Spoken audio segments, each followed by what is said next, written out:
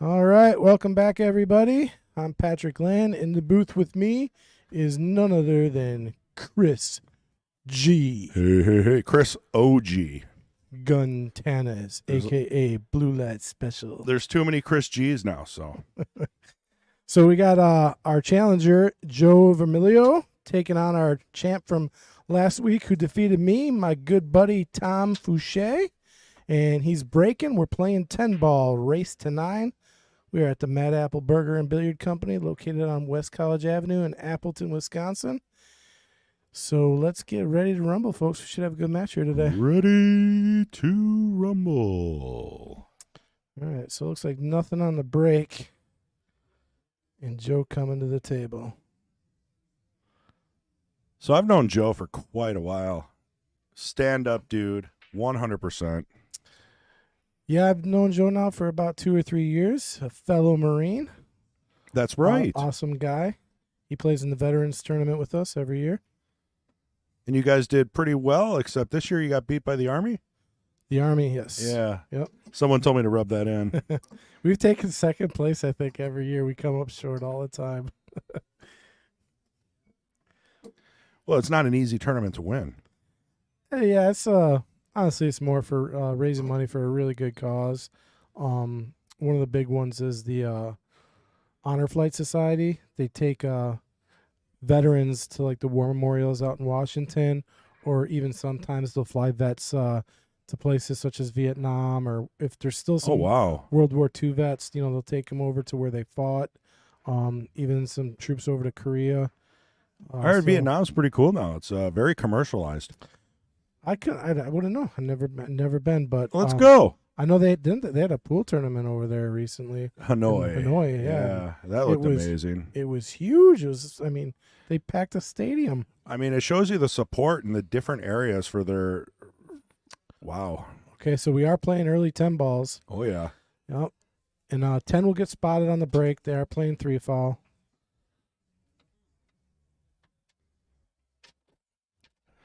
Ooh, let's take a. So I was giving you the razz about producing last week. Now you got me doing it. I think you're doing a wonderful job, Patrick. I think you go for this 10. There is nothing you can do that would make me not say you're doing a wonderful job. Oh, I trust me. I could change that in a heartbeat.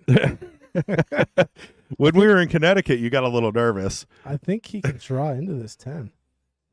Yeah, I was thinking the Karamie's calling. Yeah, I mean it's there. It is. I mean, you really got to, pop it over there. Kind of cinch draw it. All right, he's gonna leave a little piece, but nothing. So Joe picked 10 ball. 10 ball he picked. I don't understand that. Well, I think he saw Tom has got a strategy. He understands 8 ball very well. Tom does not play a lot of 10 ball, but neither does Joe, as far as I know. So it is an interesting choice. Oh my God! Someone left Christmas cookies. Yeah, those are for you, Pat. Oh no, I had my share. I had the in-laws over this weekend, and my mother-in-law baked everything. Is that why you're not having an orange dream? Yeah, I got water today. Yeah, I figured. I could tell. Pat's on his diet mode. We had a big turkey dinner last night. Had a bunch of treats.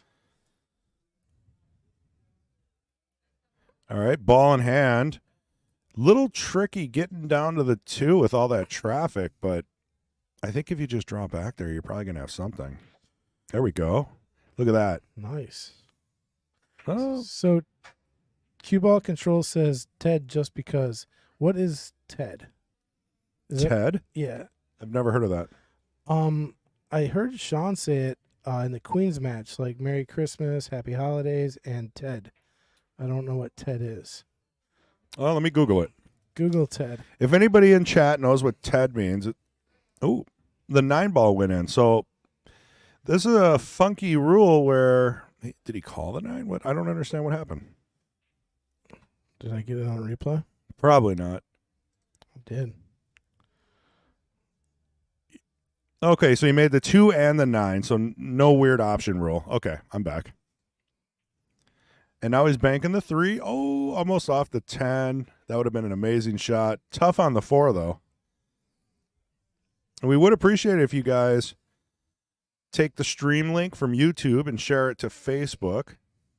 It really does help. Andrew Bundy, thank you very much, sir. What's up, Mark Bell, Mr. Ding?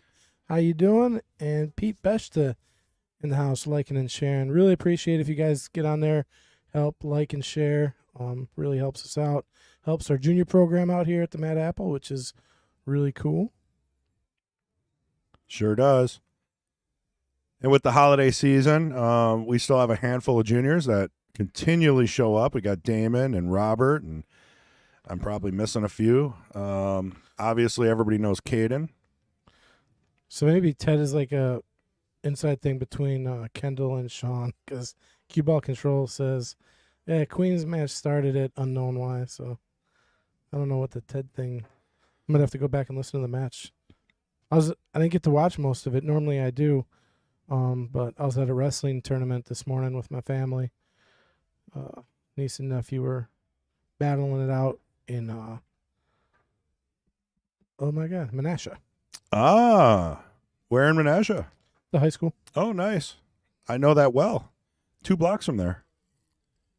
Could have stopped over for a hot tea. Wait, hold on. You know what I just saw on Facebook? One of my good buddies just bought a house. I wanted to congratulate him. Congratulations. Yes, it was. I didn't know you bought a house, man. Congrats. We got a really good deal, a little bit of travel, but, hey, now I'll be close to Sherwood, so. Yeah, housewarming party. When is it? Well, we got a wedding. We got lots of things going on, so probably January. I don't care about any of that stuff except for the housewarming party. Yeah, right. Make sure you bring that leftover Irish whiskey. Well, yeah, definitely. I'll finish that off. You know what I do got that I do want you to try? Some Johnny Walker Blue Label. Oh, yeah, you told me that last. I'm not a Scotch guy, but it's got like a really you can taste the smoke in it. I like it. Holy cow. On ice. I've sipped it a little bit, and I was like, holy cow, this is an acquired taste for sure. All right, so Tom, and the trick, he's got a good safe opportunity here.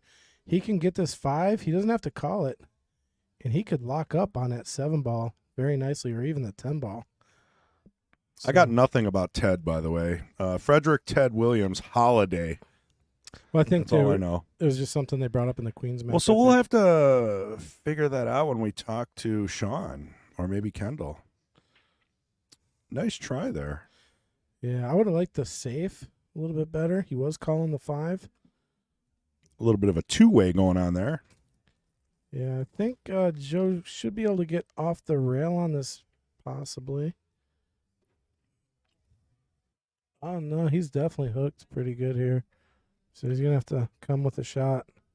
Well, and I don't see him with a jump cue, so this is going to be a good old-fashioned swerve shot.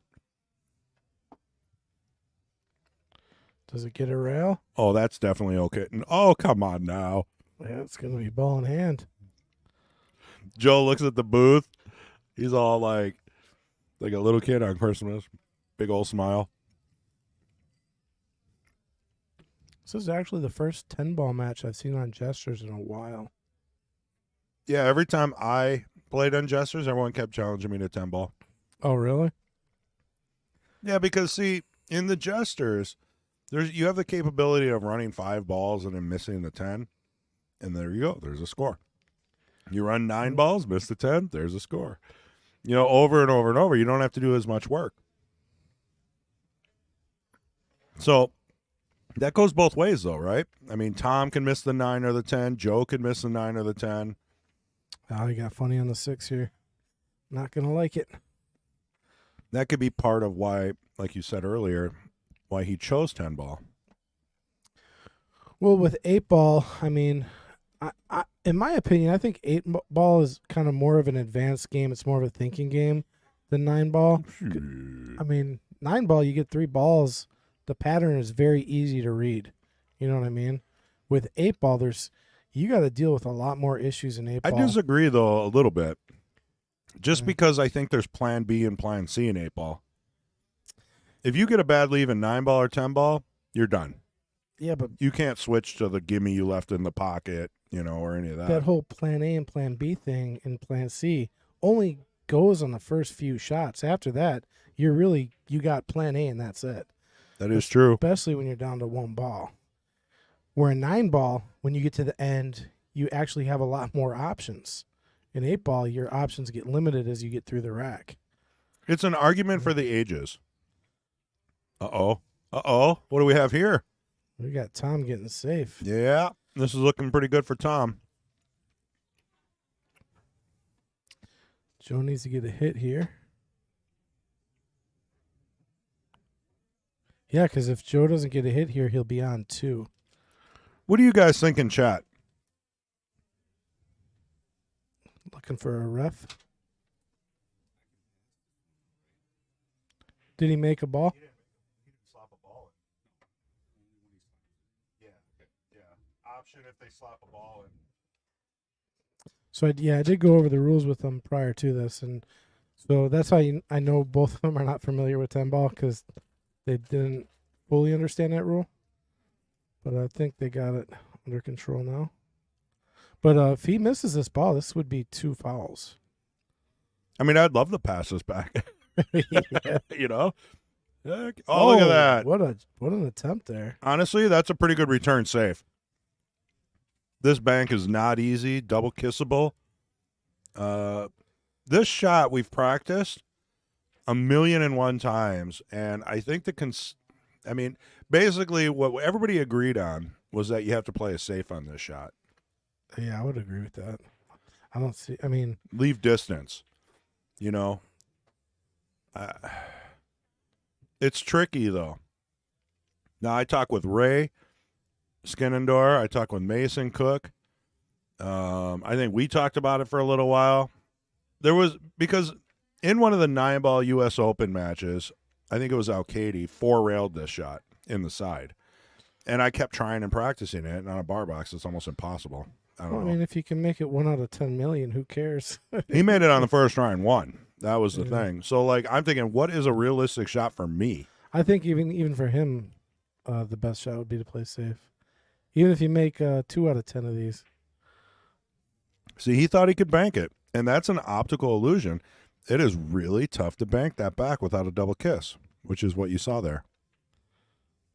He's going to be okay, though. Didn't sell out a shot here. Does that 7 go by the 10? It kind of looks like it does, but I'm going to say no.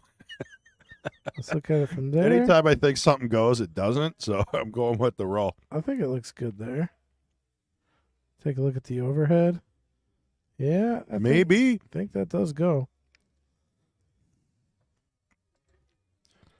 So what were we saying? Oh, Chatland. After you're done sharing and telling everybody about this, even during the Packer game, how about you tell us what game do you think is more technical, rotation or 8-ball? And maybe why? Just a short sentence. We already know. You think 8-ball, Patrick. Yeah. I think rotation. Shane Van Boening would disagree with you. I don't know. Maybe. I mean, 8-ball is his favorite game. Well, at least that's what I've heard. His thing about it is 9-ball to him, and some other pros that I've listened to when they talk about it is they're like, 9-ball is just too easy. It's kind of luck because at a certain level, once you get to that right. pro level, some guy can run 7 racks no problem, and then so they're running rack after rack. But when it comes to running racks in 8-ball, those runs go down significantly. Correct. It really becomes more of a thinking man's match. Well, look at the Mosconi Cup. There weren't a whole lot of table runs.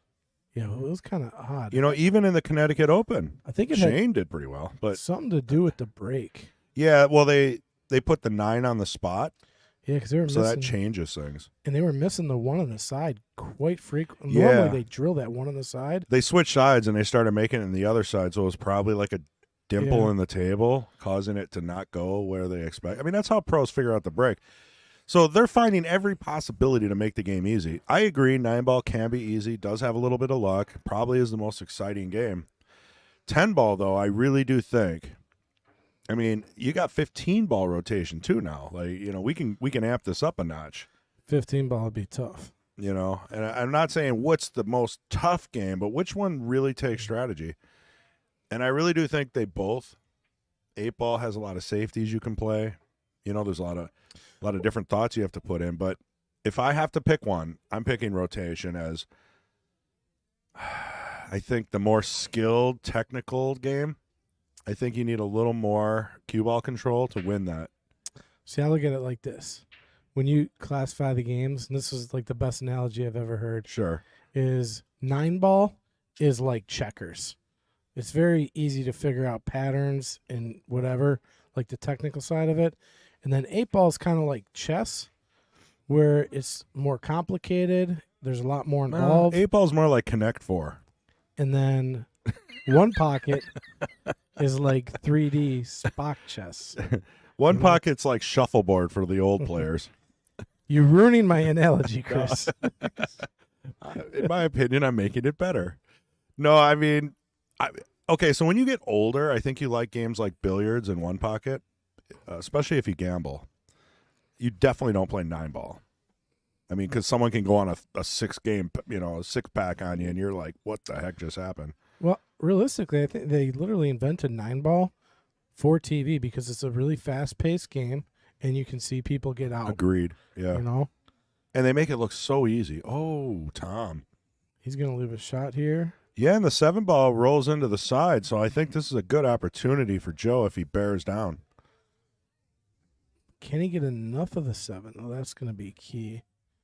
I'd almost feel comfortable banking the 7 in the side after. Unless, because it seems like it'd be tricky, like he's like going to be splitting hairs with following on the 10, but I don't know.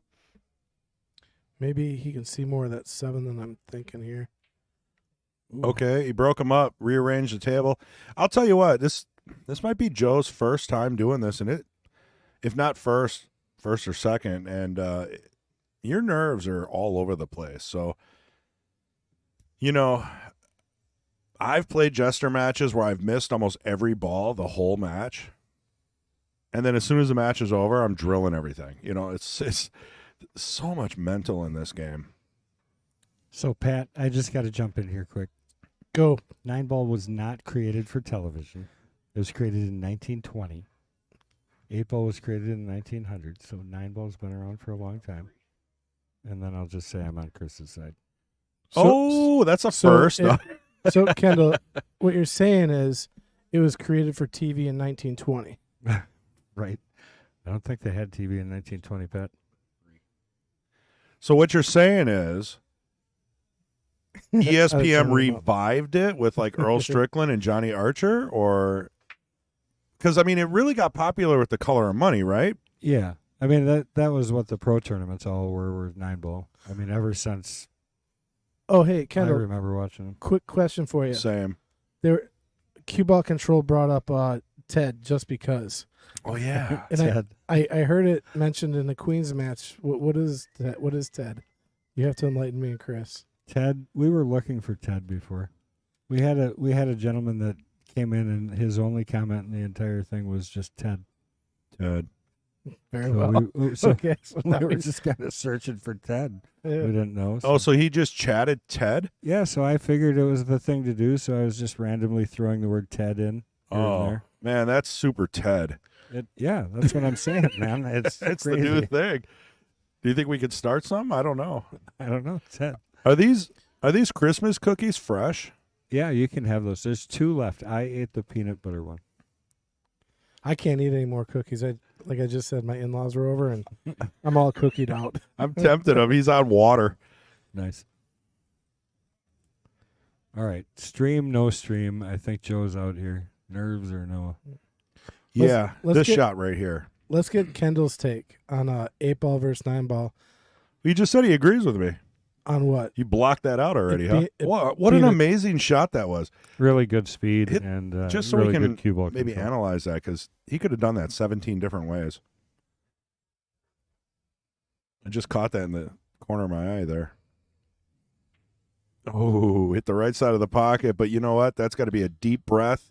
Oh, yeah. First one on the board. Well, I'll tell you, this 8-ball you're about to show everybody again is definitely like a stroke makes you feel good. Watch Because he this. I really mean, spun it perfect. He could have just like drew back a little bit, but he went all the way down rail. Nice. A little bit of right English. Came out nice. Center table. Very nice. You got to catch me while I'm eating the cookie.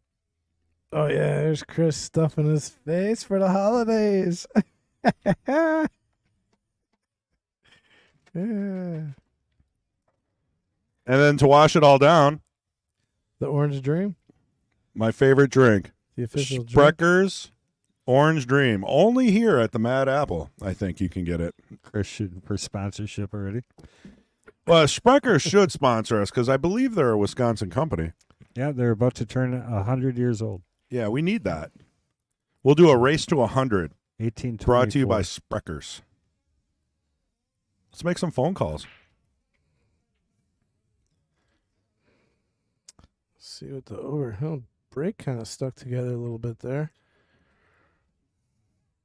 Camera views are looking pretty good this week.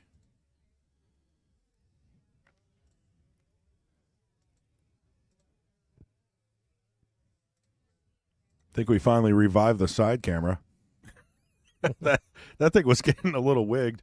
I don't know what was going on, but there we go. So this is going to be one of those games right here where you got a cluster. This is Tom's specialty. He's not going to, he might shoot himself into trouble here, right? Because Yeah, he ain't getting on the 3-ball, so I'd probably be playing safe here. well, Never mind.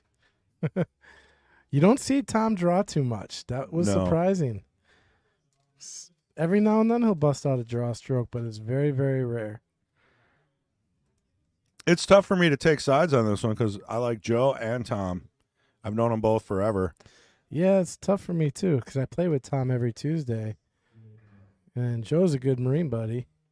Oh, yeah, So, he's your yeah. league partner. Yeah, Tom is. Yeah, Mm-hmm. It's not tough for me at all. I take Tom. Just kidding, Joe.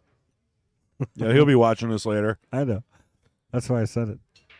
So the mystery voice is Kendall Cook, the owner of Mad Apple Burger and Billiard Company. owner and proprietor. Who's the guy talking with stuff in his mouth? Oh, that's Chris G. I tried to hold that back. I do the breathe away from the mic thing. That I'm like works. Patrick, where he's like smacking his lips for 3 hours straight. I'm a mouth breather. I can't help it. That's like the guy you invite over to dinner, and he's an open mouth chewer. Oh, my wife, it drives her nuts. And you ain't even kidding because when I'm eating, it's all business. If I'm eating, Yeah. I don't like eat to socialize. I eat to consume mass quantities of food. That's You it. got something else to do. Yeah. It's like Yeah. a chore. Yeah. That was a nice hit. Turned out perfect too. Yeah, good shape. I mean, good safety, I should say. There's going to be nothing easy about this hit here. He could probably try to come in between the 10-7 with a lot of left, but it'd have to be an awful lot. Well, I normally don't jump in these, but these are two of our regular guys, so that's why I wanted to even sit and watch this. We one. appreciate it. Okay. I mean, a lot of times Ray will pop in or Fog. Just adds a little dimension, to the match. Dementia? I'm not good. I'm not that bad. Ray, maybe. Yeah, man. Ray will tell you things that'll keep you thinking for weeks. And then you'll be like, what did you mean by that? He's like, I was just messing with you. Right. Like, what? Get a Hey, lot so of, have you said anything about us switching all the tables to gray? You don't even know that, do you? I don't even know. Well, I when does remember that happen? You did mention that on Next week. stream a while back. Next week, going down, we got the cloth. It's here. That is beautiful. What kind of cloth? It's Simonis. Same as this, shark gray Simonis. You can't even get the blue. Yeah, I got I the mean- blue at home, and I'm switching to the gray. I'm due for an upgrade here soon. I like the gray. Pretty sure. Seriously, that blue is something. Pretty sure you could get a shipment from Colombia easier than getting a shipment of blue Simonis. Is it because they're back ordered or they just? I Well, mean, it's still that flood, or at least that's what they say. I Wow. don't know. But, I mean, it's either that or they want to switch everybody over to gray. I don't know. well, they can be like Tom. Just have like one color chalk, and you don't have to worry about. That was a nice shot. He pushed the 4 out to a makeable position here, and he'll be pretty good to get on the 5. A nice shot by Joe. Those last few shots in the last game were confidence builders, so I think you're going to see Joe go a little bit here. Wow. He's going to have a tester here if he's playing the combo. I think it the 5 might goes, go. Yeah. Think it goes? A little bit of draw, and you're on the 6. I think it brushes the 6. Hard to tell. Devil's advocate. And he couldn't draw out of that. I told you it went. Do you see how far he had to side? cheat the pocket? In the side, Pat? In Yeah. the side. Yeah, it always goes in the side for Pat. Like right now, 6 in the side. Yeah, well, definitely. They're bigger. These are the shots that I screw up. I slow roll them. Oh, he hit that really nice. Look at that. Sweet little stroke. He didn't get far enough, though. Now he's got a little trouble. He's got to back cut the 7 here, I think. Yeah. You back cut it, maybe bump the 9. You're still going to have a pretty easy shot on the 8. That's about all you can hope for. See what he does here. If you stay there, I'd worry about getting down table with the cue ball. Look at that shot. Jeez, replay that. I know. That It was a beautiful. perfect. I really felt the 9 ball was going to come into play there and kind of keep him on the 8. He did too. See if I got enough time to sneak it in here. Good focus. I mean, Think you got really enough made a time. nice shot. Yeah, look at this. Cuts it in, stays down, gets a bump on the 9. He's got options on the 8 now. Yeah, I mean, I think the way he's stroking the ball, he's coming up in the corner here, I think. Got to stay down. Yeah, I think the corner offers a bigger Oh, pocket. boy. Ooh, he's not going to be happy about that one. I think he had a little right English on that. He pushed it, yeah. Yeah, which, yeah, a lot of things go haywire. Every time he misses, he looks in the booth like we're going to laugh or something. I don't know. It's like mid-stroke. You change that shot mid-stroke, I think. Yes. Deceleration, a lot of Yeah. people call. So this shot could get away from you really easy. Tom tends to hold these really nice because he plays with a really soft stroke. So we'll see if he holds it well for the 9. I like to refer to Tom's stroke more as a poke. Yeah. But see it how- worked, see but how it worked soft he for hit him that? usually. Oh, wow. Yeah, he Yeah. held it.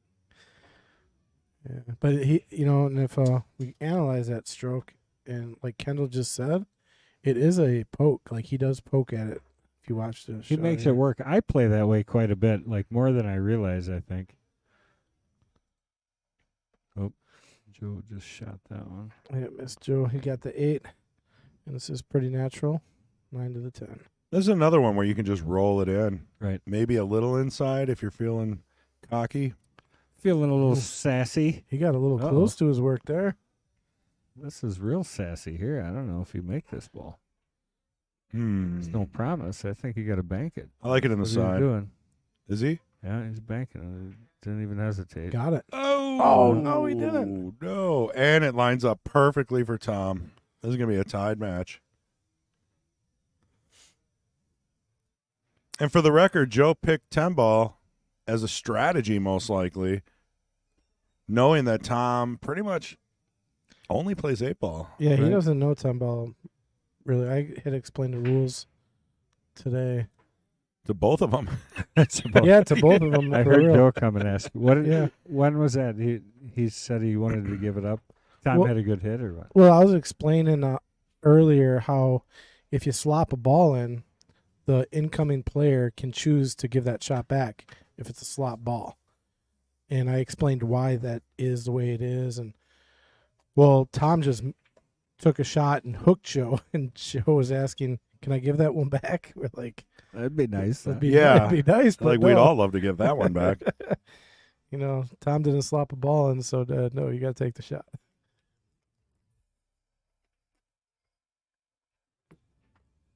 But I've had players that, they've played 10 ball, they know the game, and they literally forget the whole rule about you can opt to give it back if somebody slops it in. And they were I never forget. they were taking these shots, and I'm like, after the match, I asked them, like, why were you guys taking those shots when you were hooked, when your opponent slopped the ball in? And they had both forgotten the rule.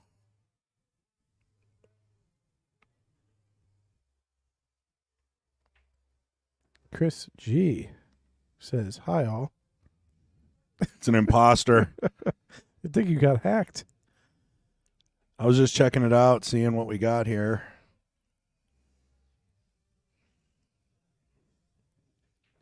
Making sure everything's running smoothly. All right, Tom going at it head on here. I'll do a little sharing myself. A little bit, about half a ball to the right. All right, so he got that one open. His first break did not open up very well. This one opens up a little nicer.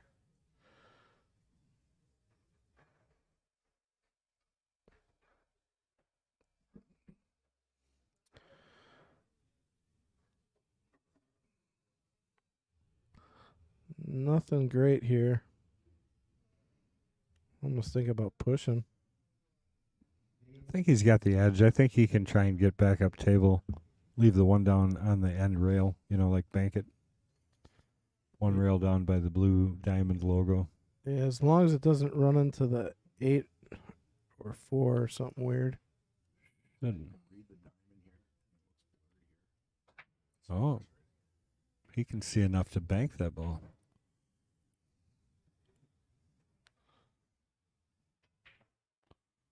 Oh, yeah, he tried to shorten up the bank there. That would have been beautiful. But sells out a shot here to Tom. Can you check? Is Chris still alive? I am. I was looking. There he is. I was double checking the focus. Looks great on YouTube, but our monitor always kind of tricks us a little bit. I was just going to say that quote from Rocky. If he dies, he dies. That was the Russian. Yeah. Yeah, that was the best Rocky. So I got Yeah, hurt. I agree. I had a really bad back injury. I was running on a treadmill when I was on ship. And when you're on ship, the thing's swaying or whatever. So I really hurt my back bad. And my buddy, I'm kind of screaming in pain and they're trying to move me. And my buddy's standing over the top of me and he goes, if he dies, he dies. It got you laughing, which probably hurt more. Yeah, I was like, please, that dude, just get out of here. So you hurt your back on the treadmill? Yeah, I was on ship. So like when you're on ship, the thing sways back and forth, and it can throw when you're running, you can like really. It's not you good. land weird. A Yeah, lot of right English here, run around 3 rails and come up and break into that 4 ball. Just crank this thing. Love that shot. Just missed a 7, hit the end rail first, side rail, down On to the the bottom 3? rail, and up. Yeah. What do you use, running or right? Mostly right. So that's going to shorten it up. Right. Okay, I gotcha. So you're basically straightening the line out off the 3 so that you hit the end rail first, and then once it hits that end rail, it kind of lets go, and it'll push off the side rail. Oh, yeah, and down come to the end. straight back. Yeah, Maybe between the 9 and the 5. A little bit. No, other way. Forward. Down to the end rail last. Down. I'd like to see it. He's using it. Looks like a little left. Just the other way around. He went to the side rail first. I'm saying past the 7 to the end rail. I'll have to try that sometime. Yeah, it's a neat little It's probably shot. it's a good shot to have in your bag.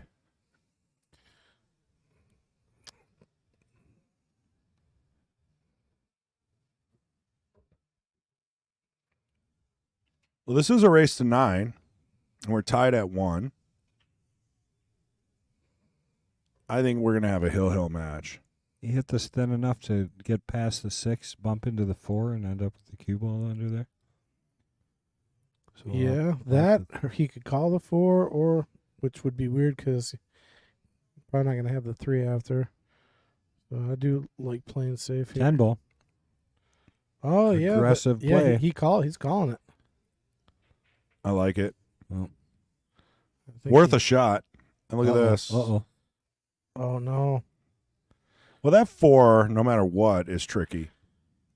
If I know Tom, because of where the 4 is sitting, he might attempt a 310 here, just because of where the 4 is sitting. I'd have to agree. And you can even roll it up into that stack, kind of play a two-way safety. Yeah, I mean, you might as well take a bang at it here. Take a bang at it. Slam it. I'll tell you. Cranker, baby. Take a poke at it. Yep. See how he hits it.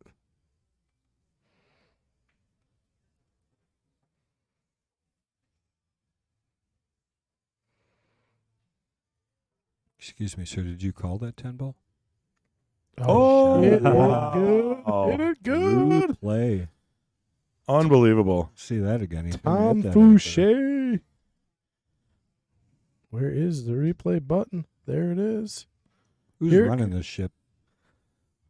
Me, I fired Chris from last week. I feel like it's good. I feel like it's good practice because I think I get a little too crazy with the camera angle. So I'm enjoying the, what is this, passenger princess seat? That's the I don't know what we call that seat. You just sit here and get cool air blowing down on top of you and just enjoy the game. And since Tom hasn't filled out his questionnaire, I don't even have anything to Well, talk let's about. make some stuff up. He loves pink.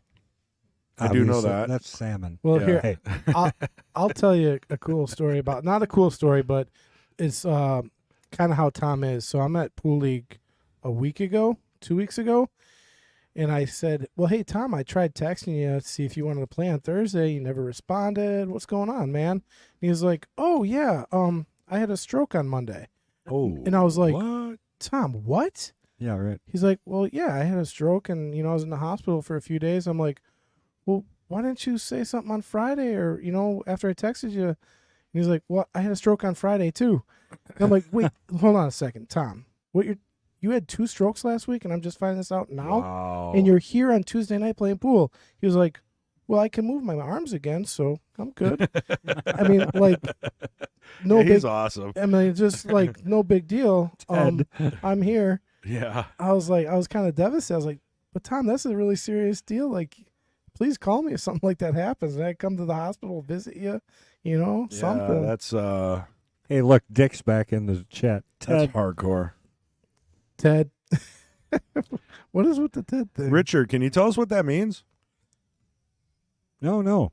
It doesn't mean anything. It's irrelevant. It might mean something. Now that we have the original creator, No, I'd like to know. Dick has no idea what that means. Go to our break view here. 8 wanted to drop, it just didn't go. Ugh. Well, I think the cluster is going to get opened up early. That's about the only good thing. I don't see a shot on the 1. It's available, but I think I'm just snicking it to the left, having the cue ball, hopefully not scratch, leaving it long. I mean, you don't have a whole lot of options here.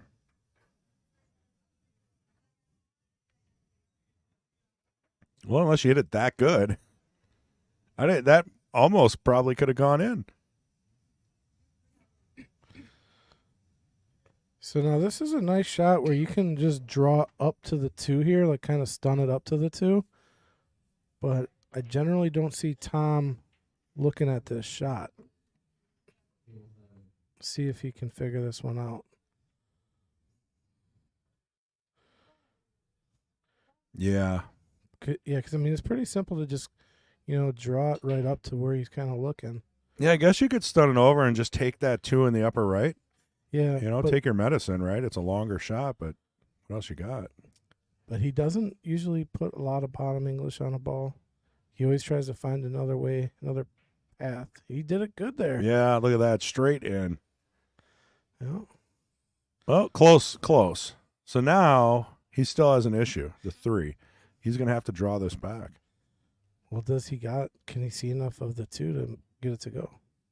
Oh, I think so. Yep, he's aiming down. He's planting his feet. You could tell.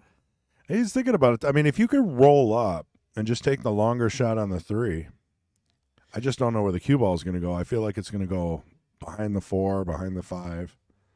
It's not going to end up good. You'd have to roll up almost all the way to where the 4 is at just to be able to see the 3. Right. And then that 8 is just, it's Yep. not in your way, but it's in your mind. He changed his mind. He went from draw to top now, so. Yeah, and I think the angle might be there. When you said he just went from draw to top, it just reminds me of that scene from Spaceballs. Sir, it's Mega Maid. She's went from. I'm not going to finish it, but Vacuum to yeah. not vacuum. Oh man. That's such a good movie. Okay, guys, so I figured it out. It's actually a compliment. That TED thing stands for Technology, Entertainment, and Design. So he's basically saying we encompass that. Oh, are we talking about like TED Talks? Hey, he opened up. TED stands for Technology, Entertainment, Design. Isn't that what TED Talks are? No, Kendall Yeah, I just think so. opened a dictionary and picked out some words. No, I mean that No, could make sense because TED Talks. You've heard of TED Talks. All the smart people go there and tell us what we're doing wrong with everything. Are we being for real? That's what TED Talk is? Yeah, I would. Oh, I didn't know that. Like you have to have a PhD and be really smart, and then they invite you to do a TED Talk. Two things like one word. I have a PhD. TED. I have a PhD in B. S. I actually do. Yes, I have that's a BS in computer science. No BS. BS. No BS. For real. OBS or Oh. Look at that. Would you just look at it? time out? I need to get out of the booth. That guy's funny though. We're bringing up some old stuff now. Yeah. That dude is kind of funny. Yeah. Ed Bassmaster, right? I think so. Yeah, and he wears the goofy sweatshirts and He does a ton of stuff. I don't know if he does anything anymore. he does a thing where he walks around. He's like, "Pfft, Oh yeah. Psst. psst." Someone tells you something super important, you just like, whatever. So this is part of Tom's psychological game here. He's gonna make you watch him walk around the table a little bit. Yeah, I'm looking for the fast word. But I'll be honest, he has put his thought into these shots. So with the 2-ball, can he see it? Did he go far enough? Is that what we're having a problem with? He's thinking about if he kicks at this 3. Oh, so he can't see it. Where's Nine's it in the going? way. I mean, he might be able to see the edge of the 3, but that ain't gonna do him much good. I feel like a swerve shot, but then you wouldn't get shape on the 4. Yeah, that's a smarter play. If it gets behind the 6, still reasonable. I mean, getting on the 4 is no picnic.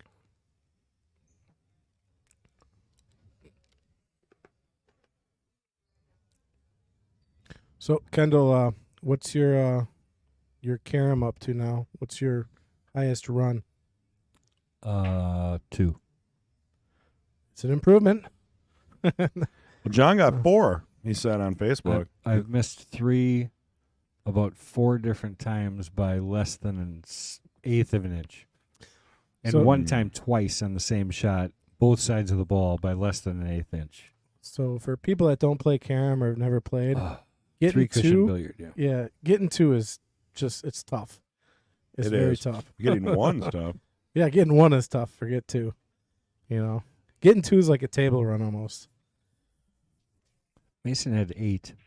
Really? Shut up. He had 8? That was in Milwaukee or Carom Room, one of the 2. Wow. Well, That's and it was one of those things, too, he said, where he was up for his match, so he just kept kind of swinging. And he just Wow. kept hitting them. Instincts are amazing. That's a lesson to be learned. Well, the rules were a little confusing at first, but Tom's kicking for this 3. It's That's a long. good shot. Oh, just a little shot. It's gonna give ball and hand up. oh no, Safety. you can't even. You can't even. What do you do? You I can. don't know if you can hit it or not. No, You can get it in there. Come on. No th- way. This is what Tom does best. This is a concession right here. Yeah, like you I- basically have to give him the ball back. I think that cue ball goes in there. Come on. See, this is what I was trying to do before, Chris. You should try and zoom in really tight on that corner Oh yeah, and see if you can see. which how it corner goes. is that? The good corner? You can get to it, except for Joe's in the way right now. Oh yeah, that Oh, corner. they're gonna call for a ref for sure here. You want me to go out there? yeah, yeah, go I'll for go it. out there. Yeah. He's like, "What are you pointing at? We want you to come watch." Yeah. Kendall, he's coming. There he is. There he goes. He's like, no, I want one of you to come out here now. We're just like, yeah, go ahead, shoot it. Yeah. I guess you could try jumping it. Yeah, just go. Yeah. I'd love to see this made as a jump shot. I think I would just give this back to him. He didn't make anything. I know, but like, are they playing 3 foul rule? Oh, I see what you're saying. Yeah. Yeah. So he gave it back to Tom, or what's Tom doing? He's moving the ball around for him. I mean, Tom could do the same thing, go back and forth. He'd put Joe on 2. Okay, so what's going on here? It was Joe's shot, and Tom's moving the ball. It is Joe's shot. I have no idea what's going on. So he conceded the shot back to Tom, which is what Kendall said he would do. Give it back to him. Yeah, but then what do you do when they give it right back to you? You can give it back to him. Well, if Yeah, you're playing yeah. 3 foul rule, Joe would lose. Exactly. Right. That's why you never give it back. I mean, it's... We'll see what we get here. Oh, that's a good hit. I think it hit the 8 first. Hit a replay. That's a good hit all day. I don't think so. How much you want to bet? I think it caromed off the 8 first. Nope. How much you want to bet? Let's bet. I'm not betting. Just play it. Let's just look at it again. And right now, we got Kendall making the final. Watch the overhead. That's what's going to tell you. Does the 8 move before the 3? It's No. close. It's very close. That's a good hit. I'm calling it good. Well, Kendall's got the slow motion, so they're... I mean, he must be They'll tell calling us. it bad because he's trying to show it to Tom, not Well, Joe. the 8 wouldn't move that way if he didn't hit the 8 first, right? I mean, it moved forward towards the 3. If it hit after the 3, it would have moved backwards. So, I don't know. You can play the replay more if people are confused out there because we are waiting for a ruling. Well, this is it here. So, watch. Does the 8 go to the left or to the right? It'd go to the right if he fouls. No. Yeah. No, because you would hit the 8 first. Yeah. So, it kind of went straight. I still think he hit the 8 first. Maybe. Yeah. Yeah, you might be right. Because you can't sneak it in there, so you would have had to go rail first into the 3, and then even then you'd probably still hit the 8 Well, he's first. having tough even judging it with the slow-mo, which actually sometimes could be tougher. Well, did he record it in slow-mo? That's another thing. Oh, probably. Kendall's not. I don't know if he's super technical on his phone. I'm not sure. We'll see what they call. And tie goes to the shooter. So they guess are calling it a foul. It must be because Joe's shooting. I told you it was a foul. Tom looked a little... he grabbed that chalk was on purpose. He's not happy. So if Kendall gets back on the mic, I kind of want to ask if Joe conceded the shot to Tom and then Tom fouled. So that was amazingly close. When I show that video later. Is this slow-mo? Did you slow-mo it? Yeah. I frame by framed it. And you literally, and Tom even, as he saw it hit, yep, 8 ball. Because he saw it. Okay. Just, Right. I mean, like, Because I was like, tie goes to the shooter, and it looked good. that's the nice thing about video. There's no such thing. It was all day a foul in my mind. I didn't need replay. I had to convince Chris And I it was a called it. foul. Yeah. I was looking past the camera. So I always, when I film them like that, I hold the camera just over the shot, and then I just look past the camera in live time. Yeah. So Chris wanted to ask you something. Yeah. Okay, so this is the thing. So Tom missed that shot. What did Joe do? Just give him ball in hand right back? Yeah, he fouled. So effectively. now, couldn't Tom have done the same thing? Yes. And they're playing 3 foul rules, so eventually Joe would lose. Yeah, I don't know why Tom would take that shot. Right, because he would have taken the first foul. So that automatically put Joe on 2 and 'cause have to they're- take that shot. Yeah, if they're playing 3 foul. Yeah, you're right. Or at least, yeah. I mean, just the concept of that just seems... Yeah, so honestly, if They Tom might gave, not I be didn't playing even 3 think foul about rule. that, truthfully. yeah, they are. They are. Okay. So if Tom would have gave that shot back, Yep. hey, Joe would have been on 2. You're on 2, and then he would have. Well, he wouldn't have been on 2 till he fouled. No, he would have been because No, because he just gave him ball in hand, so that's one foul. Yeah, that's right. And then if he would have fouled trying to hit it, that would have been 2. And then Tom could have played a safety or something, right? And then maybe got him on 3. Hear me out. So when Joe gives up the shot, that's the first ball in hand. Correct. Now Tom's shot. He gives it up. Joe has to shoot. Right. Never mind. You're Yeah. correct. I'm going nowhere. I was like, I'm glad we heard that out. I'm glad too, because I couldn't explain it again. I'm going nowhere. But anyway, I mean, it's hypotheticals, right? Maybe Joe is. doesn't even shoot it. Yeah. Gives it back again. Now he's on 2 without shooting. Who knows? Tom's got a nice looking table here. Let's see what he does with it. Oh, get He's away gonna from that be 10. Fine. He's gonna be good. Now he's kind of on the wrong side of this 9. Not kind of. He is absolutely on the wrong side. So people do this differently. You can use top inside. You can go 3 rails. Maybe just top and come back a little bit. Shoot the 10 on the bottom right. What's your choice? 2 or 3 rails and just play the 10 in the bottom right corner. It's not, you don't have a whole lot of angle on this 9 though. You don't need a lot. If you could actually come back and forth if you want to try. and That's do what that. I think that might be Yeah. easier, because I've tried this and I don't know. The older I get, I can't come around 3 rails and get to the bottom rail anymore. Kendall, Oh my God. what does Kendall? I don't do? know why. 3 rails. I hit it so hard and it That's won't what work. I like the 3 rails too. It's That's almost the problem. straight You're in. hitting it hard. It's not straight. See, that's the shot. 1, 2. 2 and then 3 and then come out a little. He's still Exactly. straight in. That's tough. I think this. You don't have to like this shot. I don't like this shot. Oh no! I mean, this is missable for just about anybody. You got to hit the cue ball in the center. That's like the most important part of this shot for me. Ooh, Yeah, hit it see- hard. See, that's odd that he fired at that ball when Tom generally does not put that much of a stroke on the ball. Normally he'll more slow roll the ball. It's tough. I mean, Joe doesn't have. Okay, so I'd be more than happy to shoot this after my opponent missed, but this is kind of a nervy shot too. Wow, that would have been a big swing because Tom would have been up 3-1 if he makes that. So, It's a little tough. I think Joe puts it down, though. oh, this is going down. Oh, what? I thought that was going in. It was in. Well, and when then you hit a something half a happened. diamond out of the hole, it's kind Oh, of tough to have it drop. Did you tell him about the concession rules? Joe, 50 left, fire for effect. What's going on? You got to drop those. He didn't concede, but I was just wondering, do they know that? They did. Okay. I warned them before the match. Because and that would have they been do. 4-1. That would have been like insult to injury right there. Chris would have threw the 10 ball through the window. Not me. I mean, if I was playing in a tournament, I may have just, started racking or something, but it's more of a respect thing or to keep things moving. But yeah, the concession rule for the folks that don't know is if you leave a 10 ball hanging like it was, we ask you not to put it in. You let your opponent shoot it no matter what, respect or not.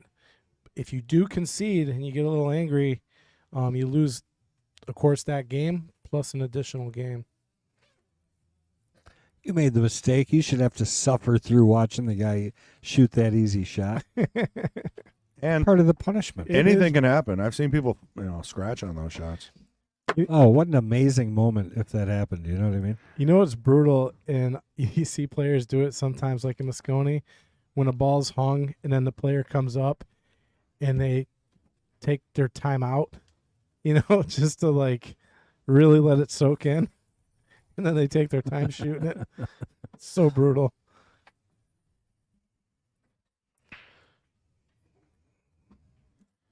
Chris is I've never done that to my opponents. Yeah. No, for real. What? Yeah. No way. they call it Wait, that's another guy. in poker they call it slow rolling. Like if you got like quad aces and somebody's like all in and they got a pair, and you sit there and you ponder and you're like, call. Well, I've done that in poker because that's part of the bluff. You got to time it right and all that. But pool, it's all out there. What is going on here?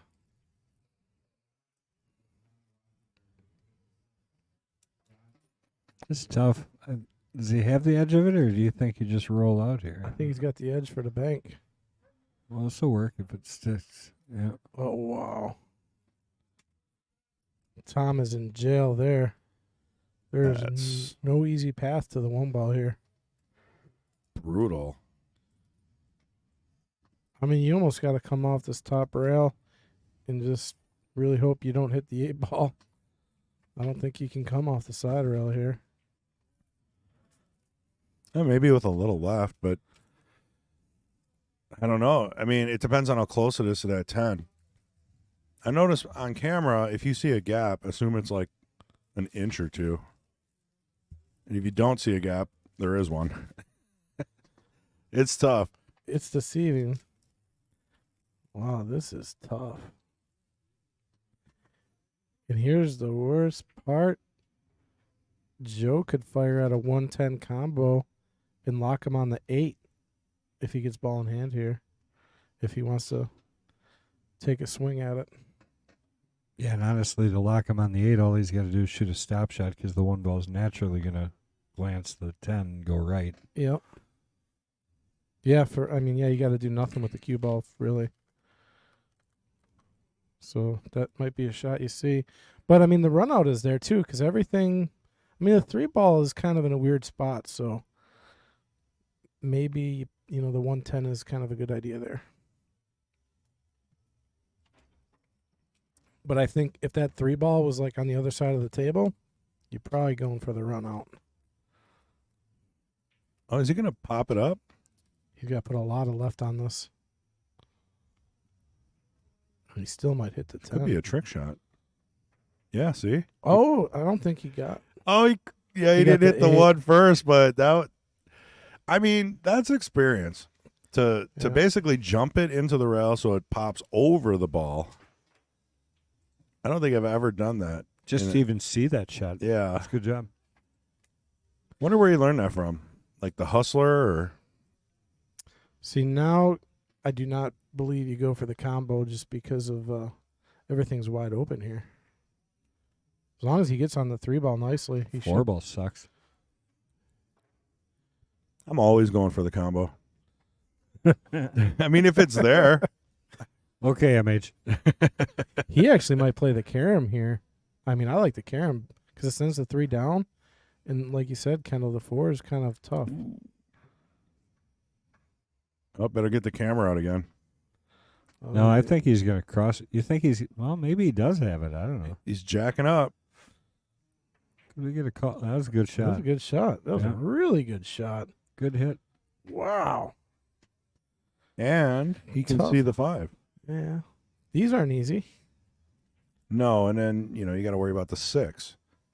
So now if you were playing 8 ball, you'd have 8 other options. Hit it really good. See, that was beautiful. That was a really, nice shot. Really good. He's feeling it. I mean, the speed of that couldn't have been Well, that's why I was better. surprised he missed that 10 ball the other rack. He's got a good angle here to bump into that 9, too, get that opened up. Could Get just this be thing pressure, Your opponent gives you Oh, the he ball. needed to hit that harder. Yeah, I'm surprised he didn't go into the 9 there. Is he going to just take the 9-10 combo? It's not the worst thing in the world. You just got to be on the upper side of that table there. Yeah, and that's a very, especially depending on the angle, very missable combo. Not a favorite. I see. Now this is going to be tough to get to the right side of that. So, I guess you can cut. I just don't want to cut the 9 really sharply to make the combo. I want to hit it more thick. He's going really high on this ball. He Force might foul. be just trying to get at it. Or forget. Oh, no. Oh, there we go. Just get over there, and it makes it easier. Yeah, he's seeing it. He's feeling it. This is a Yeah, good, I like the way he's hitting the ball, actually. Really stroking the ball nice. this is a good run here. If he completes it, and down it goes. Center pocket. Made that one look easy. Yeah, that was a nice looking run by Joe there. 2-3. Tom still got the lead. Race to 9. Ends it with this sweet little combo here.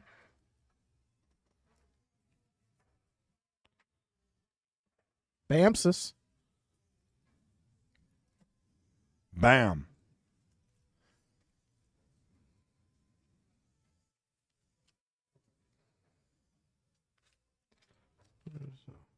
I hear Kendall eating cashews. Oh, no, I'm not actually. I'm counting money out. I have to. Oh, I'm That's putting some together the crispy till money. for the. How's that? Doesn't sound like hundreds. It sounds like an envelope. That particular stack was ones. Yeah.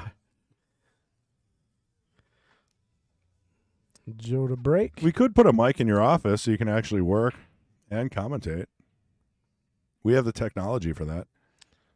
1 ball goes. 10 balls hanging. Oh, man. This is going to be a weird game because that 10 ball is going to be just calling you. Yeah, but there's the 8 and the 9 lead to it. Nothing else really. I like the 3 on the side, but the shape on this is not routine. 2 ball, leave the cue ball down on this end, play the carom off the 3 into the 10. I like it. Yeah, that's exciting. That's the shot. I like it. I think. It's tougher to get. It's tough to get shape on the 3. Well, so two-way. and- Maybe you get shape on the 3, and if you don't, play the carom. Right. And the thing about that carom shot is you can lay that 3 ball over by the 5 and lay the cue ball You over did it by- perfect. Look at this shot. Oh, hit the 7. That would have been Bad kicks. perfect. So he did not see the carom shot. I really like that carom idea. He could still carom the 3 on the side off the 6. Ooh, that's tough. If you look at the tangent line, just put a straight line between the balls, and it goes right Wait, to the let side. me guess. Is the tangent line perfect? It's not perfect, but the spin-induced throw will make it perfect. Oh, is that a new one? Spin-induced throw? All he's got to do is hit this and call the 3 With and the... spin-induced throw? No, you don't do anything with the cue ball. Oh. The spin-induced throw happens automatically. I see. Yeah. Therefore, spin-induced, Spin-induced, not person-induced. Yeah. Right. So he's just got to cut the 3 just a little bit to I think allow... the 6 might be wired down in the corner. Oh, I mean, either one. I like the 6. They're both... These both could go. Okay, he hit it weird. Hit it on the other side. Man, I really think that would have gone.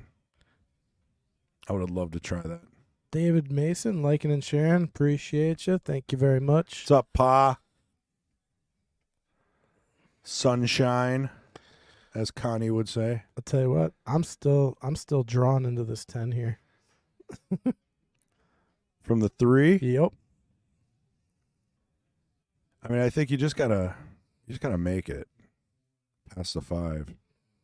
He's got a half a pocket.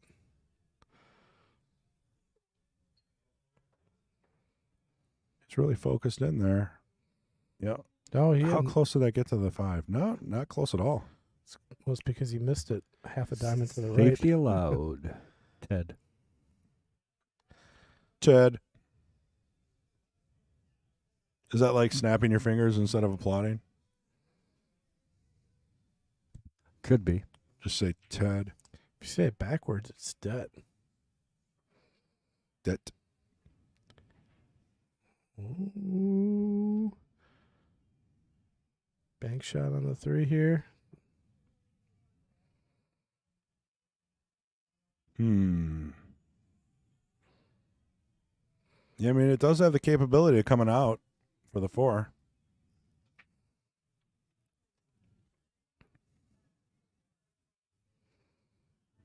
But you got to hit it pretty hard.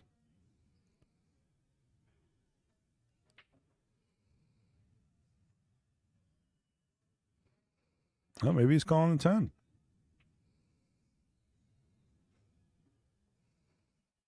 Not hitting it like that. Let's see how it's going to hit the 10. Well, he made the bank.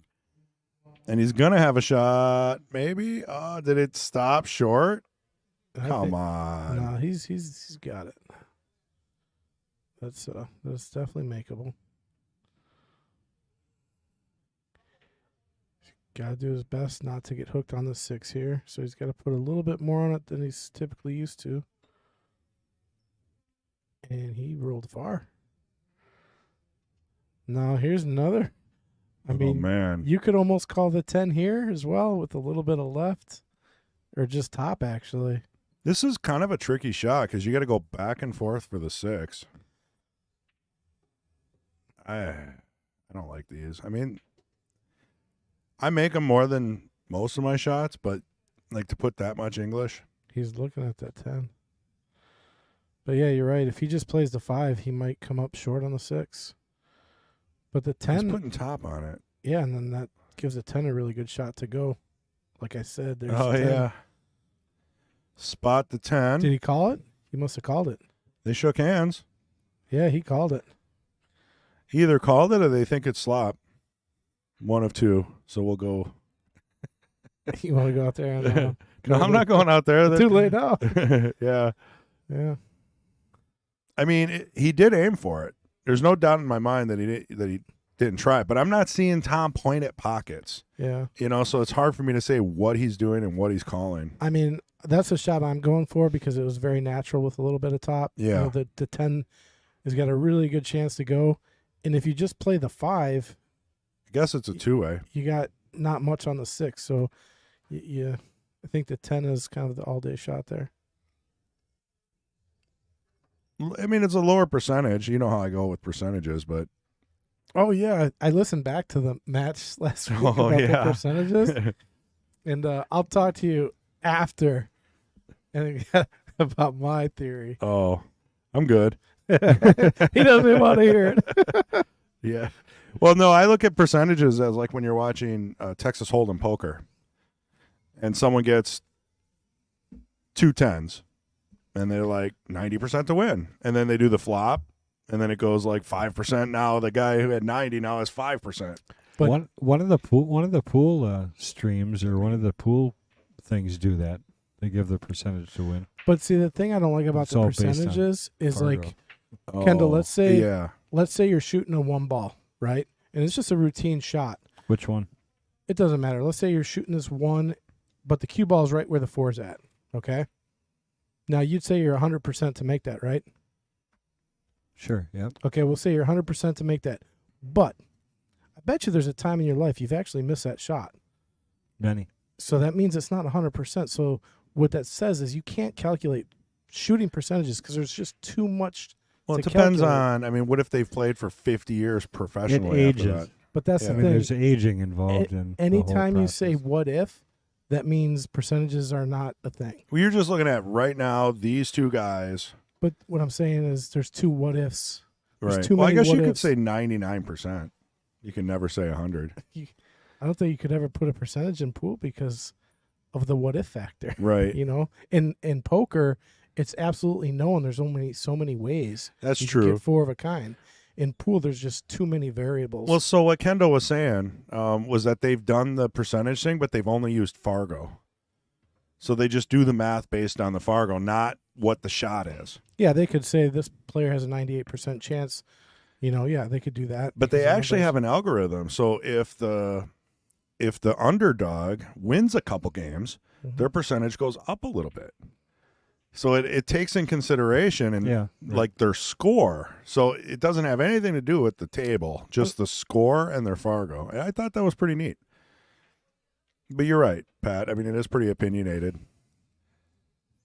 All right, Tom looking to cut this in and scratch. no. Unlucky there. Well, the 10 and the 8, possibility of coming back is high. Yeah, the 5 is there nicely to kind of bump to 8-10 if he wants to.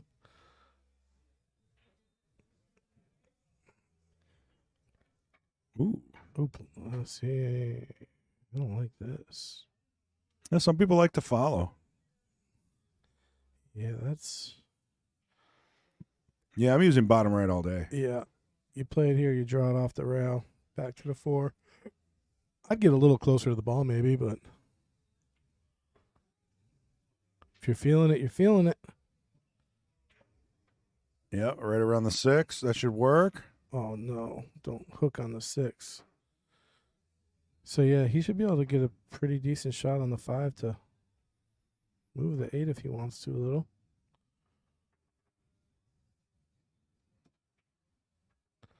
Hit that pretty good. I think he's got your angle. Yep, that's right where you want to be. It's so hard to tell. I need my protractor. I don't know. He might actually miss because you want that 8 to act like a stopper for the 6. See if he can get. He's gonna have to follow it a little bit here into the 8. Yeah, it's actually perfect. Oh, Oh, no. Well, he missed it. He missed a shot. Yeah, so- if he would have hit that straighter, it would have totally hit it. Yeah. Well, now Tom's got to figure that mess out. So I think you're going to see Joe possibly coming back to the table because of that 8-10.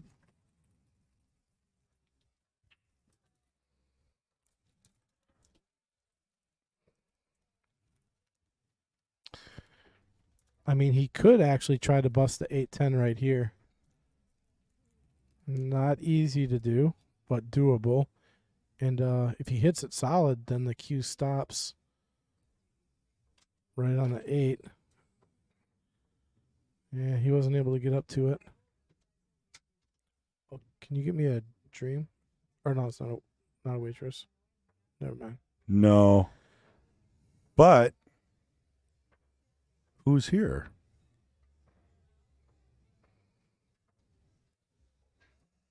All right. I think we got a guy streaming his matches. That's pretty interesting. He's got a tripod and a camera. Oh, for real? Who we got doing that? Oh, I've seen him here before, actually. I'm doing it. Yeah, I wonder. Is he shooting the 9? What is Tom doing here? We're going to have to, not say anything. Yeah, that gives a ball in hand.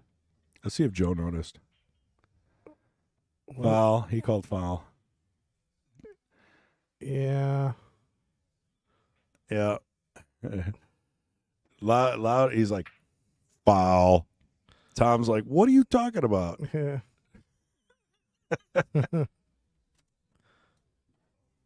Well, Yeah. I'm not about to ask the owner if he can bring us a soda.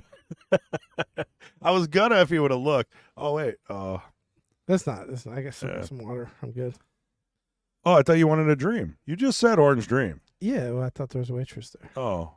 Well, since I'm in the aisle seat, I'll just go take a walk in a little bit. You good for one more game? Yeah. All right. Appreciate it. Yeah, nope. Oh, no. No, Joe. I thought that was game over. I think those are the pool gods saying you should have let Tom know he was shooting the wrong ball. Yeah. I was thinking, do you think he felt maybe a little guilty? Because I've done that where you call a foul on somebody and you're like, you don't really feel like you deserve the win. Well, I know Joe. I don't think he would have let Tom shoot that 9. I don't even think Joe was paying attention when Tom shot. Probably not. Because I know Joe, and he would have said something. But this isn't a free match, so. Money on the line or not, I know Joe well enough that if you're in that situation. You're telling me for $1 million and you're hill with Fedor Gorst and he's about to shoot the wrong ball, you're going to tell him? I'm not saying I would. Oh. But I'm totally different person. But Joe would. I think Joe might. Okay. Yeah. Joe might. Okay. Joe's a good dude, man. I'm telling you. That's a good answer. So you're not a good dude? Not at all. Well, now that we finally figured that out, I mean, No, for the most part, I would probably say something. It depends on the level. If it's a weekly tournament, yeah. I'll tell you what. Here's my take on it. If I'm playing in the Sunday 8-ball here, Right. I'm gonna say something. Yeah, like a weekly. If I'm playing on the Jester with somebody I don't really know too well, That may be better than you. yeah, whoever it is. If I don't Right. know them, I might not say anything. But if I know for you, I wouldn't say nothing. I'd let you. I wouldn't shoot all say day. anything. No, I get confused every time. But I guess it's situation dependent. I guess it really is. But you take Shane Van Boning and Joey Tate. You wouldn't say anything. I think Shane did the right thing by not saying anything. Well, you got to remember that a player can't talk. That too. So if he says something, the ref could call foul on Shane for trying to tell him not to shoot. then I'm yeah, saying, Shane did the right thing. Yeah, professional's different. Everybody beat Shane up so bad. I was like, no, he did the right thing. You can't. It's called an interruption. Yeah. If you interrupt, you're warned, and I mean, only Earl can get away with that. Or Siegel. Yeah, yeah. All right, Tom scratching on the break, but no, managed to get something to go down. And look at the 110.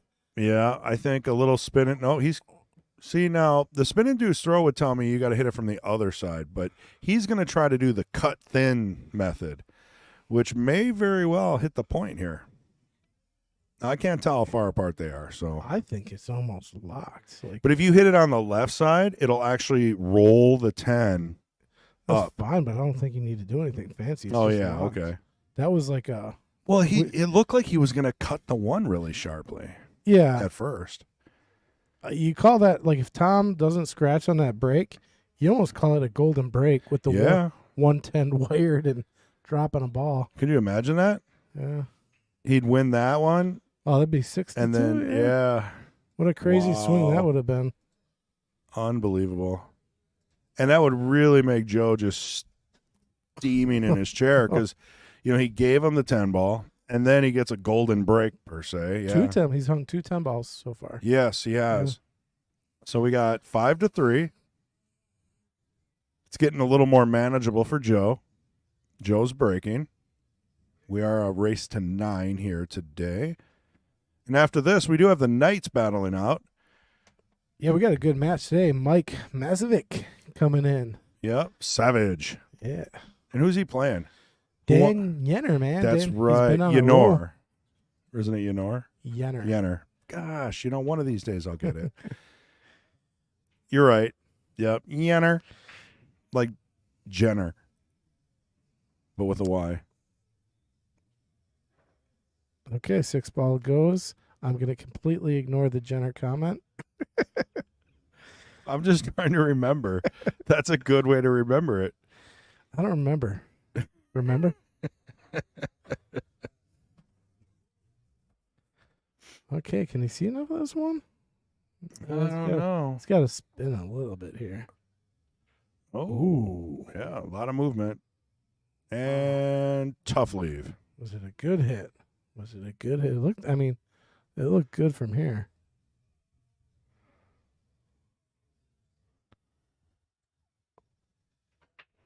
Let's look at this.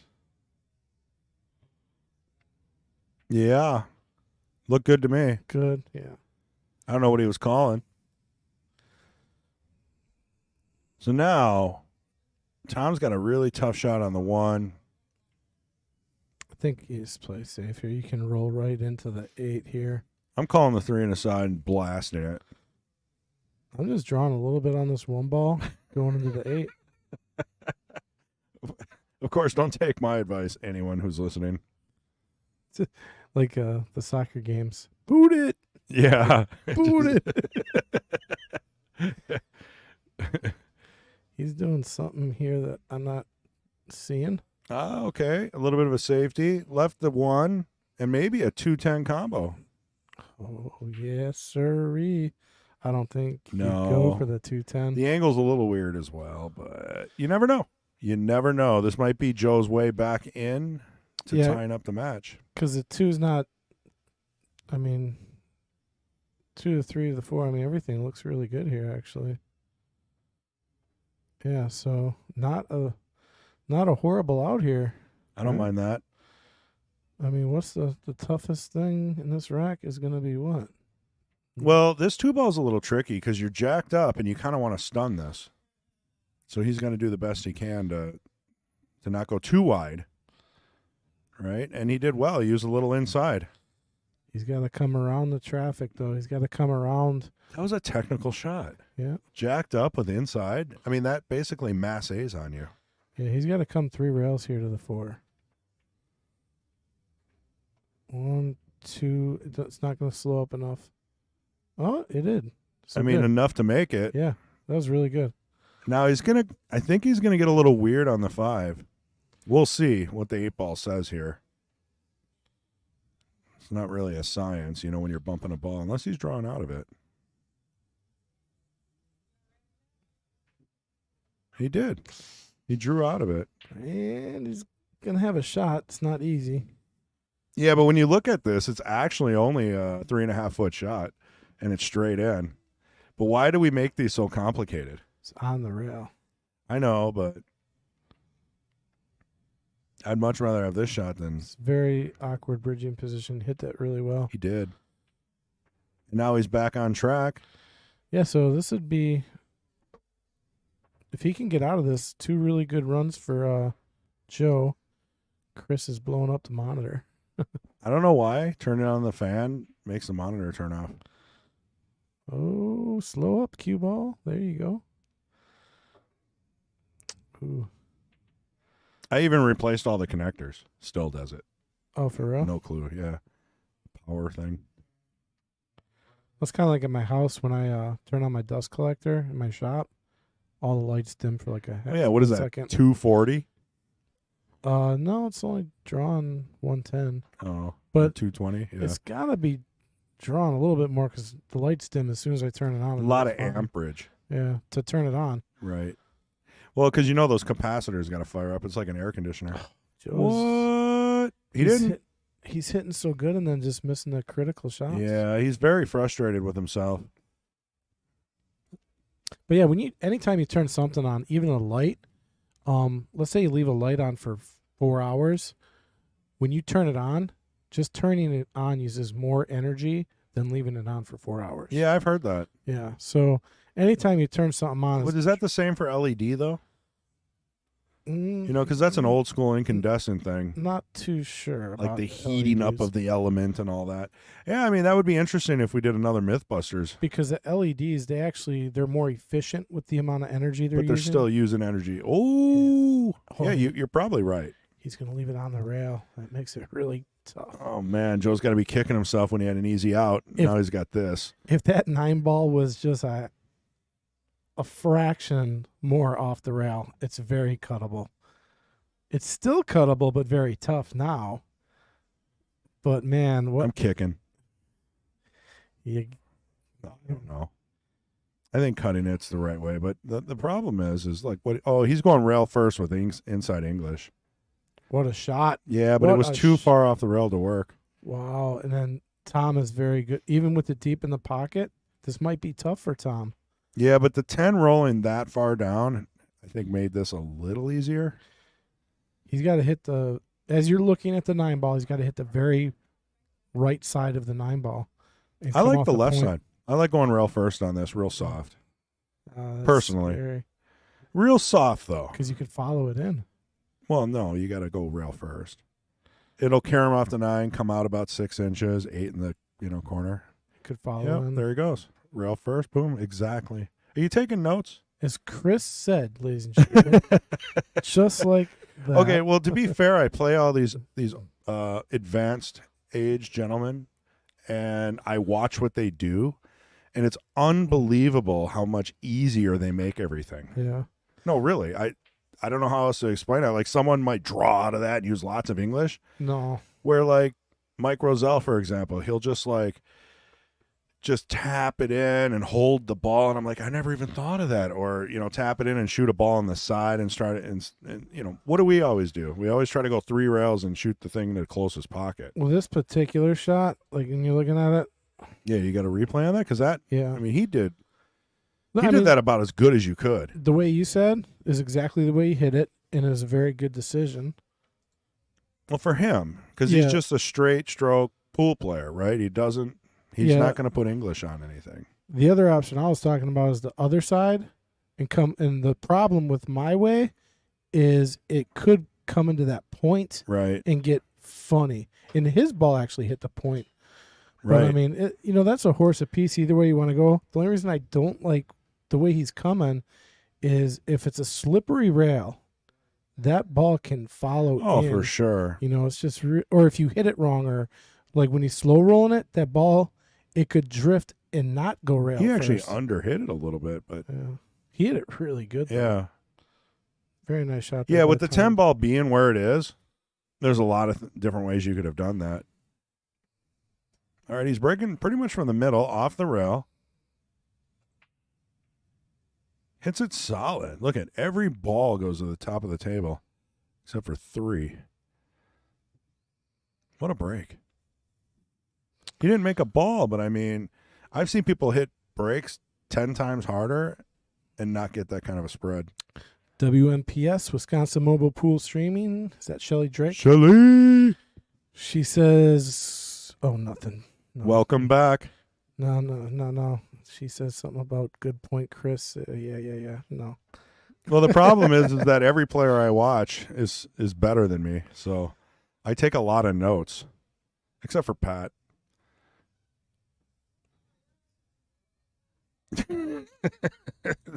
Brewing the competition there a little bit. I don't know. He just froze. I go into mute. I go into mute. Oh, Come on now. He called it. Yeah. And he opened it up. Great shot. Unbelievable. So Joe's actually shooting. I mean, the score is not reflecting how he's shooting because he's having some nice runs and then getting hung up on the last ball or two. So he's got to find a way out of that slump. Oh, I thought that if that wouldn't hit the point, it would have gone off to 10 in. Easy.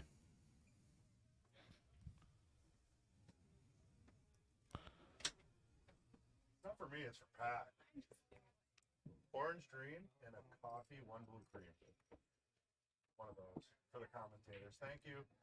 A coffee, one blue cream. What's blue cream? It's one of those French vanilla floofy things. Oh, okay. Yeah. Instead of saying French vanilla, you call it blue. Okay. Well, I've been here so long that they have different color. It's easier. Otherwise, they got to read them. I'm Yeah, picking it up. Now, if she was colorblind, that would be tougher.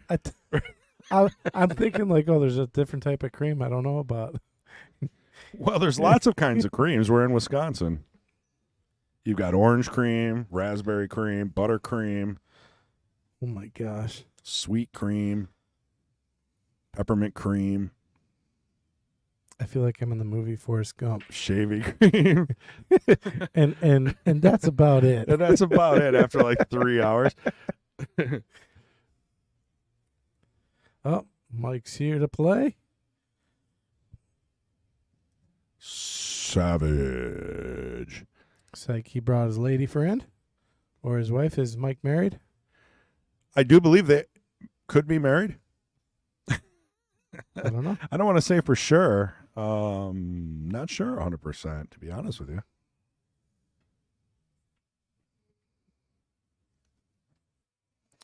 All right, he's looking at a 3-4 on the side. That is a tough shot.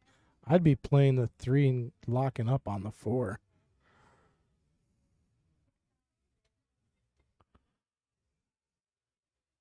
Oh, come on. How's that not go in? If that would have rolled in, I would have been like, oh my God. It had a funny roll at the end. You want to take a look at that? It was like roll cream. It rolled. See what I'm saying? It was rolling in and then it rolled out. Like it hit a lip. Definitely hit a lip. A little bit of maybe a piece of chalk. So I've noticed Joe, when he shoots those, he's overcutting all of them. Those angled, long shots. And I get it, because if you don't see those right, I think what he needs to do is he has to aim more for the rail, because you can hit the rail, the long rail, and still have a pretty good chance of it going in. So maybe just adjust for a thicker hit on those. I know Joe's not listening, but I think the percentage will go up if you're not feeling it, Joe will be listening, though. Well, you watch Moscone Cup? Yeah. Every pro that made a ball hit the long rail on almost every shot. There was very few center pockets. Well, they were even talking about it. What they're also doing is because the felt was so new, the tip, yeah. they were sliding balls in. They know. Off the rail, yeah.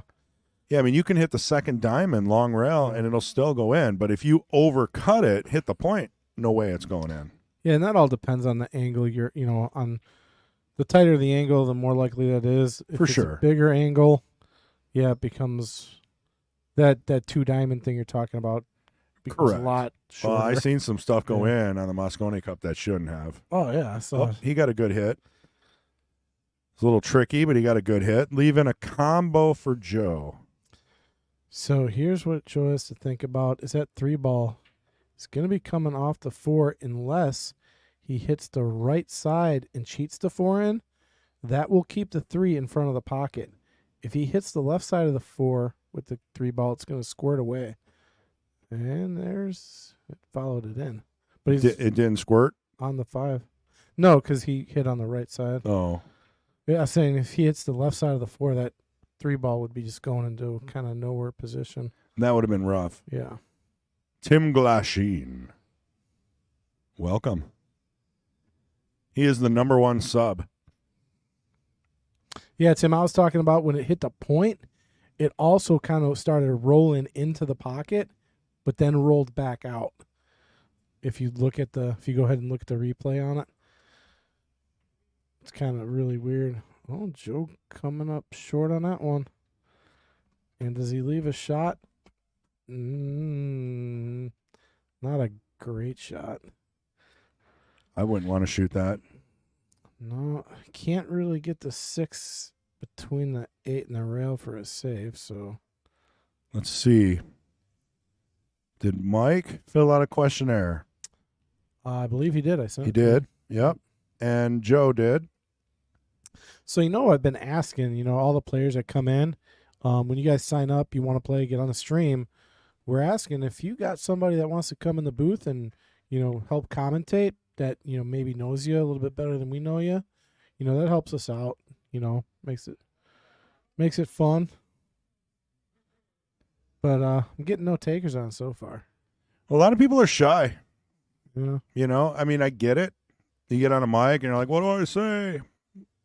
And you just got to remember who's watching and loosen up a little bit. They're all pool players. Yeah, It's not like we're on the Tonight Show or anything, It's yeah, and if we say stuff all the time, whatever. Probably a lot of people ain't gonna agree, and I don't care. Whatever. I definitely wouldn't agree with almost everything Pat says. At least 90%. But that's what makes it fun. Shot by Tommy. Oh, wow. And a pretty tough bank on the 7. Telling you, that guy's got a kick game. Thank you. He comes with these at league all the time. Nice little kicks to get out of trouble. Beautiful shot there by Tom. Oh, she's so nice. Brought us the drinks.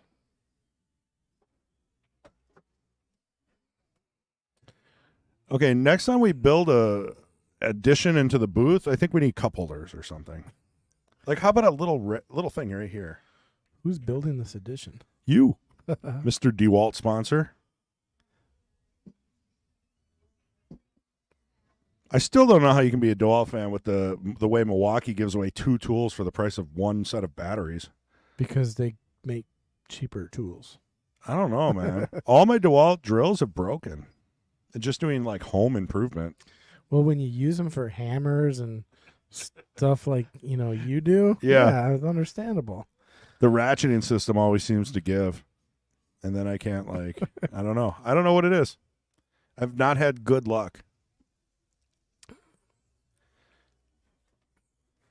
Plus, Milwaukee's only an hour and a half away, so it makes me feel good. Like I'm supporting locals. What a shot. Left the 9 tough. This is, okay, how do you feel right now on this shot? I feel like I'm going to make 100 out of 100. I feel like I'm going to miss this no matter what I do. Yeah, it's tough because it's on the rail. I'm just being honest here. Yeah, this is not an easy shot, and this is very missable. I mean, for me, because I don't practice. Drills it. Oh, look at that. Oh, you used a little right English, I guess. But it still worked. Take your time and make sure you get this one down. Yeah, and don't scratch on the side or do anything weird. Don't put that evil on him, Ricky Bobby. Yeah. Yeah, what did I say? Oh, don't scratch in the side if you do it to him. Well, I mean, I know the mistakes, right? I've made them all. So on a shot like that, what you should do is use a little inside, not outside. Then you'll come straight down the table. Or worst case, you'll hit between the side and the further away corner pocket. But you get nowhere near the side. And you're not hitting it hard enough to go into the corner. So it's a much, much safer shot. Just a little bit of inside on that. Plus, you notice he hit that pretty thick. Yeah. A little inside, a quarter tip would have cut that thinner because it would have thrown to the right a little bit. Anyway. All right. Send all your comments and to Patrick Glenn. No thanks. If you disagree with anything that's said, make sure you contact Patrick Glenn. Not available. Oh no. Scratch on the break. And the 10 went. So 10 will get spotted. Yep. Looks like Joe's going to spot it. And he hands Tom the cue ball like a gentleman. Gentleman in a Scala. All right. So, Joe, do you have a nickname? No. What's your age? 62. 62 young years. His son-in-law has a nickname, the Machine. Really? Mr. Nick Laverly, I believe, is how you pronounce his last name. Have I? I don't think I've ever met him. Well, his son-in-law is a Special Forces operator, ODA guy from the Army. Oh, wow. He is the first amputee to go into combat, like in a combat tactical situation. So Nick lost his leg quite a few years ago in combat operations and was able to rehabilitate, get back, and actually deploy back with Special Forces. And what I got the opportunity to meet him once, and he did he was our guest speaker at the Veterans Tournament a year ago. And what an amazing speaker Nick is! Just his message alone, very inspirational. He's got a book. Trying to think of the name of it off the top of my head. It's what is it called? Did he speak at the tournament? Yeah, he's our guest speaker about. Okay, I remember that. I wasn't there, but I heard rave reviews. Let's see here. Objective Secure, I believe, is the name of the book that he wrote. So it's a book I'm gonna have to check out for sure. I'm reading a book right now, actually, about a battalion I was in, learning some cool things. But yeah, if you ever get a chance, check out Nick Laverly, Special Forces operator, and he's a motivational speaker. He goes around to different events and he does motivational speaking, and gives out his message. Just an amazing dude. He's got that Boston accent, I like that. Boston accent, Like the Goodwill Hunting accent. Yeah. How you like them apples? That kind of thing. I can't do it. Yeah, I know I didn't do it well either, but people know. People know. It's like you got to have the os or something. I don't know. I can't do it.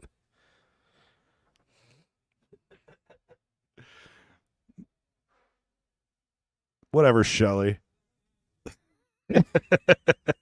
Oh, you want to see Chris Everybody go off? flips once in a while. Shelley, you want to see Chris go off? Hold on. Watch Mute. this. Watch this. Hey, Chris. Yes, Patrick. Never mind. I'm not going to. No, I was, I don't know, maybe just the right amount of caffeine and lack of sleep.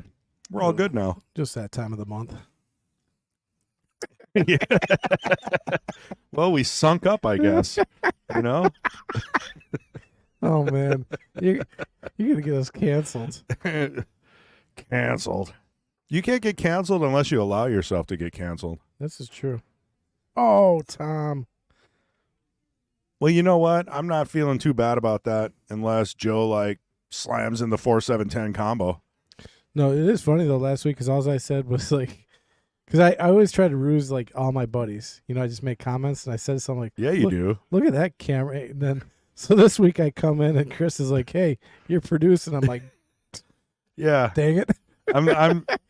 I have the passenger princess role, Yeah. where you sit in the chair and do absolutely nothing. Which is normally what I get to do. Yeah. And just criticize. Yeah. Shelley, why are you bringing this up again? I like it. Yeah.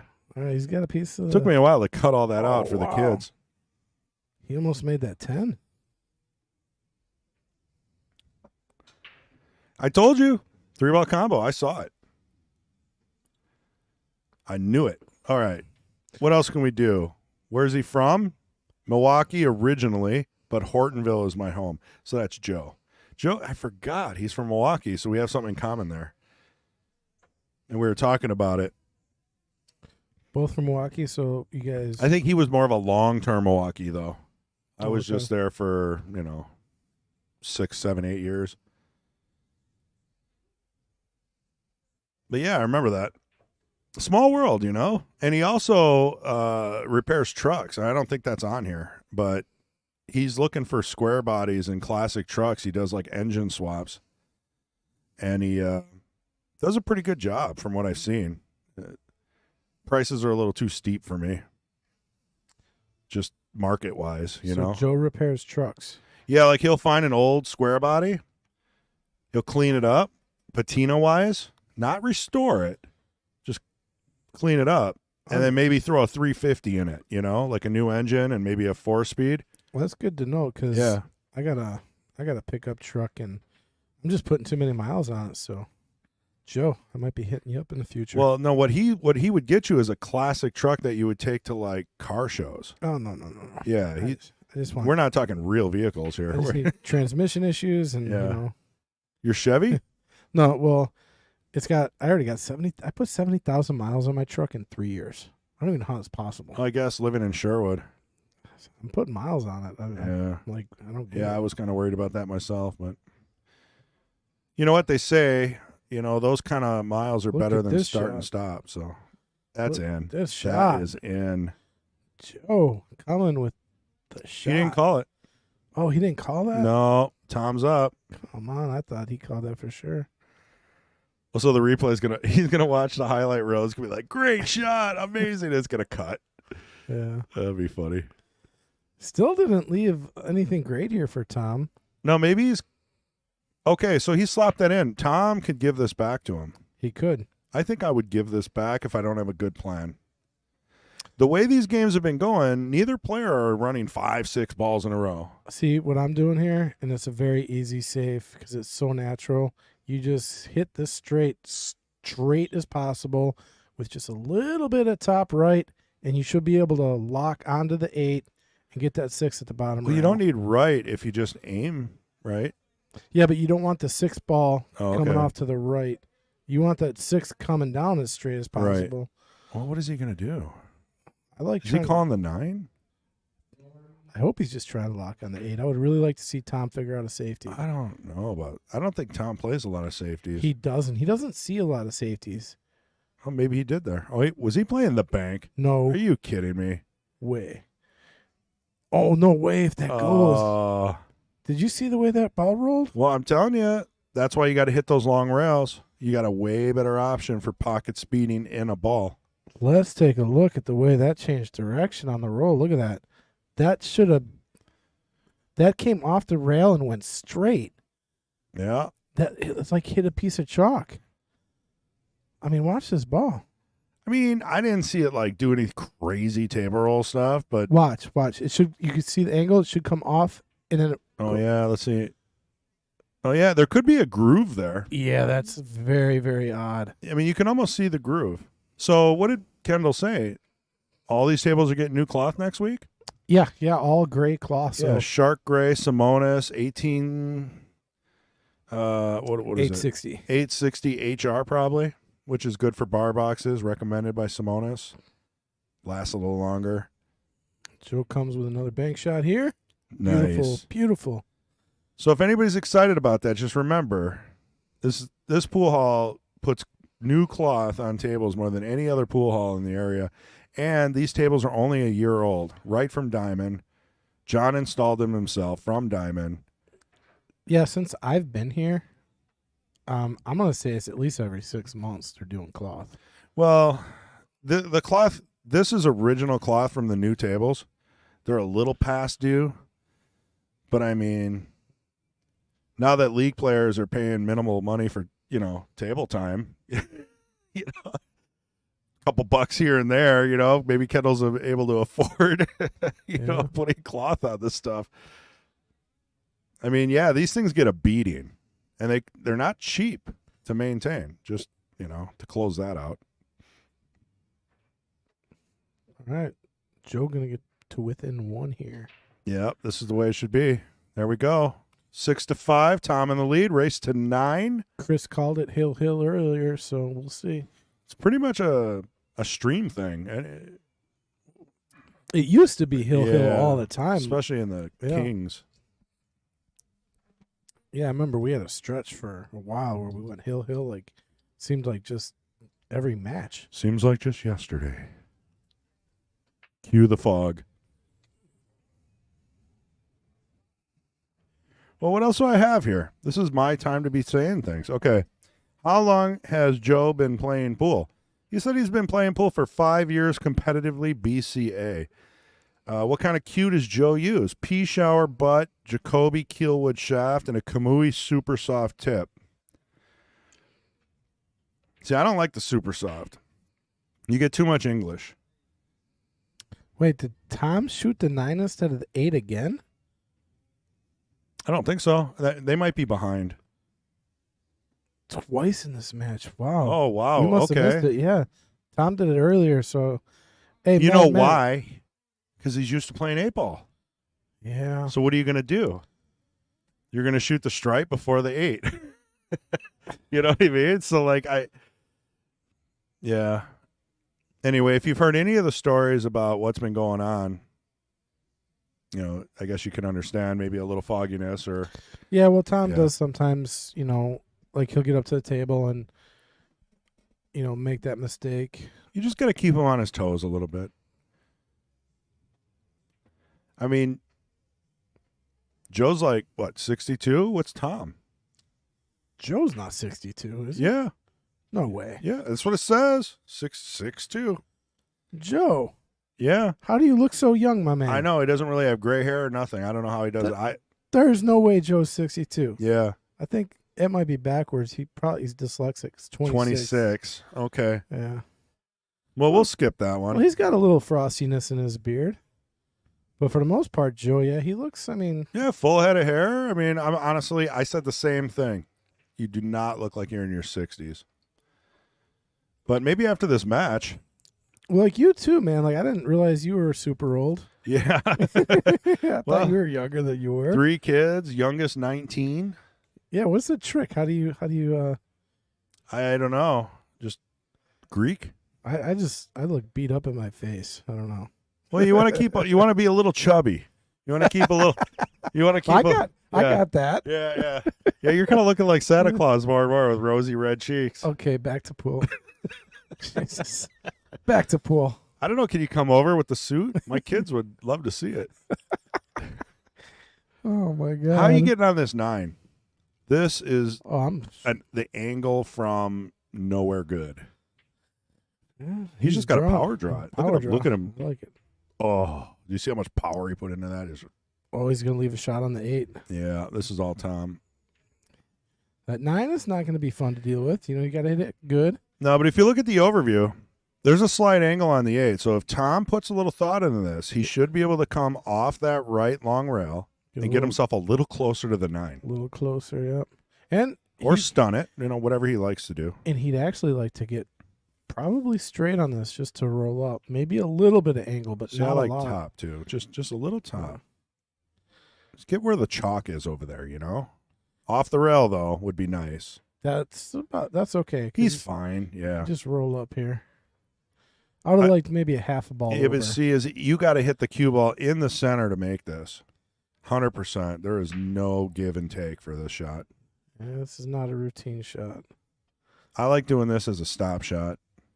See, rolling won't work. Mm-mm. It is. It's just a lot tougher. Anyway, so break cue. Joe Faucher, black ice. He dislikes jump cues, dislikes racks, dislikes 8-foot and 9-foot tables. I don't know if there's anything he likes. Well, Joe is 62 then. Yeah. He likes 8-ball as his favorite game. And he picked 10-ball for strategy. Go figure. Yeah. Just to throw Tom off. I was gonna say this shot from the 9 to the 10. I mean, no easy feat there. And 2 ball out, you think it's easy, but it's not. That was not easy to get on the 10. So No. And he's, in my opinion, not on the 10. I mean, this is he's banking here. very tough. Yeah, that's going to go side if he's lucky. He's gonna hang it right there on the Yeah. side. Yeah, that's gonna be an opportunity for Tom. Man, this could put Tom one game away from the hill. So what started Joe's interest in pool? He said hanging out at Romaine's. Romines. He spelled it wrong. Maybe it's a lettuce factory. Chris G. Always keep it. He spelled All right, it I right. haven't been in for a while, but that's I mean, Chris I don't can know. just never let, he's always right on it. He played pool at Yeah, never make a Romaine's. mistake around me. I remember that forever. Yeah. It's like, well, I mean, it isn't spelled right. But we didn't have to let the entire world know that Joe spelled Romaine's. Yeah. keep in mind he is a Marine. And he's 62. And he probably doesn't like his phone.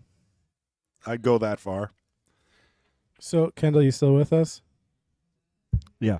So you saw earlier that Tom shot the 8 in prior to the 9 before the 8, giving ball in hand to Joe. Yeah, I noticed that walking out of the booth, I kind of gave myself the hand to face Yes. symbol. He just did it again, I guess. What? He's done Yeah. it twice, someone said in chat. Oh, my goodness. Oh, but nobody noticed. We didn't Second one. notice. Joe didn't notice either. No, Joe noticed because he got ball in hand. I was like, why is Joe got Oh, ball the in second hand? time? Oh, both times. Yeah, and then somebody mentioned, like, Wow. I was I like, mean, you talk about strategy. I guess it's working, right? yeah. Well, and like you said, Joe's not the type of guy that really not tell somebody they're making a mistake, but he was down like 4 games. Yeah. So you got to do what you got to do. Well, I mean, honestly, rules are rules. Right. So, I mean, there's one thing when you're just playing around.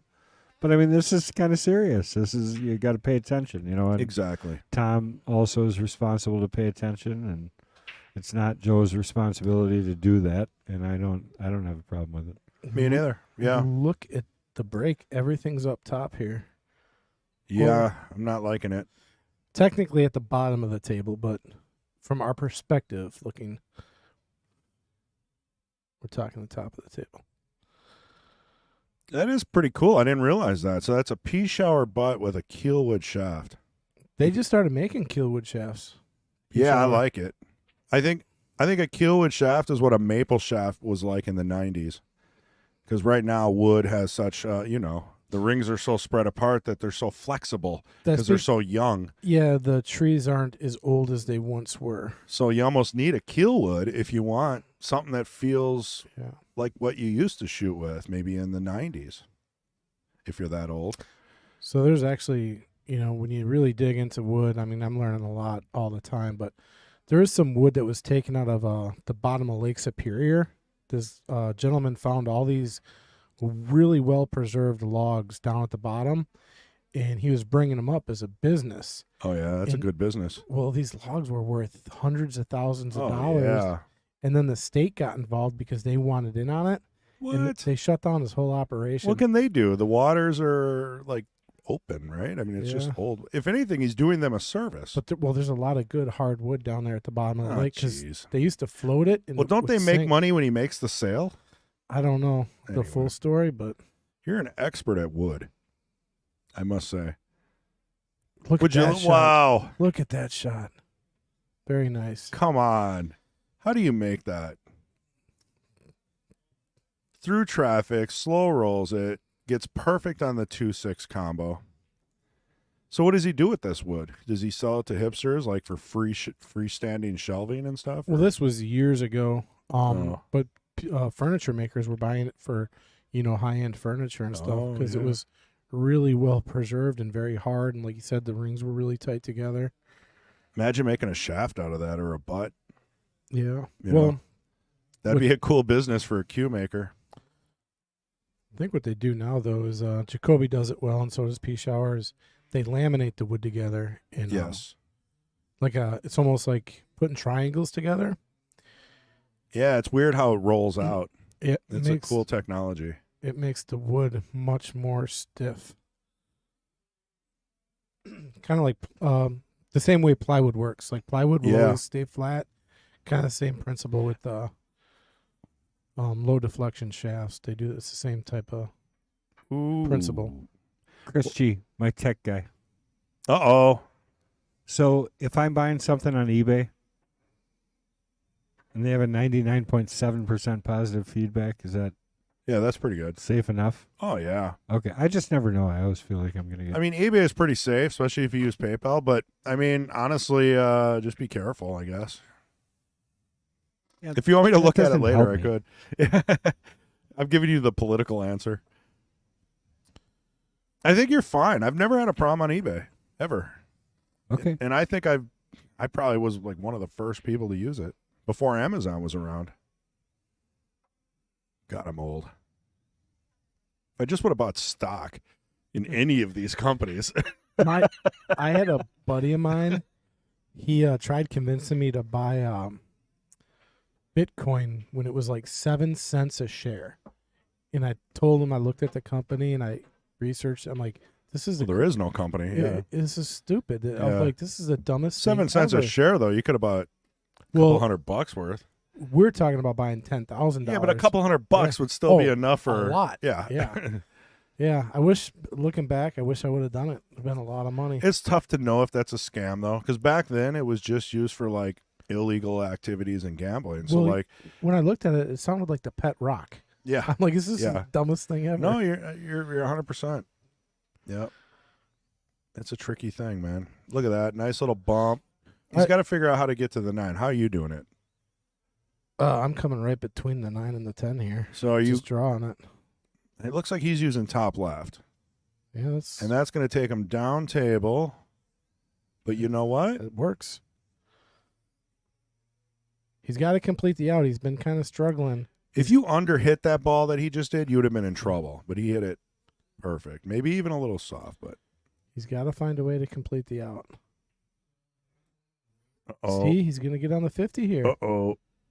He's been running good, and then he finds his way to the 50. Do you think he was aiming to hold it for the side, or do you think he wanted to come out for the 10 in the upper left? I mean, that's a question for Joe, I guess, but yeah, it's hard to say. this is tough. Oh, is he going to leave a gimme? Is it going to go in? What's going to happen here? Oh, my gosh. So if that drops, it gets spotted. I So think. Tom is on The hill. the hill. Yeah, if it drops, it gets spotted, but Yeah. Tom has the option to give it back to him. Who's going to give it back to you? Yeah, You're gonna I'm take not that giving. shot. Yeah, I wouldn't give that back. Actually, I don't remember. Why am I blanking? Kendall, are you here? Yes. If you make the 10 ball, you call it in one pocket. I'm just blanking a little bit. I want to be sure before I say something. If you slop it You in, slop it in, but it's the last ball. it gets Spotted. It just gets spotted. Yeah. Okay. And it's a choice, though. Yeah, Right. so I was right. You get an Yeah. option. Yep. Okay. I just wanted to make sure, because sometimes you get weird mix-ups between 8 ball and 10 ball. My boy Tommy. On the into hill. The hill. Yeah, isn't that amazing? Look, what do we got here? Last couple. How old were you when you played pool? Well, Joe said he was 9 years old. So that was like 55 years ago. Just play it, Joe. What's your practice schedule like? Messed up now because I'm moving, but at least an hour a day. But moving is going to help me play more. So I'm assuming he's going to have, and that might even be good news for the pro shop. They might be able to move a table in, outfit him with some chairs and lights. He's going to have a nice setup. I wonder where he's moving. You got to know where everybody is when they have a pool table at home. Like Well, you. How about you? You got a new house. Do you got a pool room in there? No, but I mean, I could. Plans? Yeah, future after all the other stuff. Demolition? We can knock out a wall somewhere? Yeah, no, it's wide open. I was thinking maybe a roller rink. I mean, you are an empty nester, right? Almost. Almost? Yeah. Well, Soon. when that happens, Yeah. you just remodel time. Pool table, priority. Yeah, but if I got my own pool table, I kind of enjoy coming to the pool hall, and I don't know. It's tough when you get your own. Do you come less? Do you practice more? Maybe, I don't know. I never had one, so I don't know what it'll do. It'll probably just sit there like John's and just hold laundry. No, I'm on mine all the time. Oh, really? It doesn't show, but it does not show. So, Joe, what mental tools does he use under pressure? And he says, focus, grasshopper. Favorite pro pool player in the billiard sport? LJ, Little John. That's a local shout out. He doesn't compete at anything else. If he could, it would be racing. No specific rewards. We're not talking foot racing, are we? I would assume car since he builds engine. Maybe WIR. I could see him out there. Favorite song? No. Favorite movie? The Hustler. That's it. We don't have anything for Tom. Tom's coming with another kick shot. I'm telling you, he hits these really well. Not that one. That's going to be ball in hand.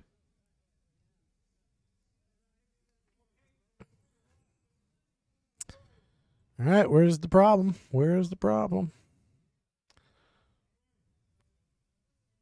4 to the 5 is going to be a little weird. So for the record, I've got Mike and Dan up, Next. ready to go. So they both filled out their questionnaires, and I find it interesting. Some of the answers, like how do you focus or what do you do to get yourself prepared? I mean, I love that kind of stuff because you never know.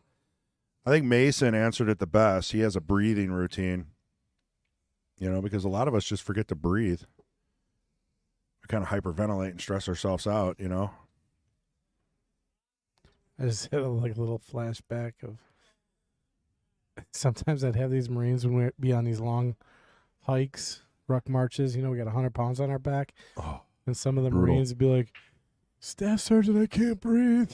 And I'm like, how are you Ooh. talking to me if you can't breathe? Yeah. You're still alive. It is crazy, though. Talking and, hiking don't go together. I have Marines, they all the time pass out, hyperventilating, and we called it, I'm not going to get into it. Envelope. It's interesting to me. Maybe some other time. Yeah. Well, we got Joe shooting the 5 here with nowhere to really go with it. Might be able to get safe. Maybe the 9. Or was he calling the 10?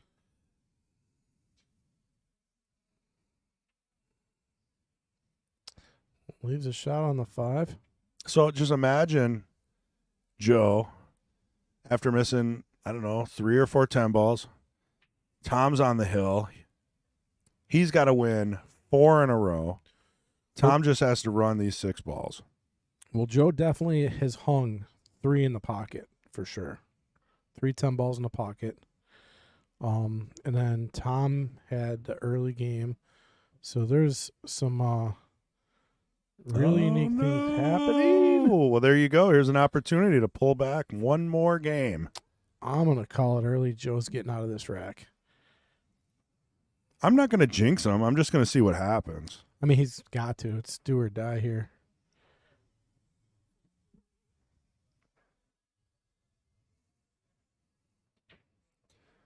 Joe Vermiglio and Tom Faucher.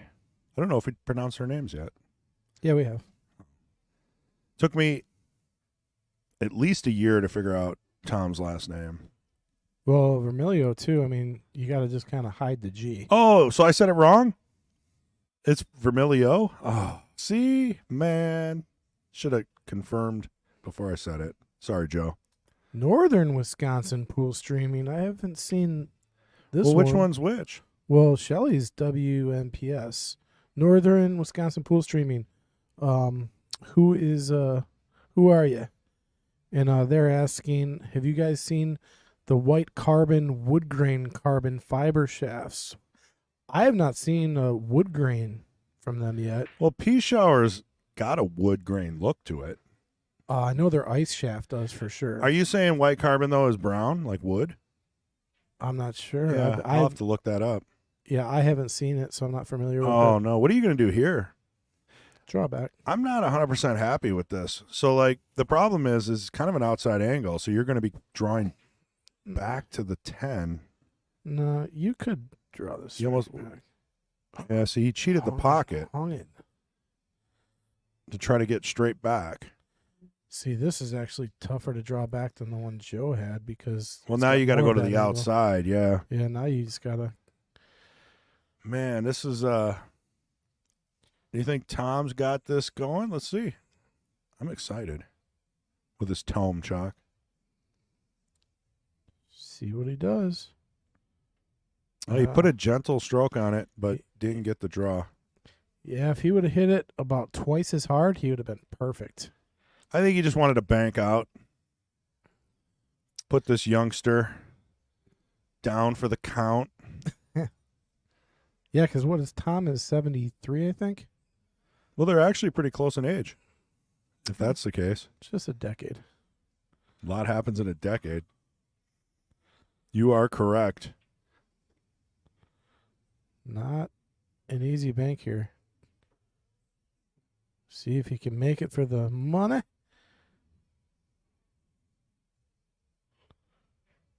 No. Oh. Looks like Tom's gonna hang one. Nope. You know what though? It's a doable shot, but you have to aim, and you have to make sure you don't scratch anywhere. Let's pull one back for Joe. Oh, Scott Kruger. Ooh. Are you familiar with Scott? Scott Kruger. From Rhinelander. Yeah, I've heard of him. And I've seen him in chat before. And I think I've seen some of the posts. I think, Scott, are you the one I met? You came down here, had a young player playing on the stream. I'm trying to think of his name. I think his father just signed up a little while ago, too. Really cool young man. Played pretty well. He plays up there. He's not here, is he? No. Because there was a guy here with the tripod and the camera, and I've been stuck in the booth. Oh, it says they announced it last week, so I don't know. They mentioned him last week. Yeah, I really wish we can get rid of that heart thing, Kendall. It's right in the middle of the chat, huh?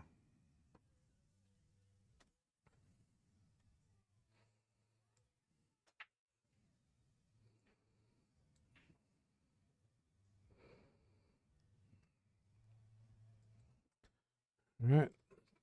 Break looks dry. Tom coming to the table. Here we go. The one ball. Ooh, leads into some weird traffic here. Two balls trying to hide. You almost got to get perfect on it. He has the ability to do it.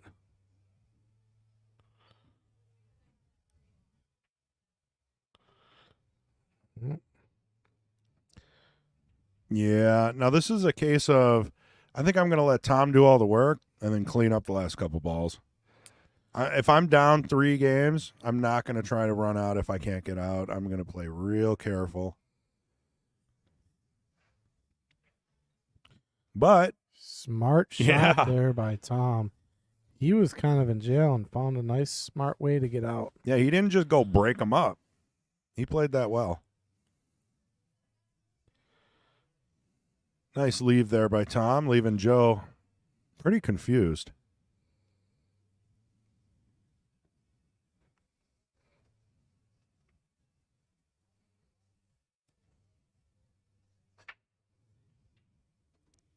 Joe calls a safe.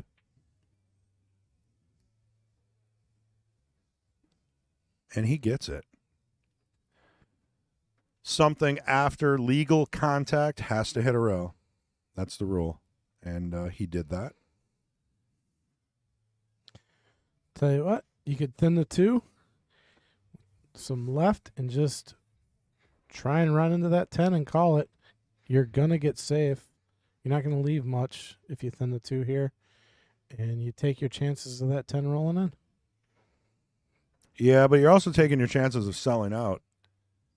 No matter what. I mean, as long as you thin this 2, you ain't selling much out. You just thin the 2. Let the 6 be kind of the stopper. Yeah. If you hit it too hard. Yeah, I like that. I'm down with that. I mean, I'm playing safe here, but I'm just calling the 10 just in case. You know, one of them shots. At least get this cue ball to the far left side of the table or behind the 10. Oh, but snuck out. I would have liked to get it to the left side of the table. So just a reminder, the Knights match starts shortly after this one, and it will be Mike and Dan, Savage, and Yenor. Same shot here. But it's going to be tougher, actually, because now you kind of got to... Can he put this 2 behind the 6 here? It looks like... Or is it going to touch the 6 if he goes between... No, I think he can. I mean, you can almost see a little bit of a gap there on the left view. Yeah. And it's definitely off the rail, so it should be able to slip around. Oh, he hit it too hard, though. Oh, did he call the 10? See, if he would have hit that nice and soft. Still a problem. I mean, yeah, he gave him a shot on the 2, but how do you get on the 3? So this is how it's been the whole time for Joe. Like he gets a shot, but it's either snookered or it's on the wrong side. I mean, what are you doing here? Are you going to draw out of this, or you can't really use top? He's drawn.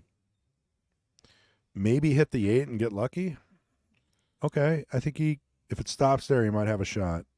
No, definitely tough. Does he have this? He's got to swerve it. All right. Got a little spin on it. Rail first, legal hit, no issues there. Tom's got a nice long 3 ball. Gonna have to follow it up for the 4, adding a little complexity to this. Yeah, and it might actually drift right towards the 4. Could work out very nice. Oh, they've been both overcutting. All right, did he leave a shot? Yeah, he left it straight in almost. Just hit this medium speed. Just roll pocket speed. You're going to be on the 4. And 4 to the 5 doesn't look too tough. Well, actually. Yeah, he held it. He held it. You know what? A better shot might have been to aim more center and just hit it a little harder and come off the rail back to the 4. Because I tell you what, anytime I try to hold the cue ball, I regret it. Almost every time. Yeah, because when you're holding, you're usually slow rolling. Oh, yeah, you're doing all kinds of weird stuff with your backstroke. You're hesitating. Yeah, just bouncing off that bottom rail, even if you went up to the second diamond, you'd still have a fine shot. Well, it's a kick shot. We haven't seen too many of these. Tom made a beautiful kick shot earlier in the game. Like that? That's like 99% for Tom right there. That's unbelievable. He's got a good kick game.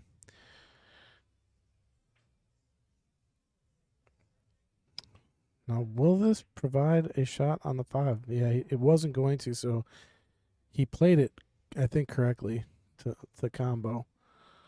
So I like how Tom takes his chalk with him every time, and Joe leaves the chalk upside down, leaving puddles of gray. He just left. Okay, well, the one on the right rail he did. Okay. I don't know.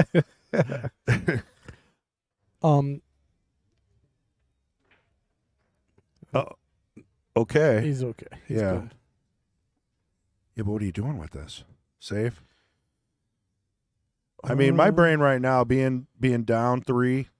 No, 2. Well, you got to win 3 in a row to win this thing. I'm drawn out of this shot. Yeah, but does it go in the corner? I mean, yeah. Oh, and actually, no, maybe not.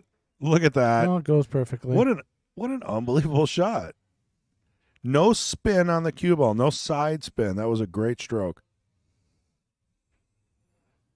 Left a tester on the 7 here. Yeah, see, now that could have probably left. That's going to be tough. I think he could have got better on the 7, but he's playing it very conservatively. Like, I'm just going to make the shot. But this makes the out tough. That's what I'm saying. You know, say you make this. Oh, God, he hit that good. Yeah, he put a stroke on that to get on the other side. So you could tell Joe's got a nice stroke. He's got a nice shot. It's you got to settle down on the last few balls and just finish it. Like this shot, too. Nothing easy about this shot. Yep. He put a lot of... Whoa. So now Tom can give this back Tom if he has wants. to know the rules, though. Yep. Is Joe's not going to say a word. Yeah. Well, are they talking? So, yeah, it's the option rule. So Tom can give this back to him if he doesn't like it. But I know Tom would never give this back. He's going to bank this 9. You know what, though? It's kind of like a flip a coin, right? I might let Joe just wing at this because even if you bank this, you don't have a good leave on the 10. And actually, it's not too bad of a cut all the way down. Nice shape to the 10. What about the side? I know you like the side. Man, I love my side pockets, but I would... Not this time. Not this one. I don't even know if it's possible. Not for me anyway, but I'm sure there's players that could probably cut this one on the side. I always say anything with diamond out's cuttable on the side. I don't care. That's a pretty good rule of thumb. Never thought of it that way. This is under a diamond out. It's flirting with it. But he's banking, I think, here. And he hit that so good. Wow. Hit that so good. But the leave. That's what I was saying. You're It's still in trouble.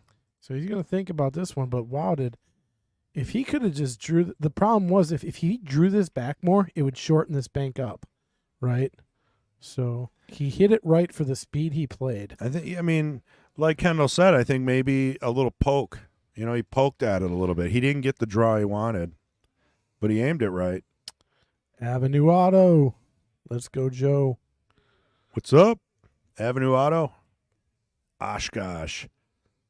Team Mod.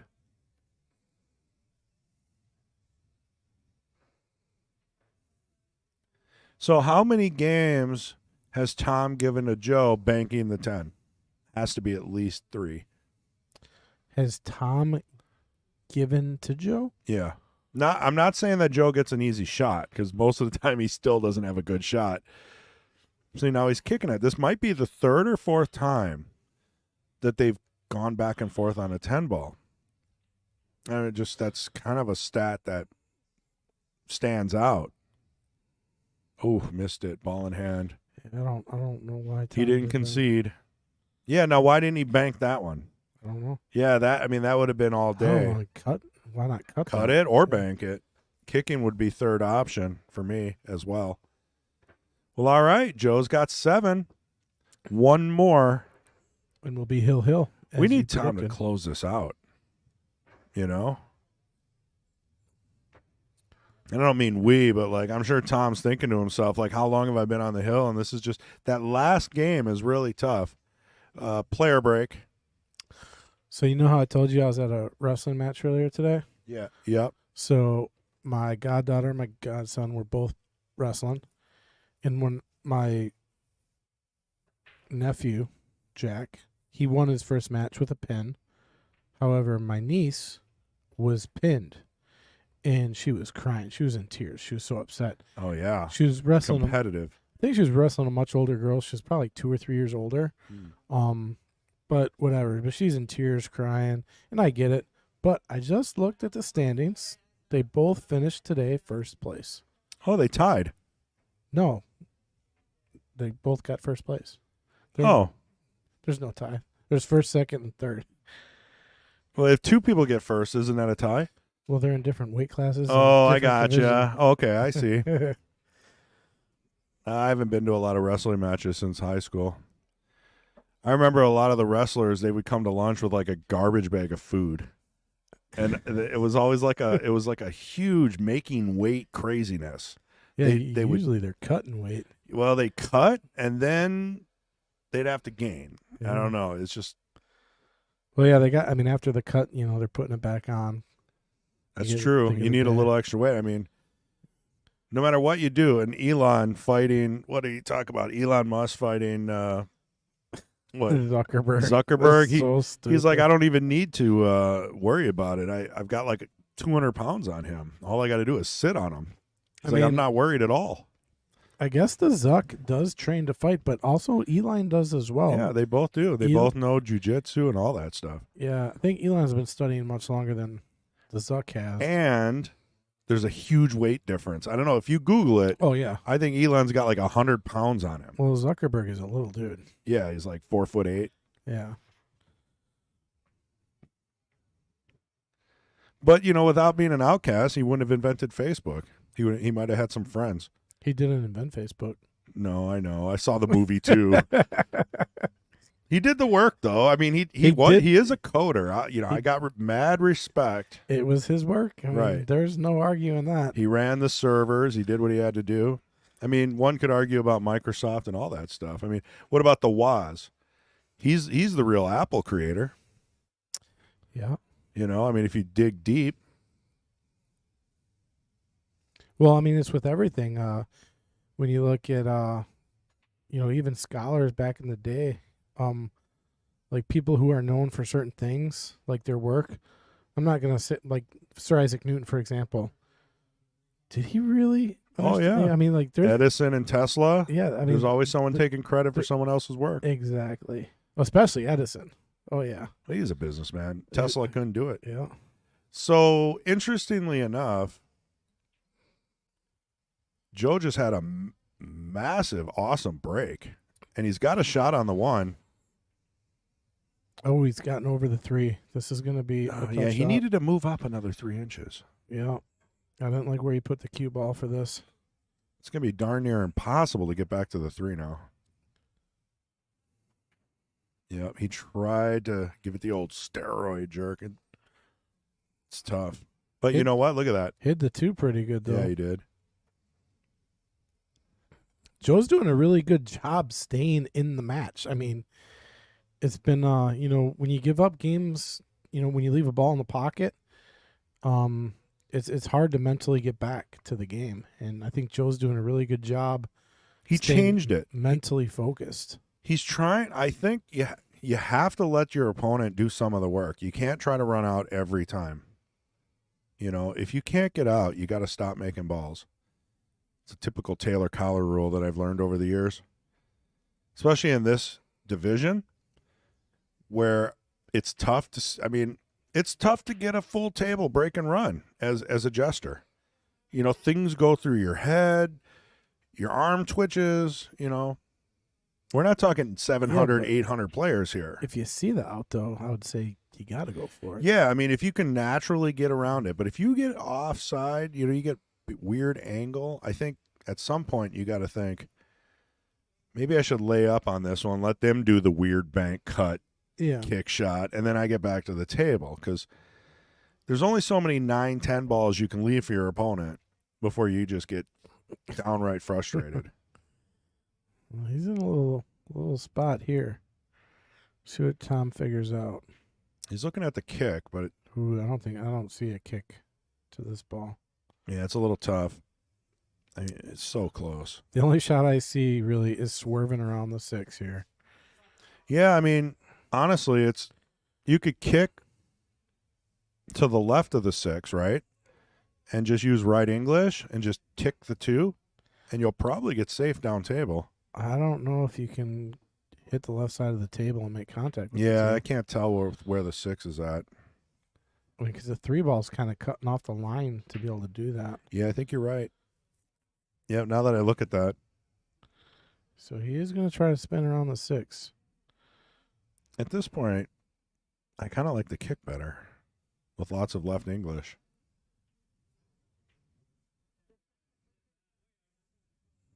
He's going to hit the 6. He's like pointed right at it. Wow, what a shot. Yeah, you take that back. Yeah, what a shot. Way to go, Tom. And it's safe. So take notes, man. Well, to shoot this with speed is very difficult. No, look at that curve. Watch it on the overhead. Yeah, when you do it slow, it's very easy to do that. But when you put speed on it the way he did, that makes it a lot tougher to get it to grab. So I'll tell you what. I didn't know Tom had it in him. I've never seen him masse. I never seen him jump off a rail. I think he picked the masse up off watching me play, actually. Maybe. I won't take that away from you. But I'm sure he's seen a masse before you were born. Maybe. Oh, was that a good hit? That looked good to me, yeah. All right. I don't think it'd be possible to. Oh, man. This is going to be a long one. Oh. I mean, he can see a piece of it, too, here. Might be able to thin call the 8, sending the 2 over. I don't see him calling the shot, though.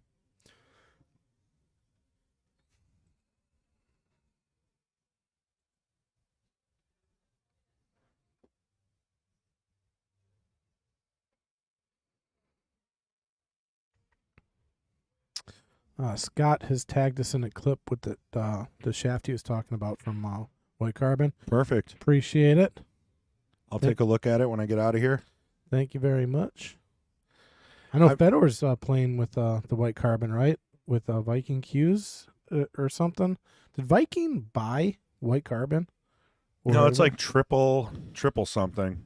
Scott might be able to help us out with that. He seems to know a little more about it. I mean, we knew the original owner of White Carbon, or it wasn't even White Carbon. It was Wheat State. Yeah. He came into the pool hall, him and his fiance, and he let us try it. And I got like a second generation with the replaceable joints, everything. It was interesting. Yeah, one of our Marines, he won.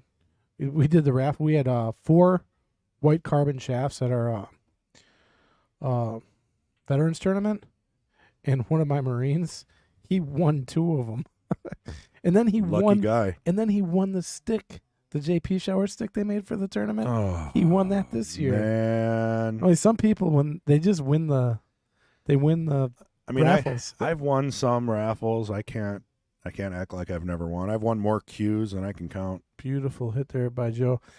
I can honestly say that you've never won anything. I've never won. Yeah, nothing like that. Yeah. Well, you do have a beautiful house in Sherwood. Like if I bought a lottery ticket and the goal was to guess the numbers, and you'd have to pay $1 million if you hit. Yeah, I'd get all the numbers, and then I'd owe $1 million. Like I had so many ways not to hit the numbers. The opposite of luck. Yeah, Murphy's Law is what I call it. Well, maybe have Jenny do the raffles. It's a good idea. Actually. I mean, try it, right? Mix it up.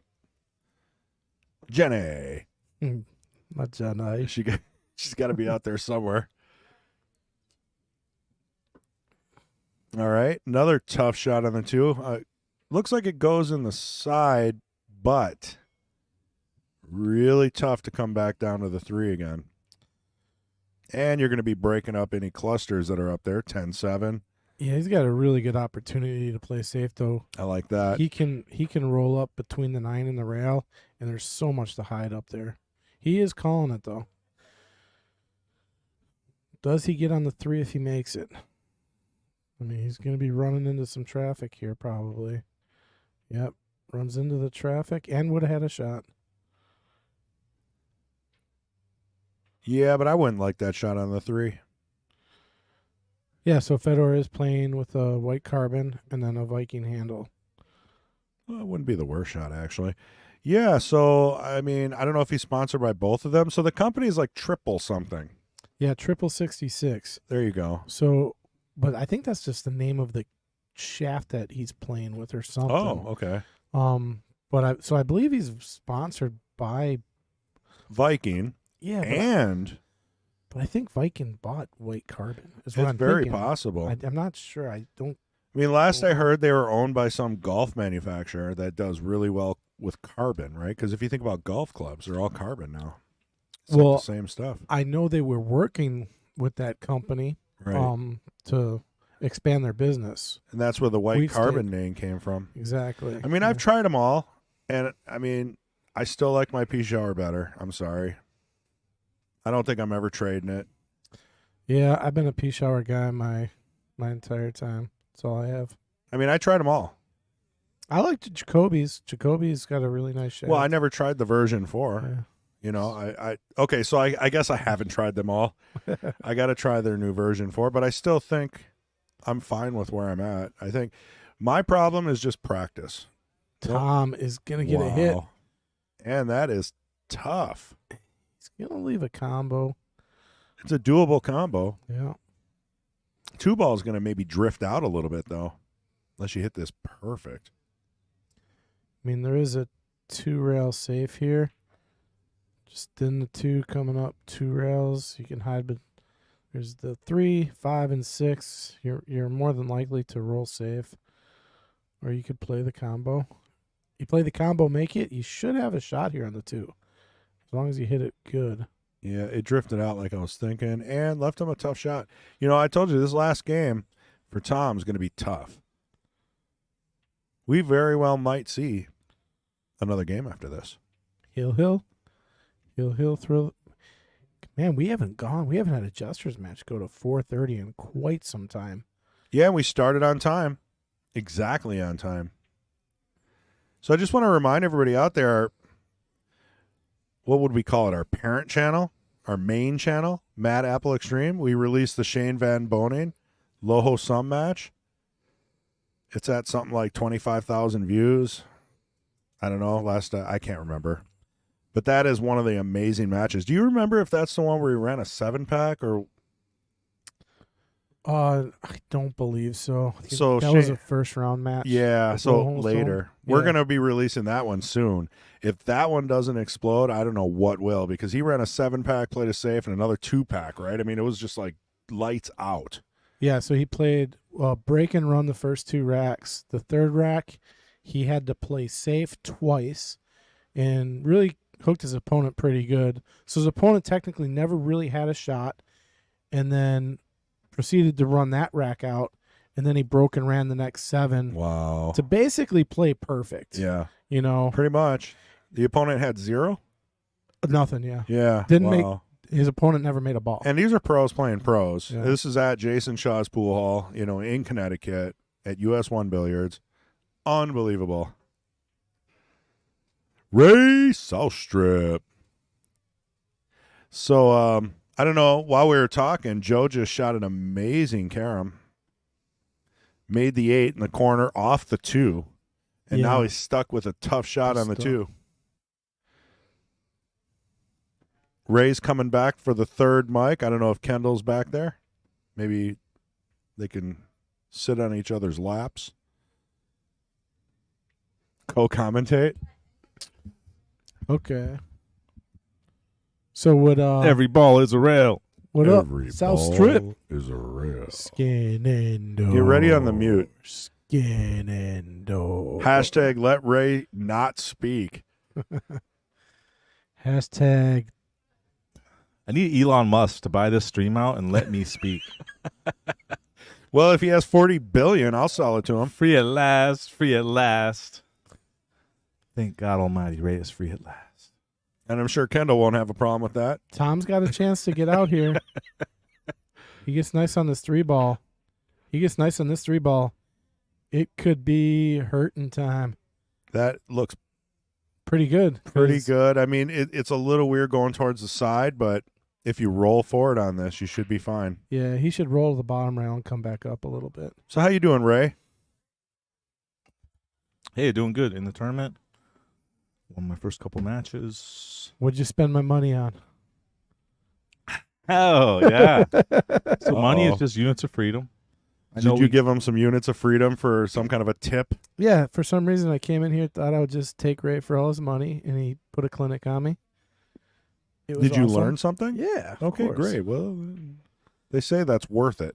Oh, so he drew instead of following, and that might have been the right way to go. I couldn't tell from the angle, but Now, me and Ray were playing this cool race. We were playing a race to 3, and I really enjoyed it because it was a race to 3. He spotted me a game, but we were playing skunk pays double.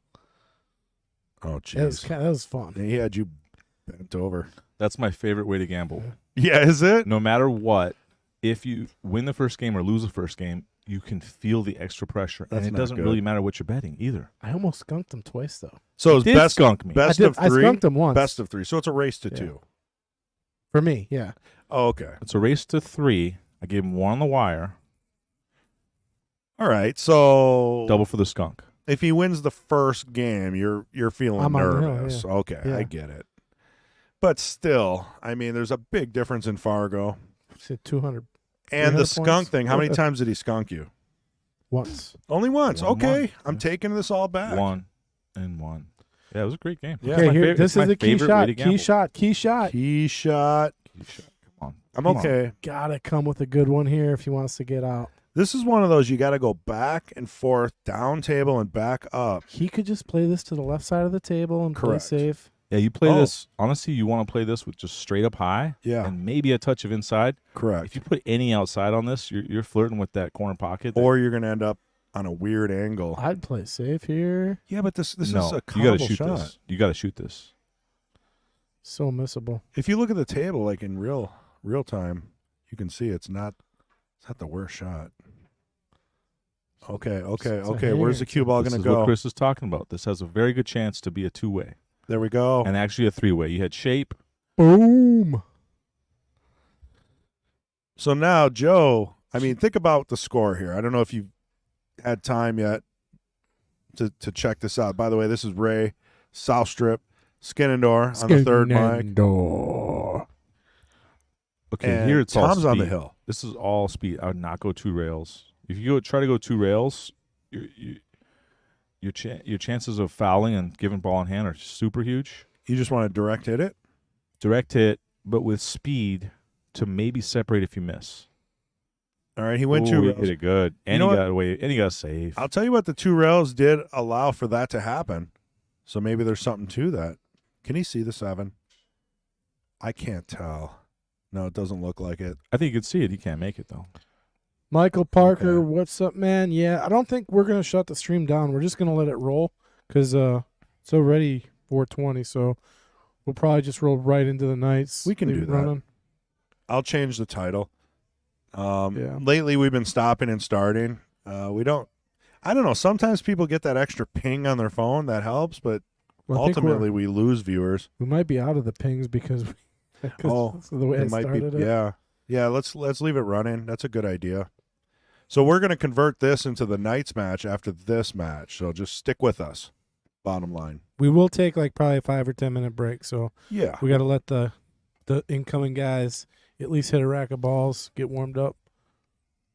So Whoa, what? Dan's going to Oh. finish up Dan's gonna I finish have played up. King of the I'll go Hill on the here, third and mic I was given no warm up and get it all set up. Okay, so I get to go home early. Is what you're saying?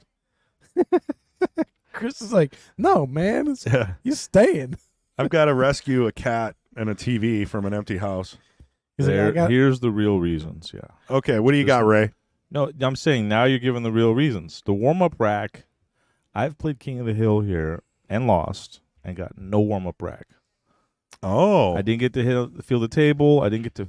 Matter of fact, you come out of the back with a disco ball, holding it high to the ceiling, and then 15. blinding everybody out. 15 disco balls. 15 at least. Triple gloss each ball, and I can't even hit. I can't even hit a ball to see how much this thing's going to throw and slide.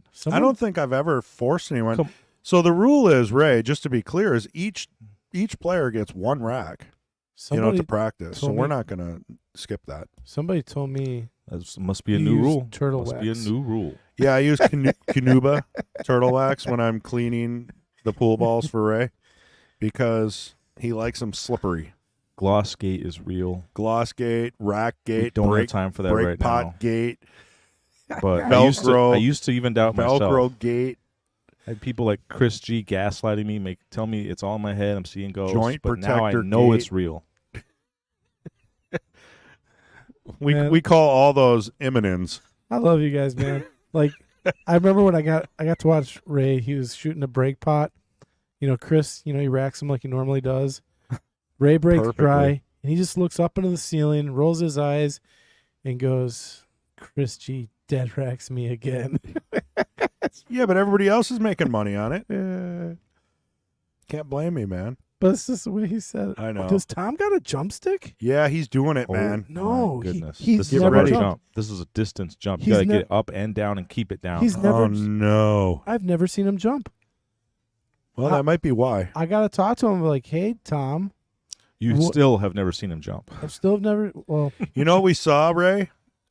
wow, This is the most amazing shot. Tom he must have been practicing that. jacked up, shot the cue ball off the rail, jumped over an object ball to get a hit. Oh yeah, That's some old school pool. I hope that makes Hold sense. on a Oh second. no way, no Oh my way. goodness. Joe would have snapped his stick in half. I think. Yeah, that would have been tough.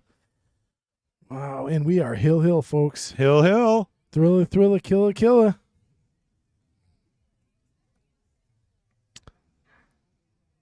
Yeah, I didn't love his angle when he took the ball in hand. So when he set the ball down for ball in hand and didn't move it, I was like, this is a little scratchy angle here. Well, that's why you're a 700 and Joe's a 432.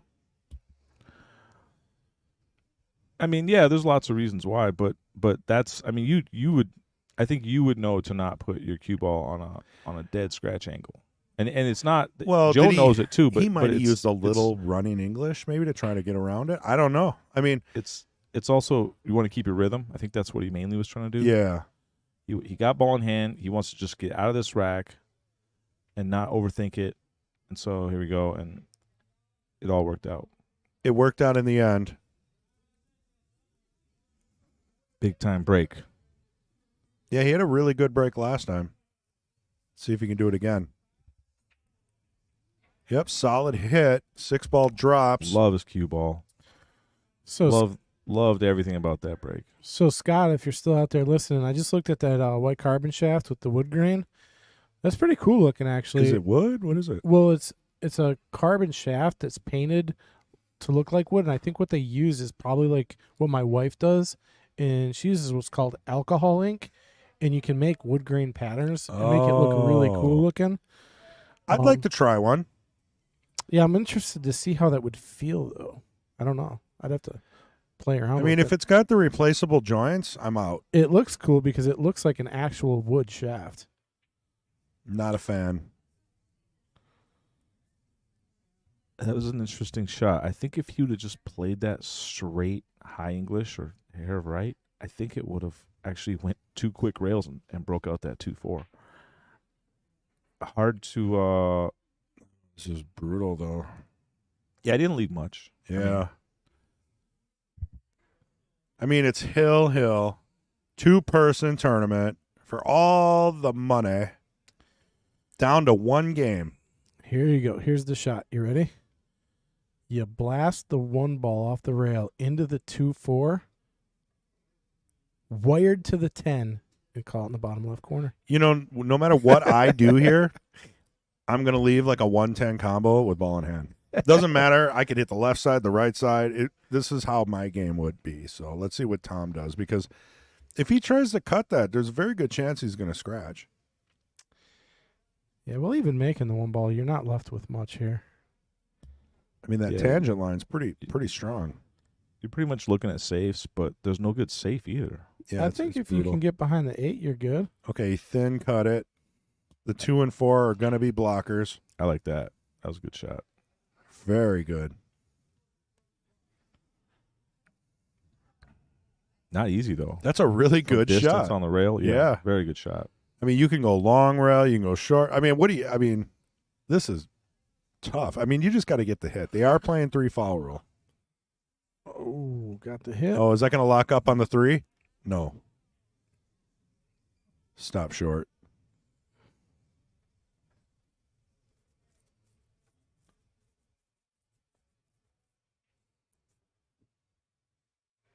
Every time I say stop short, I think of Kramer and George's mom in the car. You got to be kind of old to remember that. Some kind of move.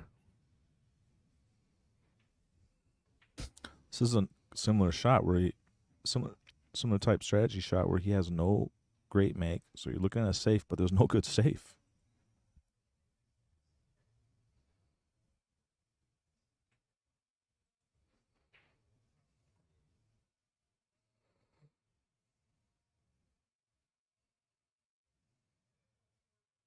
Yeah, I'm at a loss. You got to play a safe. And I'm looking later in the rack too. So once he grazed a 3 going in, that's a foul. But okay, so once you get past the beginning of this rack, 5 to the 7. Well, he just bumped the 7 to the rail, so maybe now it goes up past the 9. But before that, 5 to the 7 was a big lift. Does Joe know that this is ball in hand? It's not looking like it. We have a quandary here, ladies and gentlemen.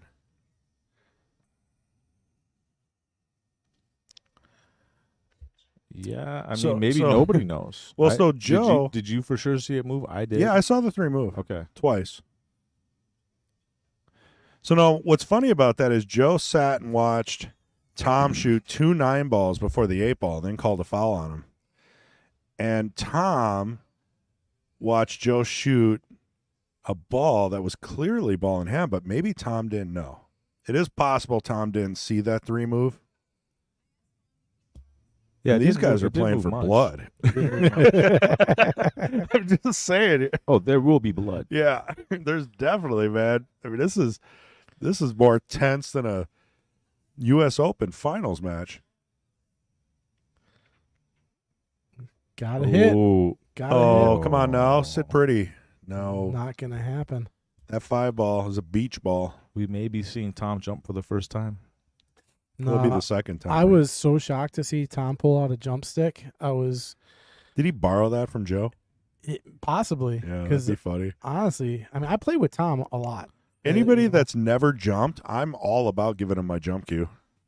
And this jump is a lot more manageable than the last one. He's going to kick. I would almost guarantee it. I like the jump here. Well, yeah, you jump well. You practice it.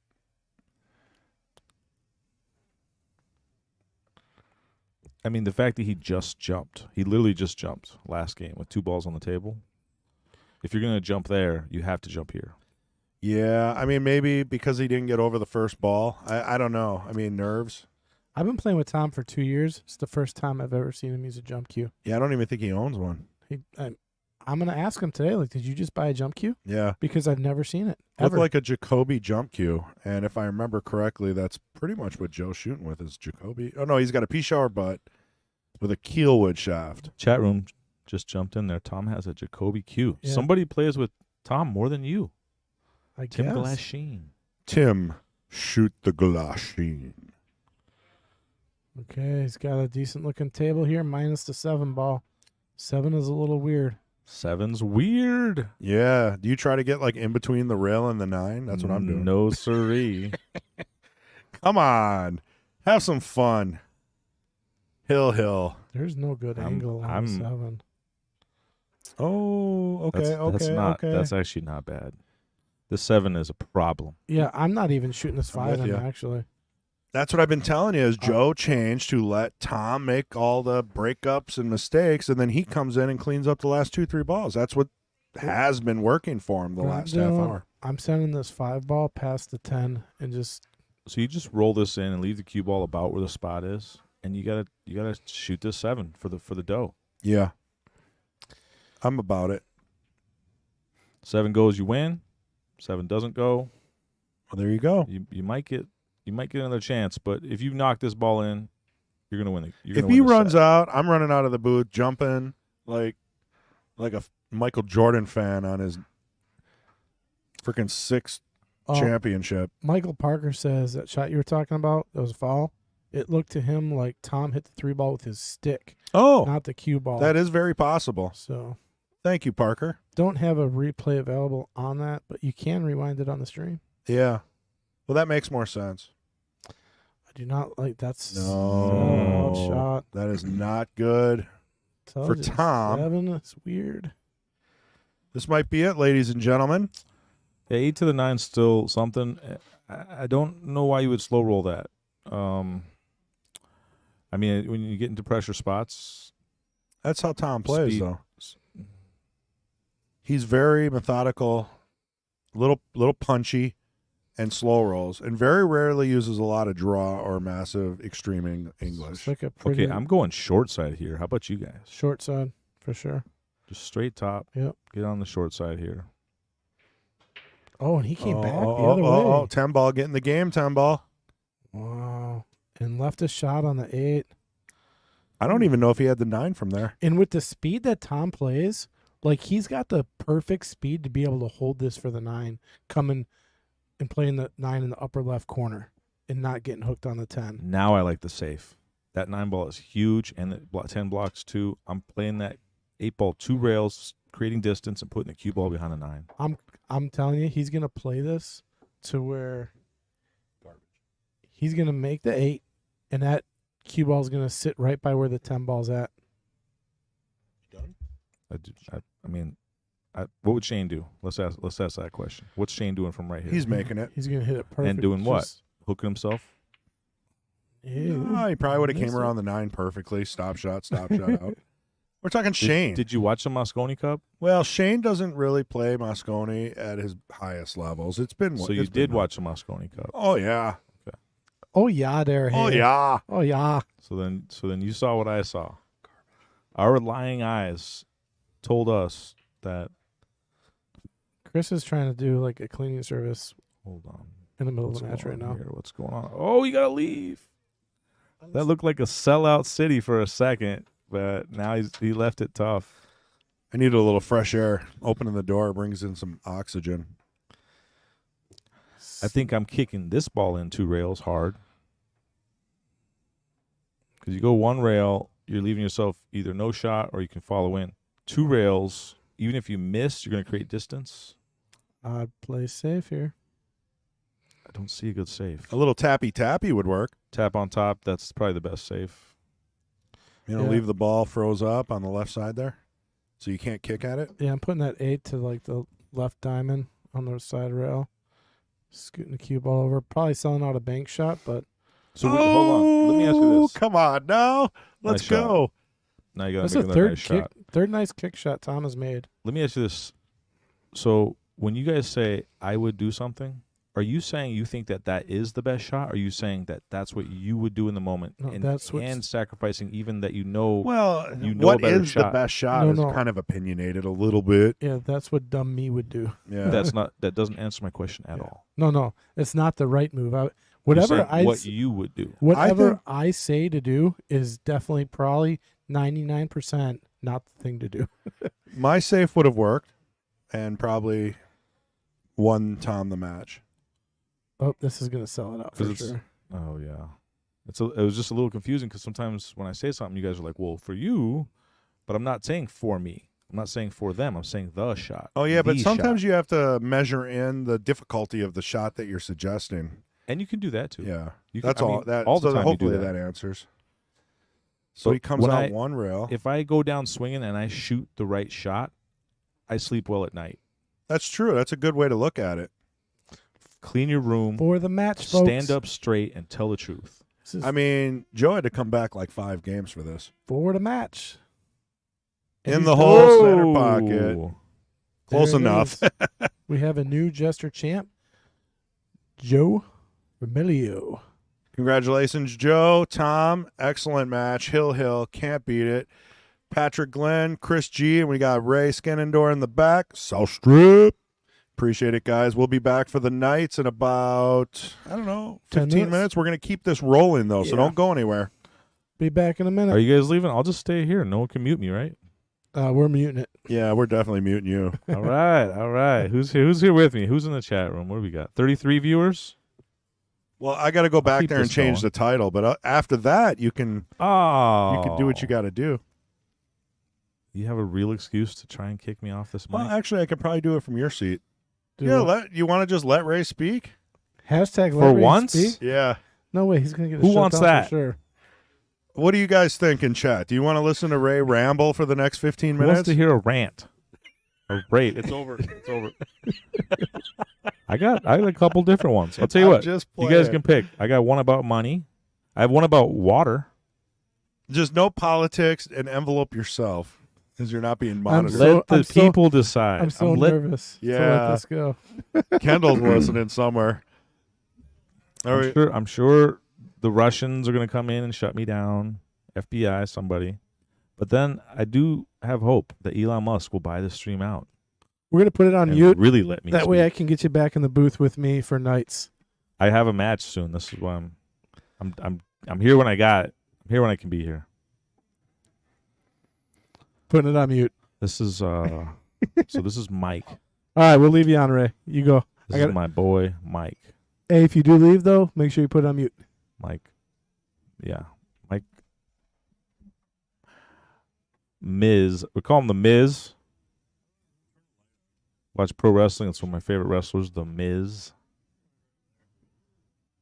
And from the looks of things and from me knowing what I know, Mike is going to pick 8-ball. He has choice. Challenger always has choice, and that is a big advantage. A lot of people look past it, think it's no big deal. I disagree. I think it is a big deal.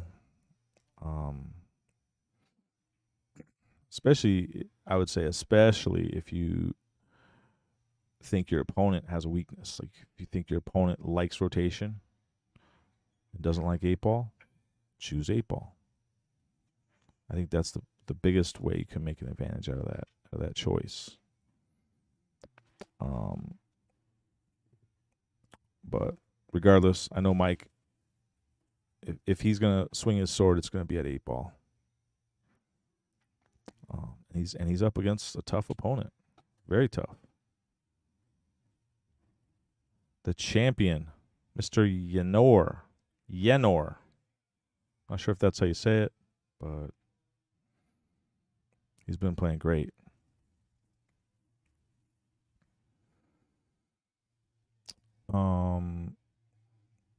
But yeah, so these guys kind of danced around my question. I'll tell you what I was getting at. So whenever you hear me say I would do something, it's equivalent to the only reason I would not be the exact shot that I think is the number one most mathematical shot. I would note that. I would say, well, the shot is this, but I really don't like it. My accuracy goes down for some reason because I'm on the rail or whatever. I would note that I'm going to be chicken and not shoot that shot. I'm going to do something else. But always when I say I would do this, it means I think that that is the best shot that this board presents. And that's what I was trying to wonder. Yeah, there's no one here. Well, hold on. They were avoiding the answer. Pat and Chris both did. I agree with you. Totally. They didn't say what when because they kept correcting what I said was a shot. They go, I would do this. I go, oh, Colin, are you saying that you would do this because of some reason, or do you think that my shot is the incorrect shot and yours is better? And they danced around that. They danced around it. So I think Kendall's back here. He's with me, and when he says, or we say, when either one of us say, I would do this, that means we think this is the best shot, not necessary to our skill. I would say the right shot is probably this, but I'm not real good at that shot, so I play it this way. Exactly. So we would note if there's any exception to us thinking that the shot we say is the shot to shoot or the shot we would shoot is the best shot, which is rare, but it happens, especially when there's pressure, especially when it's hill-hill. We just saw a hill-hill match. It was a great match. That's why I was eager to jump in this booth. But yeah, this is Dan Yenor. They're going to be jumping back at it right away. Chris needed a break. He's going to let them all hit a rack. Here's something pretty cool. Cool subject. Put a subject in the stream, in the chat, if you want me to talk about something. But right now, here's what I'm going to talk about. So say they give you one rack. You have one rack. You're going to play the match of your lifetime. It's going to be on YouTube. It's going to be there for 1,000 years. Your grandkids, everyone's going to be talking about it. Good, bad, ugly. Here it is. You got one rack to warm up. What shots are you hitting? Let's narrow it down to what shot are you hitting. Let's say you got one shot. They say, no, we're running behind. This match is supposed to start already. We normally let you guys both hit a rack, but we're not going to do that this time. I'll tell you what, if you want, you can each hit one ball. What shot are you shooting to get dialed into a match? Uh-oh, I'm up. Fong is not letting Ray speak. I'm getting suppressed again. Elon, can you hear me? They're calling my match right now when I'm about to tell the people the truth. Let Ray speak. All right, you're up. People. They're waiting for you. That was orchestrated by you. You told Fong, yeah, get him. Yeah, I did. I was like, make him play right now. No, I didn't say anything. You gotta give the hand signal. Did you hear him call it, though? I didn't know if you heard. He just came back here. Oh, okay. He knows where we're always at, yeah. They do not want me to speak. All I'm talking about is it's soft and fluffy subjects right now. Chat room is not standing up. So, just so everybody knows, we're starting the Knights match in about 10 minutes. So, get the shares out, get some popcorn, and be ready. Like, subscribe, share. Helps with the algorithm. All right, we'll be right back. Good luck, Ray, on your match against Mike Lemire, I think. You know more than me. Yeah, I think I heard him complaining, so I'm assuming it's Mike. Because otherwise he'd never complain. Yeah. Yeah, right. All right. All right. See ya. We'll be right back. We're keeping it running.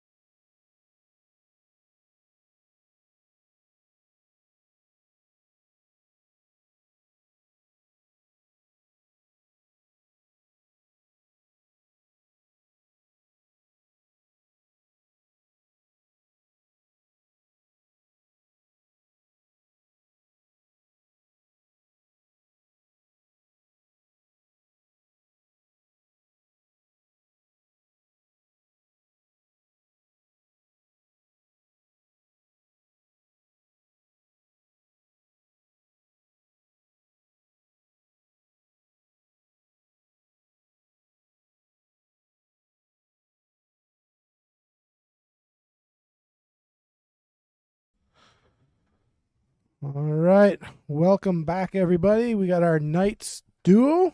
I'm Patrick Lynn. In the booth with me is Dan Kaler. Yeah, that is correct. Patrick, how you doing tonight? All right. And then we got our challenger, Mike Misevicz, taking on our reigning champ, Dan Yenor. and I finally got his name right. So hopefully that's a plus. Yeah, awesome. This is his third week with us. He's been playing pretty good. See if Mike can test him. We are playing 8-ball, race to 10. We're at the Mad Apple Burgers and Billiard Company, located on West College Avenue, Appleton, Wisconsin. So, yeah, we just had a banger of a match. Went Hill Thriller with Tom Faucher and Joe Vermiglio. That should be a good one here. Race at 10. He said Dan's been shooting pretty well lately, so Mike's going to have a tough match. Dan is a solid shot. You know, he doesn't show any nerves on the stream. You know, I mean, it's he shoots good. Awesome. Tough to beat. Kind of like your son Damien. Yeah. Damon's shooting well today, so he's definitely on this week. How old is Damien? He is 11. 11. 11, yep. Man, he plays so beyond his years. Oh, it's insane. Folks, we're going to try to get him on the stream. I'm trying to convince Dad here to sign him up. And I'm telling you, you don't see too many 11-year-olds play with the knowledge and the stroke level that he has. The most impressive thing that I found so far is just like how quickly he's developed his game. Yeah. You know, it's if you were to look at it on a graph, it's basically just like a straight line up. You know, most people develop, you know, probably more mediocrely or whatever, but he has just skyrocketed. How impressive. So, yeah, I mean, you keep bringing him up here as much as you do. It's going to keep going that way. So, it looks like Dan is on solids. Yeah. Not too many issues here. Actually, very runnable table right now. Did he win the leg and he broke? Yes. Okay. He did. So Yep. he's on break and run mode right now. Yep. What does Chris got here in the chat? Title up. Okay, yeah, I got it. He updated the title. So yeah, normally we don't roll from stream to stream. We'll shut it down and restart it. Oh, you just left it going. Yeah, we just left it roll. Nice. I like that decision there by Dan. He's got to leave this one ball, I think, because that one ball will lead him to the 8. So you shoot the 4, because it's really easy to roll up from the one ball to the 8. It's much more challenging to go from the 4 to the 8, for example. And that's what you got to think about, I think. Yeah. So shooting this 1 is kind of taking away an out ball. But the 4 you could still use as an out ball. It's a little tougher in my eyes. It was a nice shot there. But now, what do you do next? Well, I'm thinking he's going to want to use the 4 as his out ball now. Anything Yeah. else becomes really tough to the 8. So he's probably stuck taking the 1, and he's probably going to have to come around to the other side of the table and play a little 1 pocket here. Unless he's going to try to hold for the 7, which looks like he's doing. Looks like he's trying to hold this ball or come over to the other side of the table. Yeah, hold for the 7. Look at that, lined up perfectly. It's going to be good because 7 and then 3 to the 4. As long as he can get from 4 to the 8. But like I said, that's going to be the trick.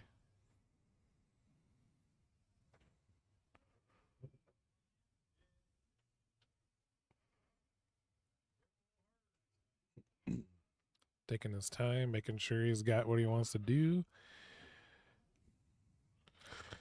Yeah, so hey, Scott, from Northern Wisconsin Pool Streaming, we just left the stream rolling from Jester's 2 nights, so it may still show that title of Jester's, but Chris did change the title to go Jester's and Nights, so Correct. it should be updated by now.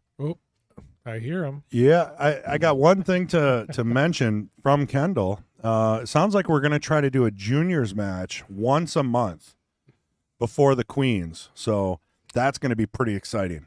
Hey, Wait, what? what were we just talking about? Oh, Just talking it's about- almost like somebody was behind us and heard Oh, us speaking. yeah, 'cause I was Did you talking say the same thing? Because I didn't hear you. No, I was Oh. talking about getting Damon to Yeah. play on the stream. And I'm like, he'd be a perfect candidate for it. Oh, that's yeah. awesome. Yeah. So once a month, right? They get their own logo. And I feel like once a month is conservative enough to where it's not a big stress on the juniors, you know, and roll with it. It would be before the Queens. So that means it would be, what, 9 a.m.? 9 a.m. Man, Oh yeah, that's an early morning for me, I Chris. don't Maybe know. 10 a.m. Yeah, 10's better. Because what time? Oh, I mean, this is all up in the air. So when do the Queens play? 11. That's 11:15, 11:15, right? Yeah. Yeah. Yeah. So maybe 10, but we got to keep them to like an Mike- hour and something. Mike just rattled that 9. That's a uncharacteristic shot. You don't see that much from Mike, but did not leave nothing here for Dan. Really, I mean, cutting the 3 is a scratch shot. Wow, this is tough. And I confirm the title has updated. So if you're on YouTube and you hit refresh and click live, it should definitely say their names. Both matches. So Yep. Now we're living in 2030. Got it. We appreciate you, Chris G. Thanks, Chris. all good. Hey, all so good. we'll have to talk again about that junior match. That'd be cool. Yeah, that's a Kendall thing. He just came in here and he was like, just mention it, and he's pretty excited about it. Now we're talking about what graphics we're going to need, and, it's a whole to do, but Yeah, I'm pretty excited. It takes a while to get something like that up and running. So, but yeah, would you think that they might put like 50 in the middle, or just? I don't even know if the juniors Maybe would no actually money. play for money. I don't Yeah. even know. Maybe they'll play for, Like pizza or something. yeah, or like I mean, a piece of cake or something. yeah, got to keep it Candy. friendly. The Yeah. loser has to watch the other one eat the cake. Maybe push-ups. If it was Skittles, Damon would throw a fit. Well, he's not losing then, is he, for Skittles? No, or Starburst, anything. I say the loser has to like crawl under the table. All right, Dan jumps off the table. Well, speaking of other leagues and whatnot that are new, Mason wanted me to mention that they're going to be starting the Cushion League. Eventually, it's something he wanted to start pretty soon. Actually, he didn't have a date yet, but I don't know. It's that is a very, very interesting looking table back there. I'm ready for that. How cool! I don't know. It looks interesting, actually. Hard to start a league with one table, though. I don't know what he wants to do with it. Well, it's supposedly going to be like a round robin, and you schedule your own matches. So I would say, okay, there's 5 guys, and let's get 2 of the matches done on Saturday and work it out. Just get them done as fast as you can. Mm-hmm. So it's not going to be like the Tuesday, Wednesday, or Thursday where there's 200 people here. Sure. Some things going on in the chat. Anyway, the producing's all back to you there. I'm done. All the cameras are working, so we're good. Yay! All right, thank you, Chris. Take Thanks, it easy. Chris. Enjoy your early day. It's early. It's pitch Early black day, out. It's come midnight now. Don't you just love the winter months? No, Chris works hard, man. I mean, I know. he got full-time job, and then he comes in, works on the stream Yeah. during the week, with the technical side. Then he comes in and commentates. He also runs tournaments.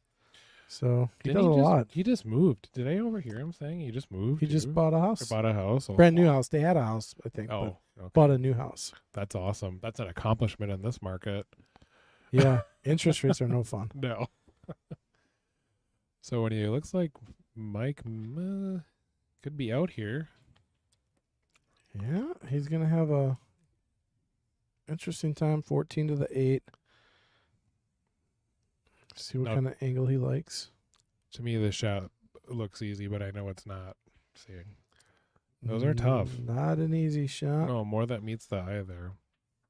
So this one is, you could play this one actually a few different ways. I like a little bit of inside spin here, coming off the right rail, off the top rail. Yeah, and you come 3 basically. Is a way to play this shot. The other thing you could do is hit it nice and easy and play the 8 in the side. That's another way to do it. And if it does come along, you play the 8 all the way down, so there's room for air. But I think he's going to come around. Looks like he's got top left. Yeah, top see, left. that's kind of how I like playing that shot. But- Hit it a little soft, but he's okay. Is it still cut? Or are you gonna bank it? Oh no, he'll You're cut cutting it. it? Yeah, Yeah. cut this. Okay. The problem with the cut, it could get scratchy, because you are Mhm. thinning. The bank is also scratchable. I mean, no fun shot here either way. Nope. Big angle. And he handles it beautifully. Hits it nice. Andrew says rough first game for both guys. Yeah, I'd agree with that. I think Hey, it's Strumbus. Dan can, beat me up later on about it, but I think early in that rack when he took that one ball down, I think he should have saved that for his out ball. I think it would have really changed that whole rack for him. Yep, you had mentioned that right away. Yeah. Yep. I think if he looks back, and then I'd love Dan to hear your take on it when you come back. If you come back, because he got to win to come back, or just hit me up and let me know. Because Dan is he's a level above me for sure. So I always like, I like hearing back from anybody I commentate on the match on. Whatever I say, take with a grain of salt, because what I'm saying I see or whatever, it's hit or miss. I mean, might have a good idea on one and horrible idea on another.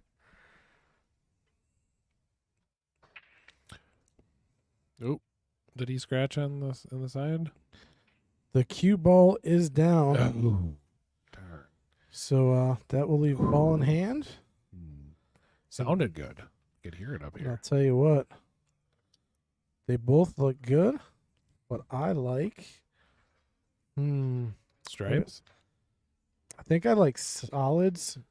The only reason I like solids is because you have a lot of balls to help get you to the 8 much more efficiently than stripes. But both look good. They all have homes. The solids are a little more cluttered. So he's looking like he's going to take stripes here.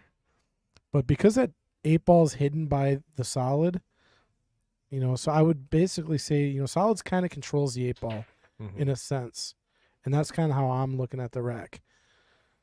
That could be totally wrong. But stripes are completely wide open here. That's why I would take him at my level, which is very novice. Yeah. I'm just like, my goal right now with my game is just to make a ball and then try to get on to the next ball. I'm trying to slowly build that up. Yeah, I think Mike's making the right move here, though, taking the solids just because of where that 8 ball is.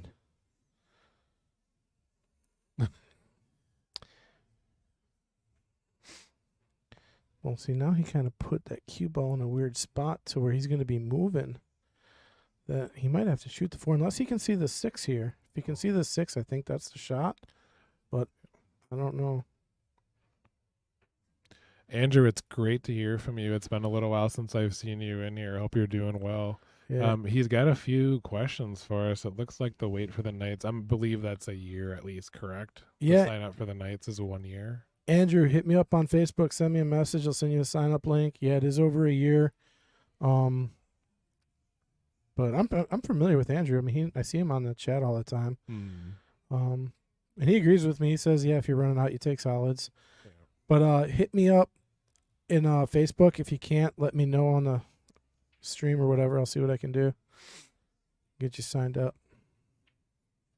Oh, that juniors thing would be so cool, though. You guys do such a great job here with the juniors program.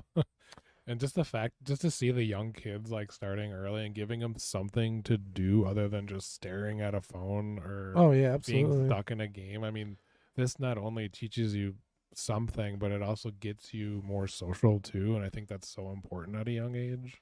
Yeah, it does. I mean, pool does a lot of things. Oh. Discipline, it shows Yeah. you sportsmanship. There's a lot of benefits to pool. It's been great, not only for Damon, but for like me, mom, grandpa. I mean, just everybody. We met so many people here. How long? So how did you guys get Damon involved in the game, or were you guys players and then he just decided, hey, I'd like to play like mom and dad, or how did No, it? well, actually, no, we're not. We don't really have a history of pool except for just kind of screwing around. But Damon actually really liked to bowl first, go bowling.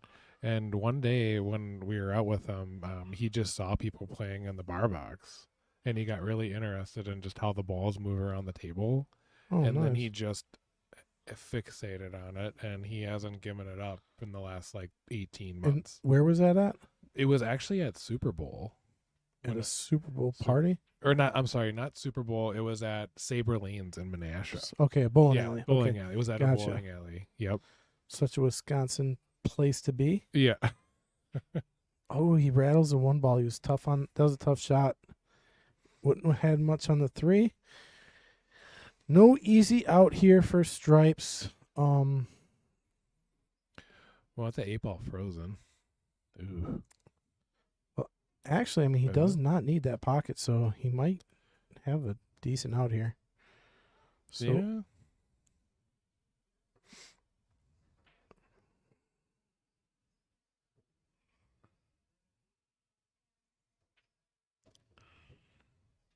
So Andrew says it's been a while since he's been to the Apple. I'll His, get there at some point. yeah, his youngest wants to come join as well, so love to have him. How old's your youngest? Oh, I'm sorry. No, For Andrew. He's talking oh, to shit. okay, Andrew, sorry. yeah. Yeah.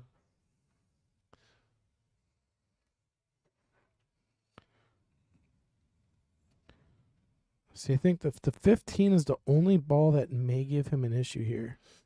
As long as he can get above it, he'll be good. He's just got to find it. And I think the 11 leads nicely to the 15 as long as he gets the right angle. His youngest is 5. 5. Okay. So Is that Bronson? I think was his, yeah, I think so. Andrew Stumbrass's Yeah. youngest one? I'm not sure. Yeah. At the age of 5, I think you need the platform shoes maybe. You ever seen that? Yeah. The young kids running around the platform Oh, yeah. shoes? Speaking of platform shoes, have you seen Ray's shoes that he's wearing today? He's wearing these like gold Nikes that look like they Oh that they're my jacked up. gosh. Oh, when he gets in the booth, we are going to have a conversation Oh, he about says, those shoes. yeah, he says it's green and gold. 'cause That's of the what he Packers. That's what he did with the money he won from me. He went and bought gold-plated shoes. Yeah, look at those things. Oh my goodness. Anyway, back to the game here. So yeah, Andrew says Bronson is his oldest. He's 8. Oh, okay. Wow. Yeah, and I know the 15 goes on. What I'm saying is he's got to get good on the 15. And he's got, oh man, the 11 is going to be a little sketchy here, but should lead nicely to the 15. But you basically have to come back over. Well, let's see. What's he going to try to do? Oh, he here? might just play safe here. Roll this 15 through the 1. I like that. He's not totally sold on it, though. Yeah, because if you roll 15 through the 1, you can get that cue ball completely. The 9 blocks the 3, so that's a smart shot. I like it. And you could call the 15 just in case it goes to, or you could just call safe. Yeah. But I like that shot right there. That's smartly played. It doesn't leave Mr. Mike anything, really, does it? Nada. It leaves No, him he's a nada. nada. And if you don't get a hit here, it's a easy out.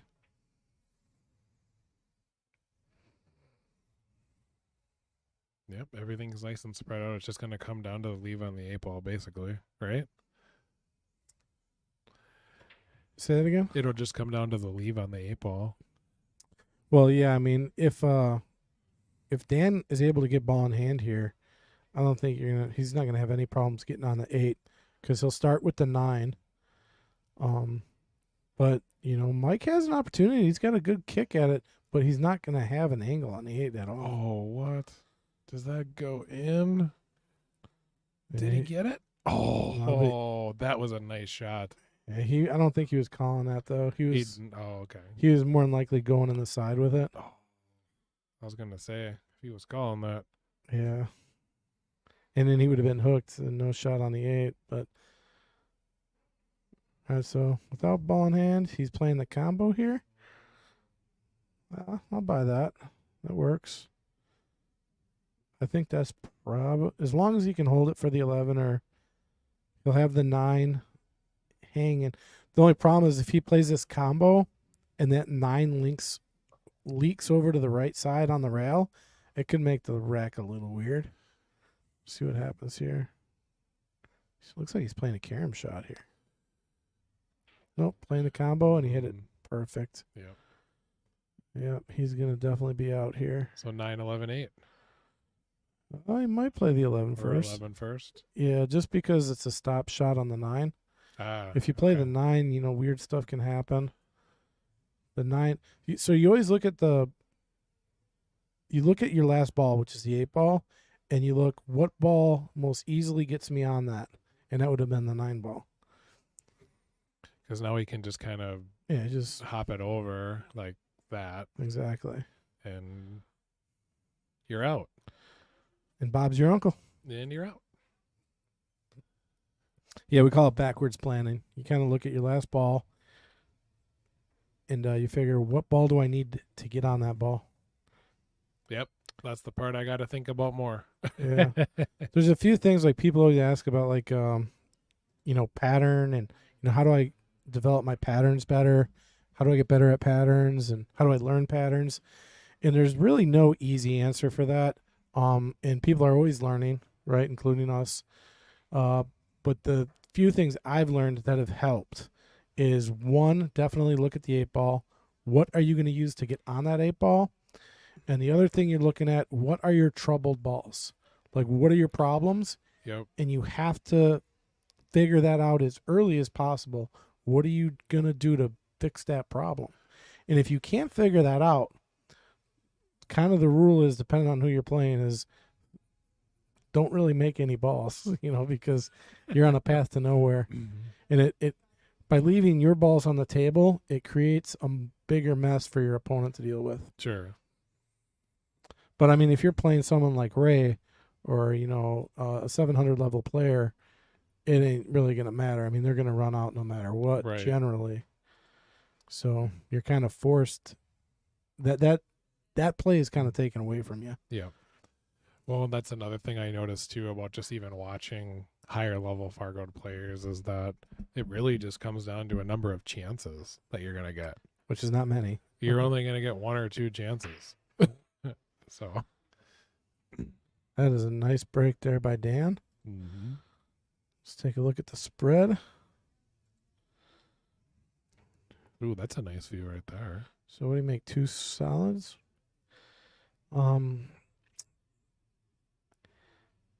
Yeah, so there's not a great starter shot here. I think you got to go with stripes here, even though you made the solids. Just because the 9 ball offers the opportunity to fix the 8. And you got a much better starting shot with the stripes. So stripes it is, and after this, you'll probably see him use that 9 to fix the 11 ball. Mm-hmm. And he's good. So now he's got the angle to roll right into that 8 and push the 11 towards.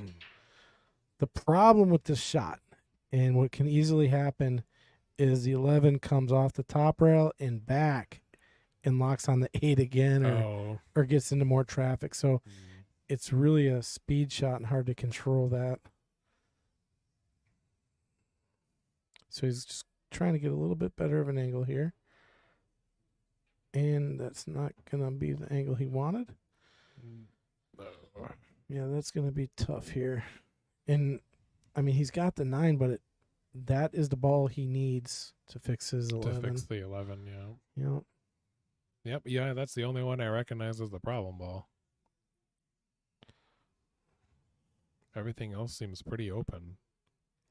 The good thing he's got going for him in this rack is, and this is a point in a rack where I would say, you're probably not running out, so no need to make a ball. Position your ball and let your opponent, clear off the table a little bit and figure it out. And that's what he did. So he placed the ball right in front of a pocket. So that's called setting up the table.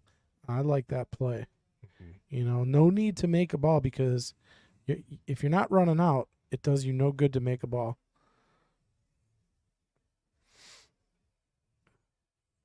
See what Mike figures out here. This is a tough spot for solids. Mm-hmm. Setting up the table, unintentional safety. maybe an unintentional safety. Setting up the table sounds better. Ray's got a close lag going on over here. Yeah. Him and Mike. Yep, he must have ran through Damon. That may be a tough opponent for Damon. All right, so I like Mike's idea there, trying to take away the duck. probably worked out here.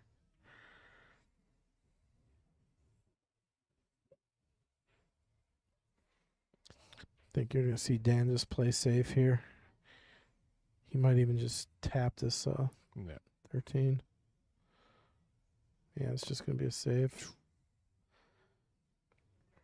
Didn't do any favors with that 13 though. He kind of put it in a weird spot.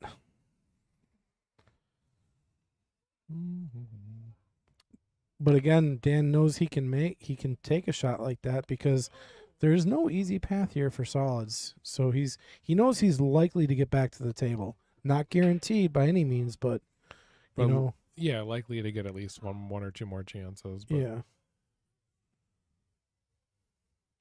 because they're both pretty evenly matched too. So Yeah, Mike's a tough player. I'm actually surprised. One of the shots he rattled earlier, I was like, wow, Mike don't rattle many of those. no, he hasn't been gifted though with many like easy shots so far in this match. He's No, been kind of stuck with the longer, tough shots. Like, look at this one. well, that's the difference is you go up in level. Dan knows, he's not going to leave you. I mean, when he takes a shot, he's leaving you tough. Yeah. If he makes a shot, he's leaving himself a shot, but he's also going to leave you tough. He's going to play the odds. Oh, I love this shot. These are fun. This is going in the side. Yeah. It's a he's fun calling shot. He called a safety. Did you see that? Oh, did he say safe? Yeah. Okay.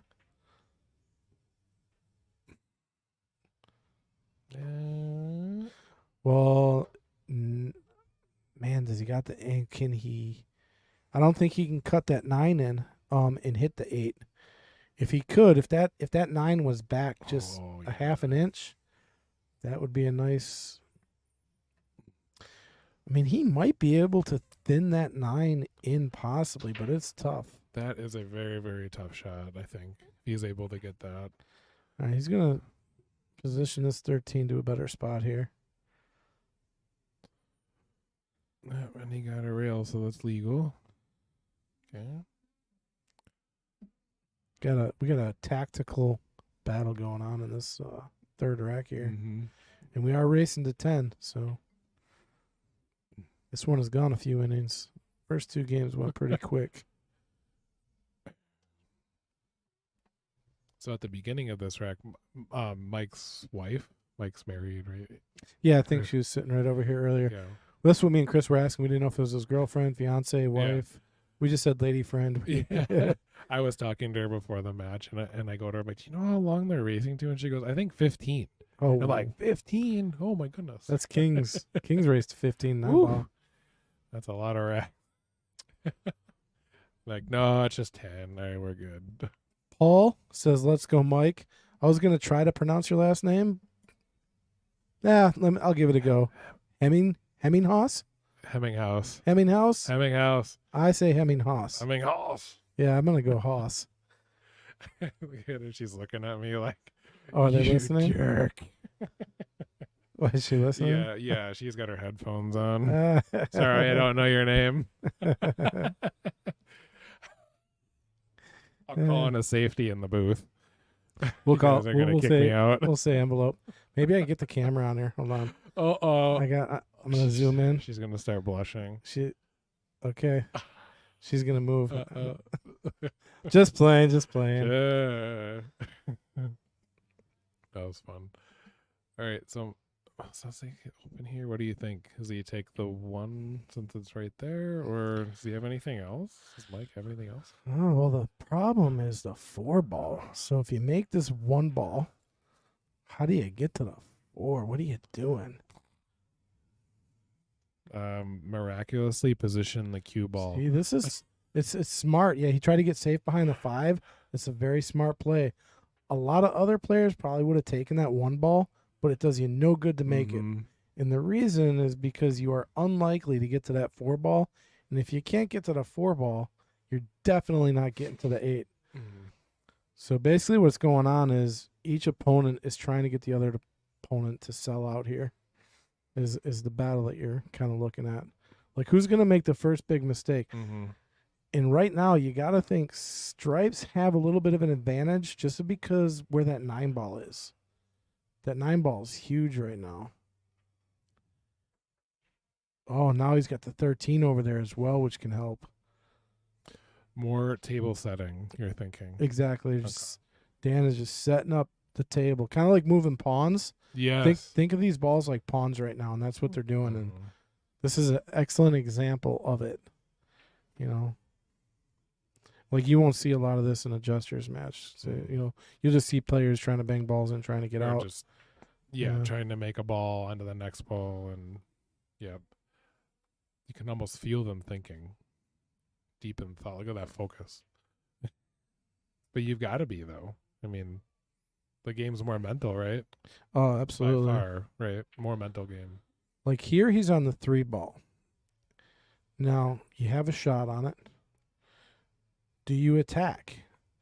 Because it's, no problem to get from the 3 to the 1. And then, the 5 to the 4, there could be an out here. This could be, this could be trouble. Because now the 11's wide open. Yep, he hasn't like a. Yeah, right to the, oh man. So that could have been the sellout Dan was looking for, right? You draw back on this 11, you play the 15. The 12 looks like it goes past the 1, so really there's no issues. The 8's got a home. As long as you play, smart here, you should be able to get out.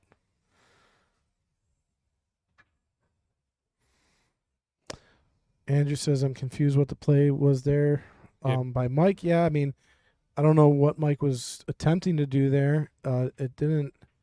That was kind of like probably an error. He didn't like the shot. He called a safety, but obviously didn't do what he wanted it to do. See, I think Dan takes the 11 here, draws to the 15. The only problem is if you draw it, you could draw it right behind the 4, which would be catastrophic. So if you are going to draw this, you got to be very careful either to draw into the 4, use it as a stopper, but definitely don't draw behind it. I mean, you could even draw it short. You don't need to get perfect on this. When you're nice and close to it, you don't even got to give it a lot of power. And if he really doesn't like it, you can still play the 15 in the side. I mean, it's not, the 11 gets to the 8 as well.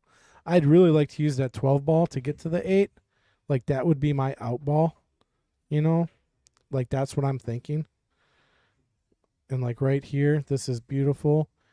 You just draw this. You play the 11, draw right in between the 3 and the 4. You play the 9, then the 13. 12's your last ball. I see it now that you laid it out. Now the execution. Execution is key. Execution, yep. This is looking pretty good. The only thing that can go wrong here is really the 13 to the 12 is if for some reason he gets kind of behind the 6 or something. Yeah. I don't think Dan's going to let that happen. Yeah, he's... Okay, so he might have to go to the rail and back here unless he can hold it for the 12. There is a little bit of an angle here. He wanted to get probably a little more straight there, but I think he should be fine here. The problem is if he plays it that way, he's looking at, if he hits that, he's almost got to slow roll the 12 in. And anytime you slow roll a ball in, you're always at the will of the table because if there's any debris or anything, weird stuff can happen on slow rolls. Like following with top, you mean? Or no, just slow roll it. Just slow, so the ball can take a different path other than the intended straight line. Like if it hits a piece of chalk on a slow roll, it could just jump out of line. Just a little bit, enough to miss the shot. Because the more speed on the ball, the less the imperfections are going to affect it. So speed is critical. Like you don't want to get stuck behind the 5 ball here. See how he had to hit it nice and slow? Yeah. Hit that really good, but he hung it. Oh, wow. He hung it. How did that not go? Again, that's a product of slow rolling. Yeah. You know, that can wow. happen. I think he hit the line good. Yeah. Well, yeah, look at the leave. Yeah, Lee That was was. crazy. It's right in. I think you'll see Mike try to roll this one right through the 12. And the reason you do that is because if it doesn't go, you use the 5 as cover. You'll still be okay then. Yeah, you'll still be okay, but the 1 is a problem ball.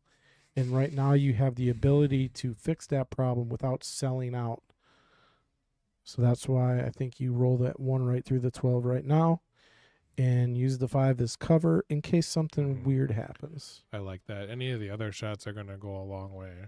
I mean, they're not easy ones either, right? I mean, what else would you shoot?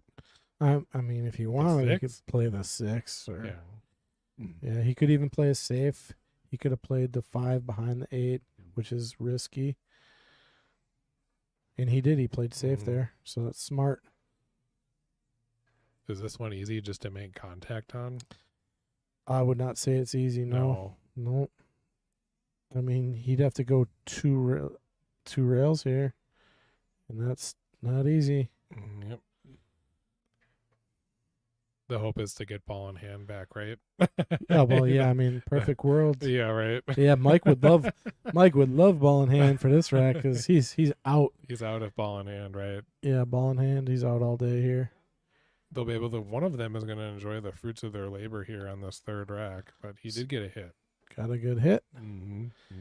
Still pretty audible now for Mike. So what are you doing first? Are you shooting the 3? I like shooting the 3 The just 3. because the reason I don't like the combo is because the 6 is going to spit over to the 5. I don't want that clumping up or doing anything weird. You're locked up on the rail. Yeah. And the 5's already on the rail pretty much, isn't it? That should be almost touching. Yeah, the 5's probably on the rail, but Yeah. that's 5. Wait, what? Did the 5 touch a rail? What is he talking about? Oh, on the previous shot. He didn't hit the 5 first, though, I don't think. I don't think I'd have to look back and see what the play was. So he's playing the 6-1. Interesting. He's good, though. I mean, And it didn't clump. yep, he hit it hard enough to make sure it didn't happen. Yep. Must be those big muscles. All right, Look let's at see. that. Oh, Okay. no, see, that puts him on the 50. He leaves a tough shot on the 4 here. That was a mistake. Very bankable, though, right? Even the bank's a little tough here because he's got to shorten the 4. Oh, Andrew says it was a foul if the 5 didn't hit the rail. I'd have to look back on it and see what the shot was. But I'm trying to think he was just trying to make contact with the 8 ball. Was it a foul? I don't know. When Dan shot, I mean, I'd have to look at the shot to. Oh, He hit that really nice. No reward. Is the 6 cover in the pocket? It is. The 6 is just covering up enough of that pocket, I think. I'm looking right down the barrel, and that 8 does not go by the 6. And it would be a tremendous shot to bank it between the 5-6. So to do that, you need a lot of left spin on that 8 ball, which means you put the reverse on the cue ball. So you need a lot of right. And that's what I think you're going to see him putting here, a lot of right spin. But even that, I mean, you could end up double kissing, even if he hits it sweet and gets to shorten it up. So it's a challenge just to get the 8 in between the 5-6. Then it's another challenge to make sure you don't double kiss. So this is, wow, what a shot this would be. I mean, wow, this would be so cool to see go in. Yeah, it don't look easy.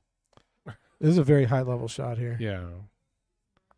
You really got to hit this just perfect. I mean, Oh. Wait, did he call that other corner pocket? yeah. Oh, he did. Okay. Yeah, he hit it pretty good. He left a tester for Mike here. I think you play safe. If you're in stroke, you're definitely shooting the 5 ball right now. But that is a missable shot. There is an easier shot where you can lock them right on the 6, safe. Yeah. I mean, but then there's the school of thought of you don't ever want to get your opponent back. Oh Okay. no, he left a shot, I think, here. Is that cuttable? No, but it's bankable on the Bankable. side. It is bankable. Oh, might scratch on the side though. He banks it, so no easy shot, that's for sure.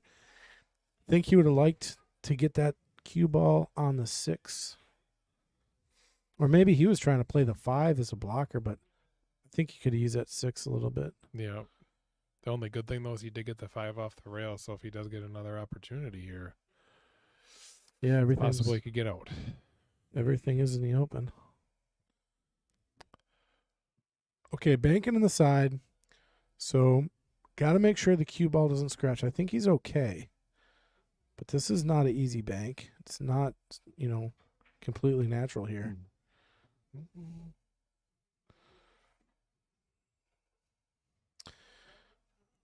All right. Not selling out any easy shots to Mike. So Mike's going to have to, either play another safe or go for broke here. Like that 4, if he shoots the 4, it's tough to get to, your next ball because you got to come with a stroke. I just feel like every time I see him come up to the table, he hasn't been rewarded with an easy shots today. Yeah, Dan ain't gonna sell anything No. easy out. No, He's making them work. Dan's a smart player. So is Mike. Yep. I mean, this is a very long tactical battle we're witnessing here. On this third rack for sure. Andrew Strumbus had said that his youngest wants to join the juniors now as well too, so that's awesome. I think it's somewhere in the comments there. Bring him on Sunday. Bring him on in. Start at what, 9:00? I think They start at 10:30. 10:30. Okay, Yeah. I was just a bit off. No, I don't think they're doing it next weekend because it's Christmas Eve. Yeah, we're So- also gonna have the stream down for the next 2 weeks because of Christmas Because of and the New holiday, Year's. yeah. Yeah. No, we will be visiting family, so wish you all a very Merry Christmas. So there's a very risky safe here. If you want to play that 5 to the rail and you draw behind and try to hide the 6, but man, you could leak out really easy doing that. And he's going to play the 6 behind the 5. That's a much better shot. That is a nice shot right there. Look at Andrew's been down here so many times before. They start whenever they arrive. Actually, that is kind of true, but Connie usually doesn't get here till about 10:30. But Kendall is here a little earlier too. So, I mean, I guess whatever. Yeah. I tried to make Damon wait until like 10:30, but he's ready to go at like, I don't know, 6:30 in the morning. So I tried to explain to him, like, just hold on a second. Yeah. We need to, Dad's got to have some coffee, and then I got to wake up a little bit. It's Sunday. It's It's pool Sunday. day. We're chilling a little bit in the morning, you know. Oh, what a nice hit on the 8. Wow. So Bob's your uncle. I think you're going to see Mike get out of this rack. That was a nice attempt by Dan. Very smart shot by Mike to give himself this opportunity here. Andrew asking, do we have any used balls for sale here at the Apple? We have a full pro room shop here, my man, and MH would be the man to talk to, or Fong. And I do believe they got, well, I know they definitely got new sets, but I'm probably about 80% positive they got some older sets of used balls. But I would just call the pro shop and ask to speak with MH or Fong. Inquire in the pro shop. Nice leave there. I think he's going to be out. Yeah, this is going to get Mike on the board. So, man, this game had 20 innings at least. Absolutely. It looks like Mike's fruits grew a little bit brighter in this game. Dan was not going down without a fight there. That was a very I could feel them both thinking on that rack. That was good.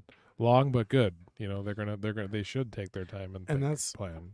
Kind of what I was explaining to my buddy Chris in the booth here is there's all different trains of thought about different games. You know, what's more tactical? You know, like what's a tougher game in a sense? Each game has its own unique challenges, you know, and that's without being said. But like 9-ball, like if you talk to like the best players in the world, and you ask them like, what's the easiest game to play? The majority of them are going to tell you, oh, it's 9-ball, because that you can put together racks, just run and run, and once you hit 3 balls in, it's only a 6-ball out. You know what I mean? With no traffic really. Now with 8-ball, you got traffic all over the place, so it's much more of a strategic game, right? When do you stop making balls? When do you tie stuff up? There's just a lot. It's more of a 3-dimensional game, I think. Sure. And it's just it's tougher, I think. Yeah. From a strategic standpoint, thinking wise, like, if you're talking like the good analogy is like, I got checkers, which would be 9-ball. Everybody knows how to play checkers, a very easy game to learn. But then when you get to 8-ball, it's more like chess.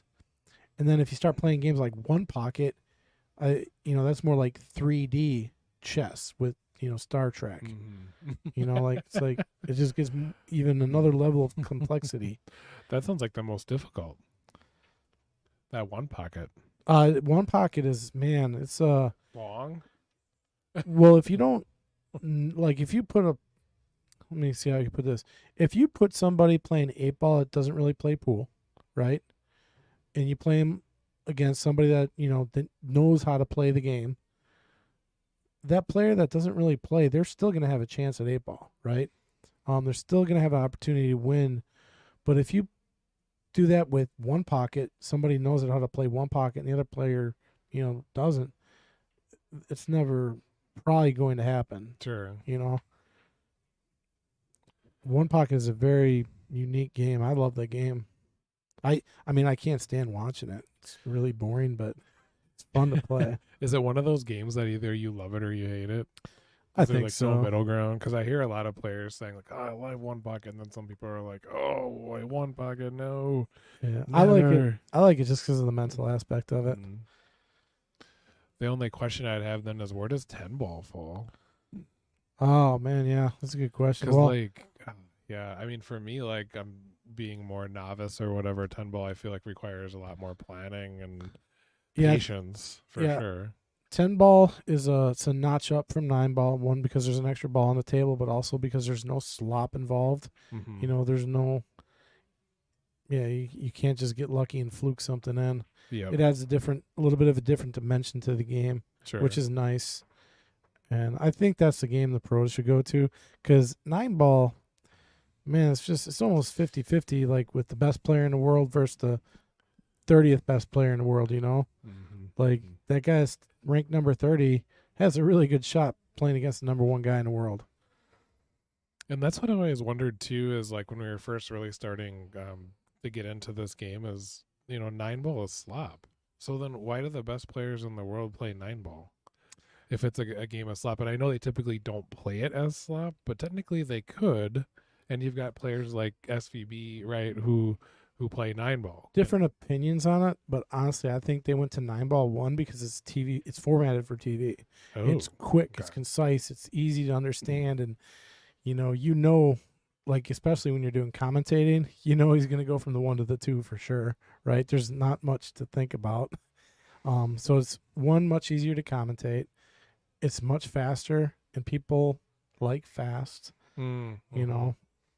So that's my theory on why Okay. you'll see a lot of pro events run rotation. But Oh. they do. You look at Derby City, it's a 1 pocket, 8-ball, and 9-ball, and I love that format. That is, to me, how the coolest thing about pool is like they put all the aspects of the game together there. All right. It looks like 2-3. They're on their 4th rack already. Dan coming to the table. Is he on solids? I believe. I believe so. Yep. Mike had just played a safe.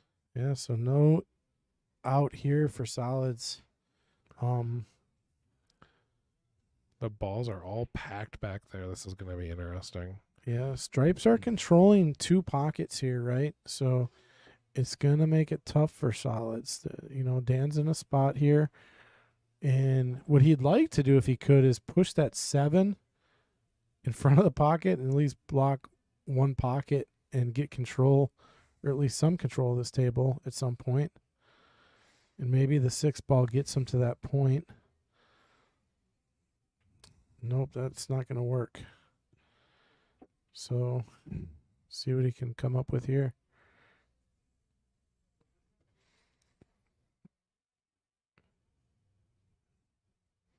Also, speaking about 10 ball, there's going to be a tournament here on December 30th for Kendall's birthday. I'm sure you've heard about that one, right? I It's a 10 ball. I just saw something about it. I'm always missing the good tournaments, you know? Like my favorite, I love the Queued Up tournaments. Yeah. The awesome event by Queued Up Network. And it's like I always got something going on. And then for Kendall's birthday, I'm probably gonna be down at my cousin's place. Oh, sure. So I'm gonna miss that one. Yeah, it's just, man, it's so hard for me to get to tournaments sometimes. Yeah, no, that one I believe is December 30th, and I'm not sure what the entry was, but I know it's capped at 64 players, so probably be a full house. I talked to him earlier today, and he said that he didn't have that many people signed up yet, but I'm sure as it gets closer, there'll be people will be signing up. It'll fill up Yeah, for sure. And I believe he's doing Calcutta too for it, so Should be a good tournament. yeah. We'll get out of here at a solid 4 a.m. Bless you. Oh, I had to sneeze. All right. Mike, does he get on the 15? He's got the 14. He's okay. He's still shooting. The 10 is going to be an interesting problem for him to solve. He may have to play a 10-11 combo. Does the cue ball go past the 1 here to cut the stripe over? No, I No, don't. it's stuck, isn't it? Yeah, I think Yeah. he might not even be able to play the 14. 14 down. All right, let's take a look at the overhead here, see what it Yeah. looks like. Oh yeah, he can play the 14 for sure, and he might have the 15. Tough to you got to be on the table to see it. It looks pretty close. I don't think it goes though, unless you really nick the edge of it. You definitely don't want to foul here and give the ball back to Dan. Brittany says, "Let's go, Mike." Is that Fong's wife? Am I right on that? I could be totally wrong. Same last name. Yeah, Could be. pretty sure it's Fong's wife. Look at Annie played it down wonderfully. Okay. So again, the issue is going to be the 10 ball. Uh-oh. And What did I do?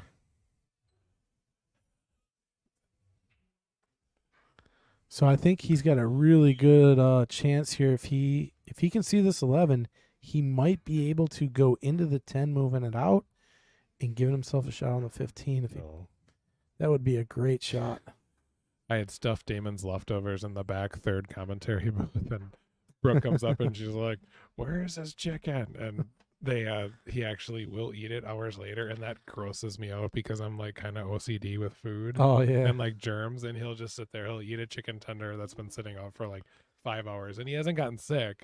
But for me, I'm like, oh, that's gross. It's good. It builds his immunity system. That's how they. But look at him, it's just gnawing that thing hours later, and I'm like, oh, gross. All right, so he did not want to try to attempt going into the 10 there. So now what do you do? Oh yeah, he's chowing I down. know. He's getting fuel for the match. Yep. We tried to get him to eat before, and he takes like 2 bites. He's like, I'm full. Because when we get here, he is so hyper focused in that he doesn't even want to eat. So I get it though. I mean, he's excited. He's Yeah. only 11, so you know. Yeah, I was talking earlier. My goddaughter Amara and my godson Jack. I took him to the wrestling match today. Went there, and when I left, my niece had lost her first match, and she was in tears. She couldn't even talk to me, But I'm telling her, like, you got to keep your head up. You got more matches to go. The person that just beats you could end up getting pinned twice, Sure. and you end up winning the tournament. You still got a chance. Right. She ended up taking first place. That's awesome. And then so did my nephew. So I think it was the first time they both took first place. So I'm so happy to see that, and that was awesome. Yeah, that's great. And that's another thing too. Is I mean, we're trying to teach him too that you're gonna lose a lot. You know, you got to learn how to lose. You can play your best pool and still lose. There's gonna be a winner and a loser. So his expectations are pretty high for his age, though, right? And that's very well said. You can play your best pool and still lose. Mm-hmm. I mean, absolutely. Mm-hmm. Oh, that's such a smart shot there by Dan. See, that's what I say when I lose. I'm like, I played my best pool, even though I'm not good yet. It comes with time. You It'll- get better and it'll better. make me feel a little bit better. But I have noticed, though, I've definitely gotten better just from playing the weeklies. I'm by no means good, but I've been seeing the table better. Yeah. I've been like making better decisions. Making more shots. That's the only way to get better at this game is you got to hit balls. You And got just to keep playing, just keep grinding at it, Yep. right? and play better players. You'll never learn if you're playing, the same crowd all the time. Mm-hmm. You got to play players that are above your skill level and different players. You're watching the different ways they play. I mean, so many things you can do. Absolutely. That's why some players they'll play these tournaments where like they'll never play a tournament if it's like open entry or higher rated players. And I'm like, well, why would you only want to play with 499s it's and the below? same. Yeah. Like you're never gonna get better doing that. No. All right, so Mike is in a tough spot here. I mean, he does got a makeable shot here on the 15. It's a tough shot. But again, the 10 ball is still in trouble.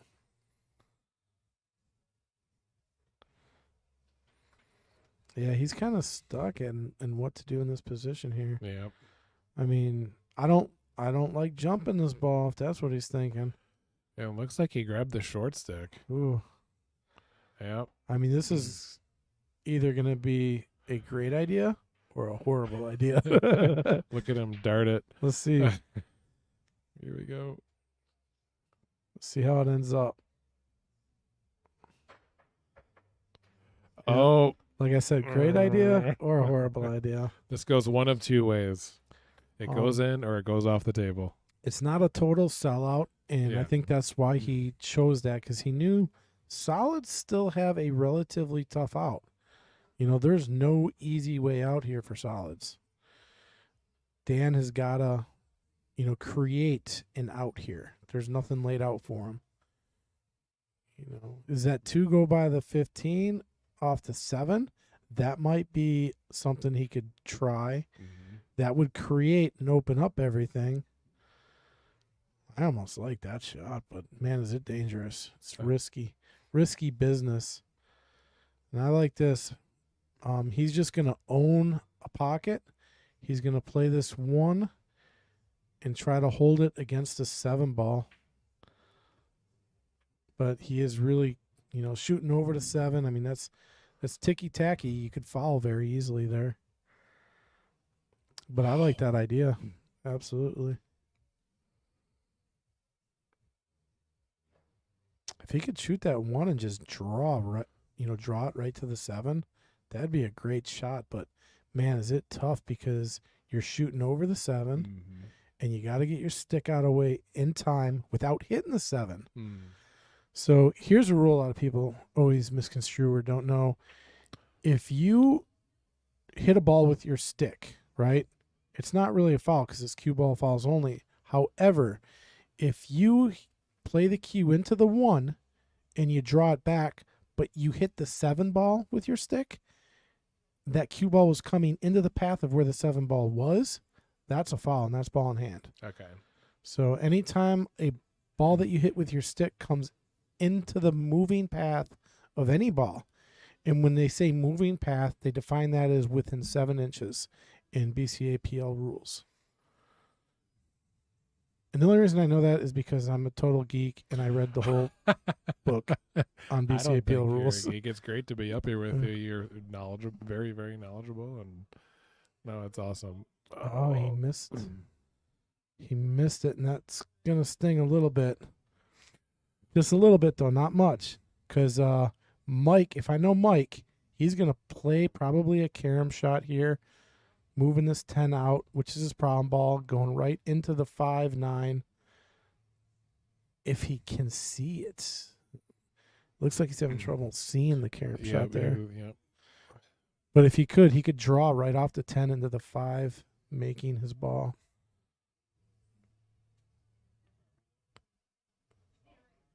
But it seems like it's just locked on that 15. I can't really tell. That's the hard part about being in the booth. You can't see everything completely. Yeah. Change the view there up. you go. Oh, yeah. I don't know. Yeah, it's tough. You might not be able to get that. Is the cue ball touching his ball? Yeah, it is. So that makes it really tough. Yeah. So is he calling the 13? Let's see. Did he play safe? Well, Okay. Interesting. so this is where it gets down to almost you're taking shots with almost a little bit of a gamble here, you know. Like if he plays this 5 to take the pocket back and he gets a cue ball down at the bottom of the table, he does leave a shot to Mike and gives Mike the ability to get out. But he's gambling by doing that, right? Yep. I mean, it's not an easy out. If he plays the 2 ball, will he be able to complete the out? Or does he just actually playing the 2 ball? I think that's what he's going to do. He's going to play the 2 and just leave kind of nothing here for Mike, except for maybe the 15 down. Okay, so he's going to try to play this other shot I was talking about. And this is going to be a gamble shot here. Because he's going to leave a shot. Because I believe that 10 must not go. Do you have the overhead view again? Let's just switch ones. Doesn't look like it. It's probably going to hit the 2. Yeah, the 10 does not Nope. go.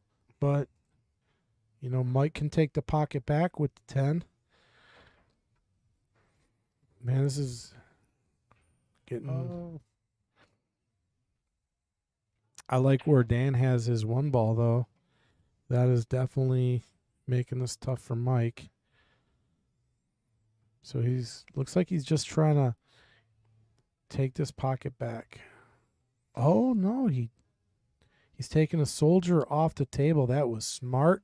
Okay. Because what that does is it makes Dan have to go from the 1 to the 7. And how do you do that?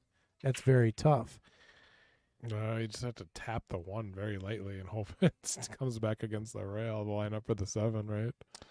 Well, the thing is, there's no shot on the 7 if you do that. I mean, his only prayer would be if he drew into the 7, and that's, again, a prayer because you're kind of, what is going to happen? He's got to try to find a way to play safe. But by doing that, he might take a soldier off the table himself. Okay. So he leaves a shot, I think, here for Mike on the 15, which could lead to the 10. It's not an easy shot. Nope. He's had shots like this all day. You got to... These long, long shots.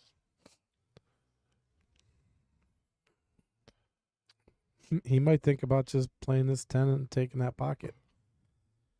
These guys are just playing very I tactically. think he's sick of the long shots. Give me the shortest route. So Mike could play this 15 down and try to draw right up and play the 10 over in the left corner pocket, or this shot is going to make it very tough for Dan. I think that's the right shot. That was the right shot. Yeah, because where does the 7 go? You cross bank it into the side. You do leave a cross bank. Percentages of making that are not high. It's a tough shot. And even if you do make it, The pocket's blocked for the 8. exactly. Both of those pockets are. You might be able to slide the 8 past the 10. Oh yeah, Possibly. no, I think it does go. And if not, you could take it off the rail, off the 10, you know. Either way, you got to focus on making the 7 first here. Let's make the ball first. Make a ball first. This is no easy shot. fun shot to practice. Not a fun shot to take. No. You think he's going for the cross bank? Yeah, I think he's trying to bank this in the side. Oh, no, it looks like he's going down in the corner with it. Down the corner with the 8-ball. Uh-oh. Don't know what that shot was. Oh. Okay. Well, we're 2-2. Yeah, I was like, Expect- I thought he was going to try to cross bank in the side. So did I. Then when I saw him line up, I was like, I think he's trying to bank it down in the corner now because he's lined up differently. But, yeah, I don't know what happened there. All right. Anyway, while we're in between here, we should check out the questionnaires. Let's learn a little bit about Mr. Mike Misevicz, who is he's Mad- only 32 years old And a Mad Apple regular. and a regular here down at the Mad Apple Yeah. Burger and Billiard Company. How long have you been playing pool? What age did you start at? Let's see, age 19, 13 years off and on. That's a long time. Describe the cue you use to shoot with, marker type, size, weight. Do you use mid and extension? He uses a Caveman custom cue. 13 mm, 19 ouncer. 13 millimeter. 13 millimeter. That's a bigger tip. I mean, yeah, that's standard tip, and then they generally go to like 12.75, and they go down to like I think I got 11.7, 11.7, but 13. That's a bigger size tip. What's the advantage of playing with a smaller one over a larger one, or if any? I tell you, people would argue one way or the other if there's an advantage or disadvantage. I like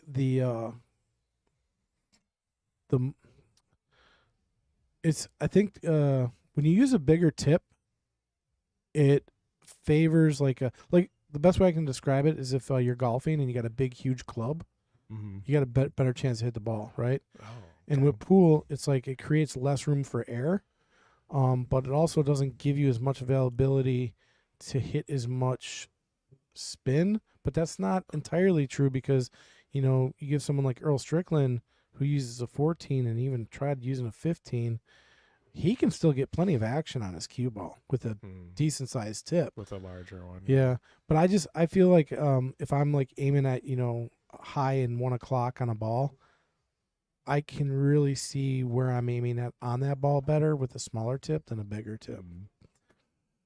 But also, it creates a lot more air in your stroke with the small. Like it's harder to shoot with a smaller tip, like accurately. I think. Yeah, just thinking about it, I feel like you'd have more precision, like on the cue ball with you know where you want it. But then at the same time, I don't know.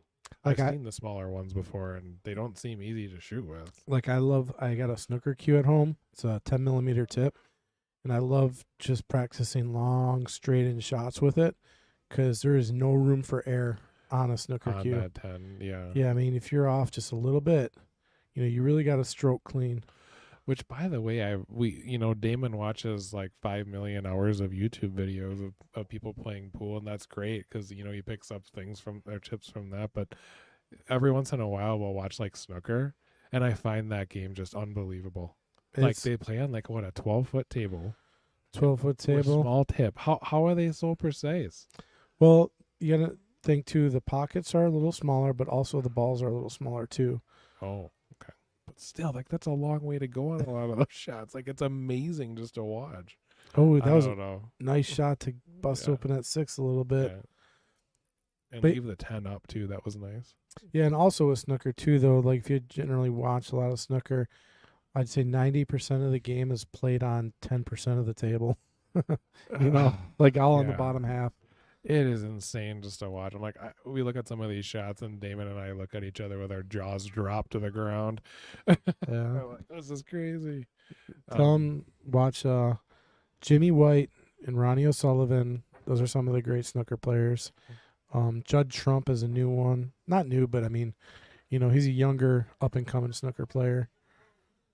So I got a question about snooker players. Then, if they're that good at those bank shots and the long and the precision, do a lot of them play like banks pool or just like regular pool? Because I feel like they could just come in and just tear it up. They've tried, right? So the only ones that ever do it really successfully at any level, I think, were Ronnie O'Sullivan and Jimmy White, and they played, in the Moscone Cup, and they did fairly decent.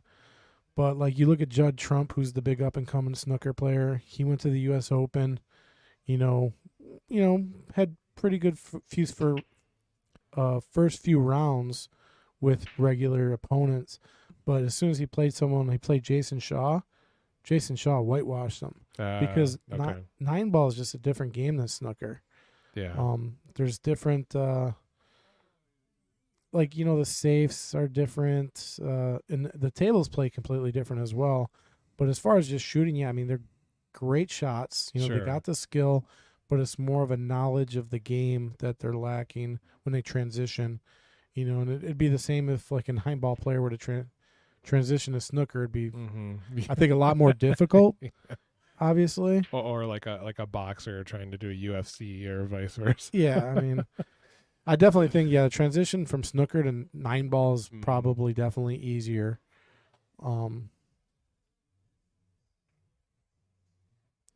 Holy cow, Mike Flassig, what are you doing up in the UP? Do we have somebody watching from out of state?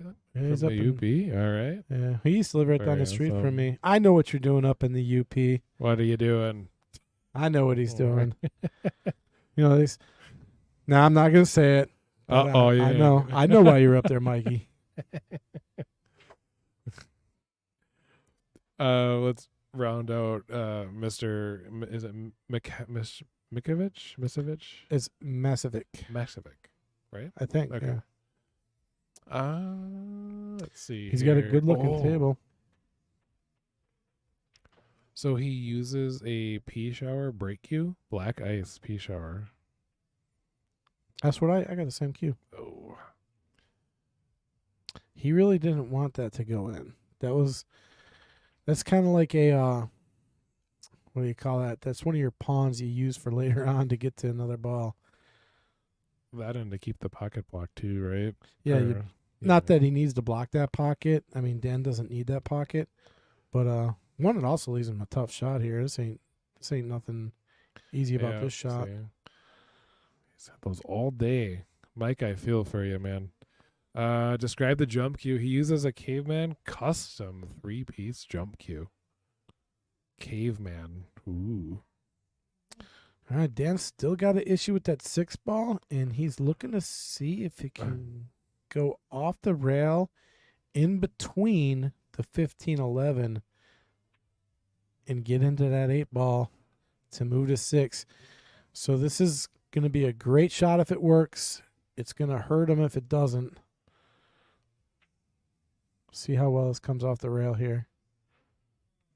Oh, got a little unlucky bump on the 15. It actually tied up the 6 ball just a little worse. Ooh. Yeah. That's looking ugly down, a little ugly down there. Yeah, the good news is it makes the 8 ball tough for his opponent, but it ain't doing him any favors. So, like right now, it does him no good to make the 5 ball here. He's got to figure out something. Like in a perfect world, he'd like to get this 5 ball close to the 6-8. You know what I mean? So he has a possible shot / breakout. Sure. But the problem is you got to do it without leaving your opponent a shot, and it almost doesn't matter where he goes here. Mike's come back to the table with a shot. This would be really impressive if he can lock Mike up here somehow, but it's going to be tough. Nope. Damon's shooting the 8 ball and drills it in the side. Did he? Oh, all right. Yeah. Yeah. Yep. He's, I think he's 3-1 today, so we'll see how he rounds out his day. All right, so here's the problem with that shot is Dan did open up a 6 ball, but he also opened up the 8 ball for Mike and left Mike a shot. So tough shot for Mike is going to be that 13 is in a weird spot. So Mike obviously feels like he likes jump cues. I would hope so. He's got a custom one. Template racks. He likes template racks. Likes the 7-footer, diamond. Loves 8 ball. What started your interest? It came naturally to him. Of course. Of course. Nice. Love it. And then okay. Well, he started at 19, so I think we said that before. What's his schedule look like? Mostly league. Ooh. He has a table at home, but he maybe only plays once a week at home. Very few drills. Mostly break and runs. Okay. I hear that from a lot of people that that could sting. He missed that one. You don't want to give Dan this opportunity. I mean, Dan is definitely capable of getting out here. It's tough. It's not easy. You got to make a nice shot to get to the 6 here, but definitely capable of doing it.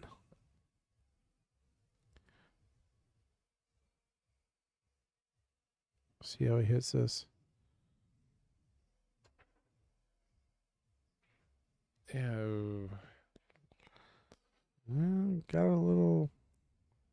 He Well- finally got one of those longer shots like Mike's been getting all day. Well, so that shot that Dan just shot, and we'll probably take a look back at it, but you can definitely tell that was a shot where he was more focused on where he was putting that cue ball than he was the 5 ball, because that 5 ball is, I mean, he makes that probably 100 out of 100 if he's just shooting the 5. But shooting the 5, getting on the 6, it puts a little bit more complexity into the shot. And I think that kind of is what happened. Ooh, see that? I don't understand why he tried to play safe there, because if Dan plays a really smart return save, he could park this cue ball right above the 8, and that would be trouble for Mike. Tough shot, though. I mean, you got to hit it just right. Yeah, he's looking at it right now. He's got to hit the 6, come off the rail, and try to make sure it doesn't leak out past the 8. If it leaks out, it's nothing but trouble. Then we're gonna have a big flood. This is Where that ended up. Did he get it? I don't think the cue ball goes past the 8 out straight. I think he's got the 11. Yeah, he's got the 11 ball. Oh no, he does. It didn't look like it from the original angle. If he would have got that behind the 8, that was a very difficult speed shot angle. I mean, very hard to hold. Oh, Dan is going to be happy to get back to this one. Well, here's the tough part about this. The 6 don't go by the 8, so you got to pound it off the rail to get on the other side of the 6. So, again, no easy out here. No.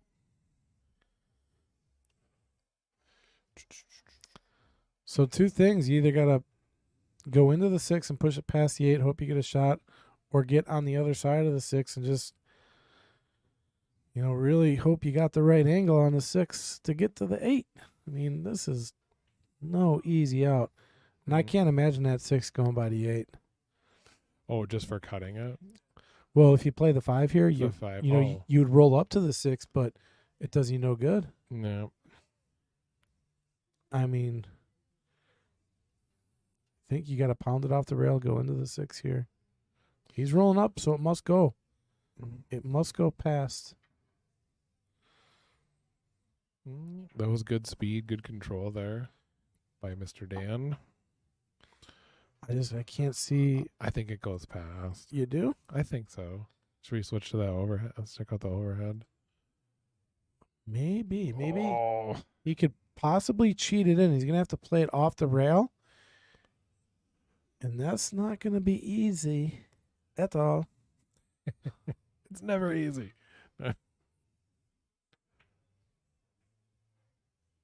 Oh, and it hung up there in the corner. Wow. It had more room than I thought. Oh. Don't you just love it when that happens? No. No, me neither. No, that's, I want to break my cue stick. Says nobody. He hit that about as good as I don't think he could have hit it any better. No, probably not. I watched it from just popping up here. So the only chance Stan will have back in this rack is if Mike fails to get short side on the 8. So that could be challenging, because all his balls are at the top of the table. So he's got to choose an out ball. He doesn't have a good out ball, to be honest with you. Maybe the 9 is the best out ball, you know, but he's got to get above it. You know, he's got a little bit of work to do, basically. Yep. And he can't afford to miss any shot because Dan's got a duck just sitting there Yeah. waiting to be shot. You'd think it's pretty much game over at that point. Yep. There again his chances, right? Yeah, even if Mike misses and like somehow finds a way to hook Dan, you know, I'd say Dan's a favorite to kick and make the 6. So it's very hard. Mike can't afford to make a mistake here. I'm just watching Damon gnaw on that chicken tender. I don't know why that cracks me up, but those chicken tenders are huge that you guys have here. All right, nice shot there by Mike. Another one of his long ones today. Wow, what do you? Oh, you got the 14 in the side next. Yeah, but man, that does not lead to where he wants on the 11. And you don't want to go. Yeah. You do not want to get on the 9 because that's got to be your out ball. I mean, it's tough to get from the 11 to the 8.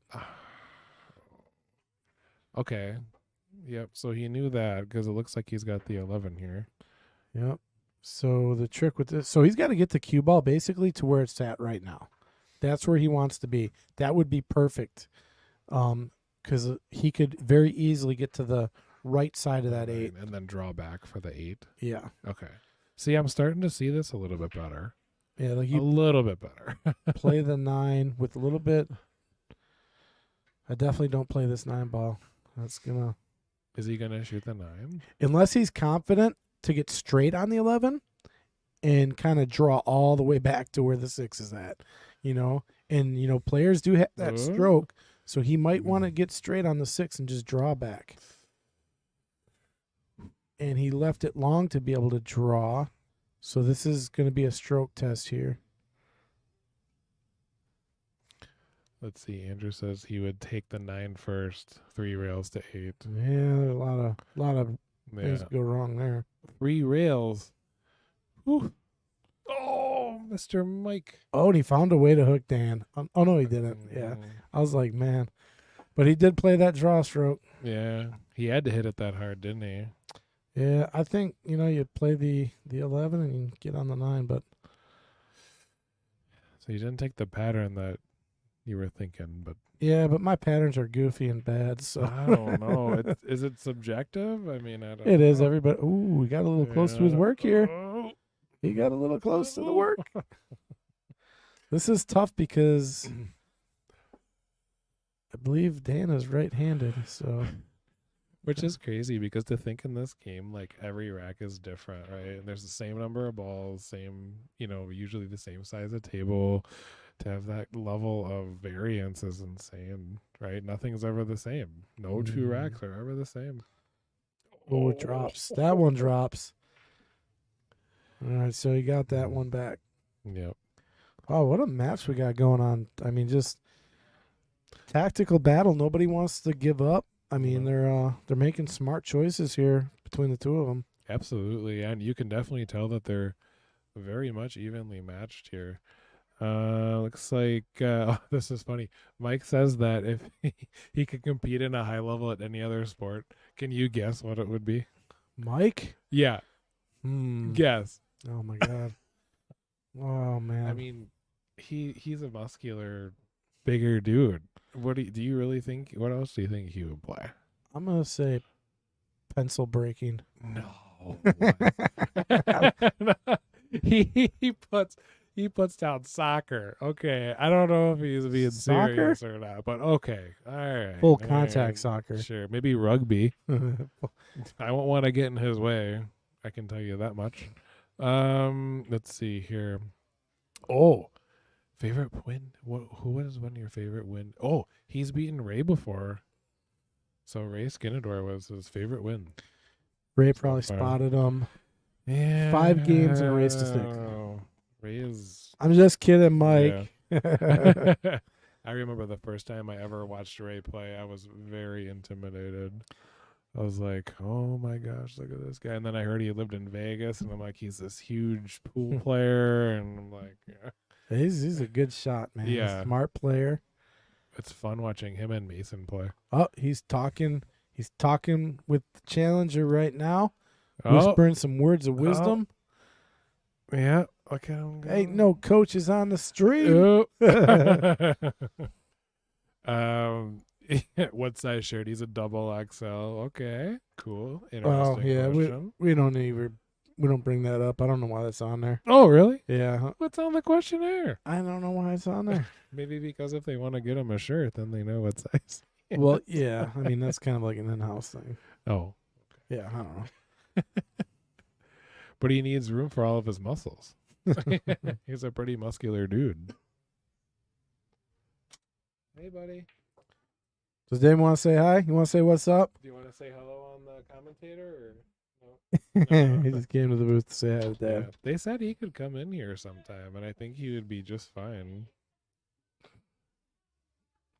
Oh, he's gonna get ball in hand. Damon Oh. is. We were watching some other like random stream on YouTube last night, and it was kind of fun just to watch other people commentate. And another kid was up there with this other guy, and it was just really cute. It was like a younger kid, and this girl's like, "Yeah, hello," and she's just all. I'm like, so yeah. They said Damon could come up sometime and just say hi. He'd be better at talking about the game than I am. I think I'm just more like I'm having fun. We can kind of joke around, but Yeah. it's fun though. It's something different to do, and Yeah, I we enjoy appreciate doing it. We appreciate the help. I mean, Yeah. getting Chris a break or even me a break. Oh yeah, 'Cause, absolutely. We do it every week. We get in the booth and, we're not getting paid an exorbitant amount of money. So, No, it's fun. I know I'd filled in a couple times when you were hunting or whatever, so that Yeah. was fun. yeah, I was gone for like a month. Yeah. How did that go? Not good. I didn't get anything. You didn't get anything? Nada. A month? Nope. 1 month? Well, you- I hunt for big game. Like if I see like a little buck, I'm not taking it. No. So I wait for a big monster buck. But you got away for a month, so that's cool. I mean, break from. Oh yeah, get to go sit in the woods, no people. Yeah, you get to enjoy peace. I love it. Right? Yeah. See, Michael Johnson says Mike's got to loosen up just a bit. He lost that rack. Oh, and Played an unnecessary safe on the 13. I mean, for the most part, I think Mike's been making a lot of good choices. I can't really. I mean, I don't know which one you're talking about, but both players are playing really smart. Is what I'm saying. Yeah. He just got he got screwed on that stripe his last game, but I mean, I guess he's been getting he hasn't like I said he's been having a lot of longer shots too. I mean, so. Like this is out. He should draw back to the 10 here. I would think, right to the 10, and then this should put him right on the 15, and then at 14 is your out ball. He could go either way. He could go to the 14 too if he wants, and then to the 15. But you got to take the 10 here because it plays to both balls. It just depends on which angle you want and which ball you want to get to the 8. I really like the 14 as my out ball personally because it's it's brain dead to get to the 8 from there. But see, he overrolled it, so he'll have to take the 14. And, it makes it a little tough here. he's still well ahead on this rack, so I mean he's probably gonna get another chance yet. So Mike's got like a very tough pattern. It looks like here or spread. He's got that 6 against the rail, and we'll see. The problem We'll see is what happens. the problem is in a rack like this. Let's say he doesn't get on the 15 right now. Okay. Well, we'll see what happens. Well, he's good. He's perfect. But if he didn't get on the 15 and he misses, he's in what's called one ball hell. And chances are he doesn't really get a chance back because his opponent can play safe so many different ways, and he's really at a disadvantage. So it's like when you get this far in a rack, you got to finish the out. Otherwise, it's going to be very tough to get. Like right now, he's in the driver's seat, right? Oh yeah. He's driving the car. He's got the keys. Oh yeah. But if he makes one mistake, that's it. The other guy's in the driver's seat, and you're just basically at their will. In the third row, basically. Yeah. Yeah. But Dan looks really locked in on this game. That was a great shot. Here. That was a great Yeah. shot right there. Look at the leave on the 8. Yep. That was probably, I'm going to say that was probably the best shot of the match right now, just because of the position and everything. He had to just miss that 8. He snicks that 8, things can get weird, or he snicks the 2, things can get weird. So nice out Out clean there. by Dan. That'll be his up by 2 games now here in this race to 10. Yep. Every ball is a rail. Uh-oh. Shenandoah. Hey man, I saw you out there coaching. What are you doing coaching, coach? I was the shoulder to cry on for a sec. It's intense. Yeah. Yeah, so I'm gonna kind of get you up to speed on the match here. This is your game, Ray. This is your game. 8-ball, baby. Love it. Well, when I say your game, I mean they are playing like your type of pool, strategic. Ooh. They're strategizing. They're playing chess. I mean, we're talking 20 innings a game here. Like they know not to sell out. They're playing safe. Neither one wants to sell out, and they're making some smart decisions. But it's a lot of innings. That's how it started. Yeah. I just saw one inning there, break and run. That was I mean, Oh, yeah. Dan had a great out there, and he went into out mode, had a great shot to get on the 8. I mean, he played it great. He got a little out of shape on the one shot, but, he found a way back into it. So, Yeah, no doubt he looked locked in there on that rack. But yeah, it's been a mind game right now. So Dan Yenor, is that how you say his last Yenor. name? Yenor? Dan Yenor. Yeah, he's a little bit older than Mike. He is 37 from Slinger. Wait, Dan is 37? He is 37. How come everybody looks so much younger to me? I don't like, know. Like Joe. Hey, Ray, did you know Joe is 62 years old? Oh, just played the last match? Yeah. No, I I would never guess Joe Nope. at 62. I would never have guessed Chris G at his age. I would Ooh, never dead guess. rack. Like Dan, I would guess. I mean, he looks young, He does He's, look he's old, almost younger. 40. Yeah. Dan, you're getting old. I know. Oh, that Dan. Oh, okay. He's been playing for 20 years, 20-ish years. Uses a Jacoby custom edge hybrid shaft with a. Is that Kamui? This break was Yeah. nothing special. Yeah. Created a lot of trouble on the table. I don't like it. If he takes, Stripes are okay. yeah, he's got to come into the pack here though. Right now, You got 3 balls you can come into the pack with. You can come in with the 9, the 13, or the 10. he's gonna use the 10. If you took solids, you had nothing to come into the pack with. Yeah. Well, I don't think he can use the 10 here. Why not? I mean, what's he gonna do? Smash it in the hole with some low. I don't think he's gonna hit the pack the way he wants. Oh, was that a foul? I don't think so. No, you hit the pack. He hit the Okay. 10 and first, yeah. Smack 5, 6 balls around. He really smashed that. Yeah. Look at this. Pat, what were you saying? What were you talking about? He couldn't hit the pack. Oh, he drew into it. That's why. Okay. I didn't see him drawn into it. Wow, that was great. Great shot. Oh yeah, it had like a, it took a second for the English to catch, and then it Yeah, took I a different didn't. direction. If he came off the rail, I think it would have been a little more difficult to break it up that way. But left the tester here. Look at Mike just nailing those long shots now. If this Yeah. combo goes, I think you got to shoot this combo right now. I absolutely take this combo right now. To clear out to the 8 for the 8. No, just because you're not gonna have another shot that's Oh, good yeah. on it. Yeah. Right? You're never gonna be better on it than you are right now. Sure. Yeah, it looks pretty well locked up. Or there's no pockets for him, except for maybe the green. I don't think he's lining up at it. He's going at the. Is that the Maybe he squirrel? likes the combo in the side. Okay, never mind. I was gonna say maybe he's going forward for the combo on the side, But he's, or maybe the 14 goes by. Yeah, maybe it goes by the 8. Maybe that's why he played it that way. And if that's the case, then I agree with that for sure. He's got to follow into the 15, I think, and bump it a little bit here. This is Mike the Misevicz. Misevicz. Thank you, Ray. So we messed it up. We're We trying to played figure out, Masevich. trying to figure out how to say his last name. Mike. I like the Miz. Miz the Wiz. The Misevicz. He is definitely one of the most improved players that I've seen, and I think he's ready for this match. This is a nice step up though, but he's been playing under pressure, finding pressure spots for quite a while now. Okay, he got it to go. Oh, he's got a tough spot here though. This is a weird line here. Look at Yeah, man. I mean, can you draw around in between the 4-2? And Yeah, then but you come need around? to draw it with inside. Yeah, because it's got to come around. Come back down flat, and you're jacked up. Yeah.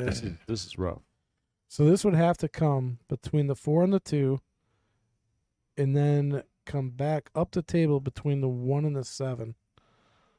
I actually don't mind playing the safe here. Just trying to On leave the the cue 8? ball on the 8. Yeah, that's doable. Would But you That's draw? not what I would do. I'm trying to get out. Yeah, I mean, so if you were going on to the 8, would you come off the rail onto the 8, or would you try to draw into it? Just draw back. Draw yeah. back. And then try to hit that 15 into the 5. But whatever I do, just make sure the 8 blocks the 6. I don't want to leave that 6 ball. Yeah, I'm with you. I'm smashing this 11 ball, and I'm coming around the mountain. so You can even play the 11 down the corner, and it makes your shape kind of natural, but it makes the shot a lot harder. He's looking to see if he gets a cue ball where he wants it. What's he giving up? That's what he's looking at. So I think he is playing the safe you're talking about, Ray. Which I think is the smart play here. Yeah, I like this safe. As long as you don't leave the 6 ball, I'll leave you any other ball you can shoot. Something long, but don't leave the 6. He came out so far. and in did that. he leave it? Yeah. Well, he left other shots and he left Oh. safes available. So I'm okay with this. It's not a perfect safe, but again, you didn't leave the 6 to the corner. So go ahead, cut. You want to back cut that too? Go for it. You win. I'm back cutting that too. Let's do it. Let's do it, Dan. And he's got it in him. I know he can make that shot. I just think the percentages of this. I'd put money on he makes it too. I was comparing the percentage of getting out from here as compared to Oh yeah. getting out from cutting that 11 ball in and trying to run out.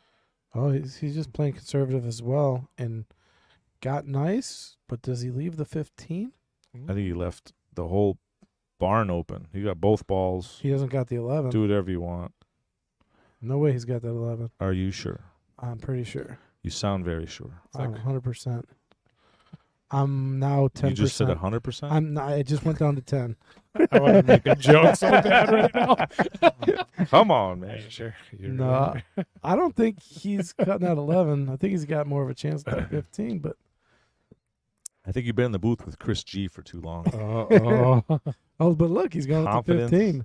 Confidence beyond your. Here we go. Oh. Okay. Oh no. Yeah, both shots were tough. Hey, didn't leave the greatest shot in the world here, because 4 to whatever is not easy.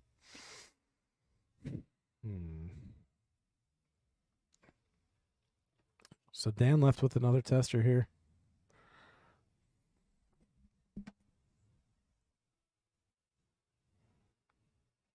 I mean, he does got the 2 as well. I don't think that's too bad of a shot. I think this 4 is kind of a really straight shot to maybe Draw just- back on the just 2. play this with a ton of 2. Or, sorry, ton of top. I mean, Yeah. You think it'll come off the bottom and up in between the 15 and 5? Or maybe even into the 15? you could hit the 5. You could hit the 15. There's a lot of good. You're going to get a shot on the 2. You're hoping to get a shot on a different ball, but just make this ball with a ton of top. Yeah, right in between the 5 and 15. And He He's put good. he put some outside English on that, which made it a lot harder. So now he's got the reward. He's got a lot more shots. Nice shot. Hey, so you chatting up a storm during our break? No, they silenced me. Who did? Chris gave the signal for Fong to call my match Has- 10 seconds after you left the booth. hashtag shut Ray up is what they did. What? Hashtag we need Elon. Hey, so I finally figured out what you did with my money. Uh-oh. You went and bought gold-plated shoes. Oh yeah. I do that sometimes when I win a You good got- match. Gold-plated shoes on. Oh yeah. I got some gold shoes. Yeah, gold. They're Air Force Ones. Air Force. Because they brought up your shoes, and I looked at them, and I was like, I was almost blinded, like you were with the Yeah. balls Oh. Chris G was bringing in. If I could get the same gloss together with these shoes that Chris G puts on the balls right before my stream matches. Mm. Hold That's on. not good. Hold on. He just rolled the 15 in front of the 5. That is no bueno. No, the 5 is all locked up. The 5 is The 5 is definitely locked. It's bankable though. So Your shoes kind of look like moon boots, only they're gold. But I love them. moon boots. Walk from So now you gotta. dimension. I think you gotta play this too with a ton of inside English, and hoping that the cue ball will come back and crack that into that 5. And kick it out. Yeah, but it's tough. Actually, I like drawn off the 7 into the 5 here. Why do you like that more than my shot? Because I don't like messing with that 15. I think if you get on, even if just a little bit of a minor discrepancy, you could scratch. If you put too much inside on it, You could scratch on my shot. I think so.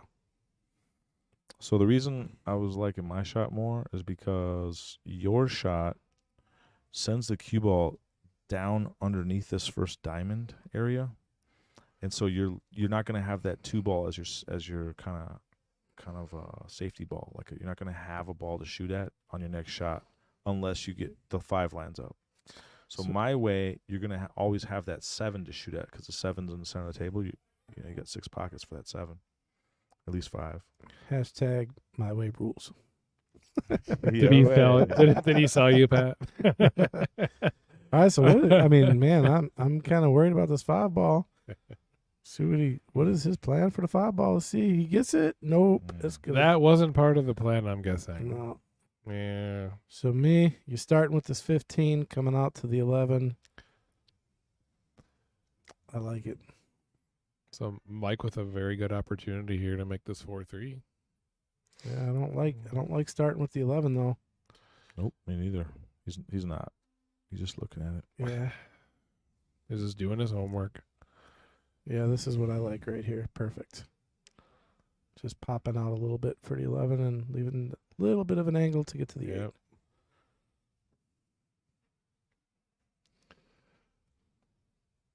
Looking nice and locked in, nice and focused now. Both straight on this by ball, now, yeah. so it's fine. You're just not going to get really close to the 8. Just stop shot. Shoot a stop shot. Oh, he tried to muscle it, Oh. and he did. And got on. Oh, he got good. Look He at still that. got fine. He's been working out. Yeah. What? Let's at that. take a look Woo. at that shot. Are you going to run the instant replay right away? Oh yeah. Oh my goodness. Look at this. Yeah, so he actually created angle. So he has a wood shaft. When I had a wood shaft, you can create angle on straight balls, and that's pretty much what he did right there. Wow. Nice job, Mike. With my shaft, that the degree of difficulty to do what he just did is at least double, probably more, 5x. 5x over the y. Carry the 3. Yeah. E equals MC squared. Got it. We can all put together an equation, the 3 of us. Congratulations. I miss it. I miss the wood. You guys shoot wood shafts? I got a low deflection shaft, and my snooker cue is all wood. It's a nice piece of ash. So MH is actually letting me use a very old McDermott from the pro shop, I believe. Well, I know it needs to be worked on, but I believe it's wood shaft. It's actually back there by you, Ray. But I use I got a carbon fiber. Yeah. Now that I know where you were, the first time he went into that booth behind us, there's a booth behind us. It was like he started talking, and I was like, "What the heck? Where is he? Is he doing this remotely? Is he in my head? What the?" And sure enough, Ray's in your head. there's a secret spot. That's awesome, though. Third mic. The third mic. Not many people. I'm honored. They let me back here sometimes. And All right, solids sitting third mic. minus the 5 and the 7. Stripes, not a good starter ball. You guys have been talking to this chat room. This thing lit up. Oh, for sure. Well, Chris G left the stream on from the last match, I think. Yeah. So these are all comments from the whole day. But Andrew Strumbus has been chiming in quite a bit on the chat here. So thank you for engaging with us, Andrew. Uh-oh. And we do have 33 viewers. That's pretty awesome. Thank you for watching. That's 33,000. You left out the zeros. Oh, yeah, I didn't see. Yeah, 33, comma. And that's live.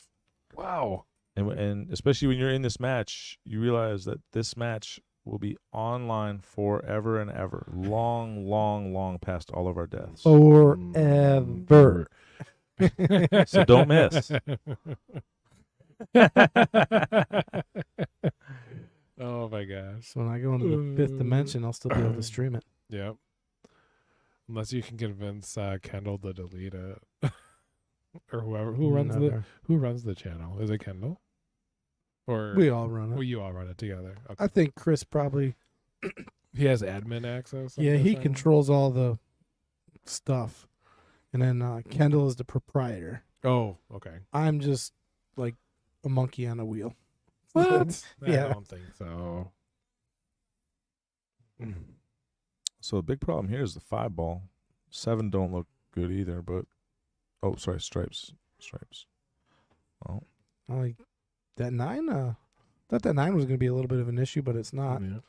So now what? The 13 maybe could be an issue, but I think it goes.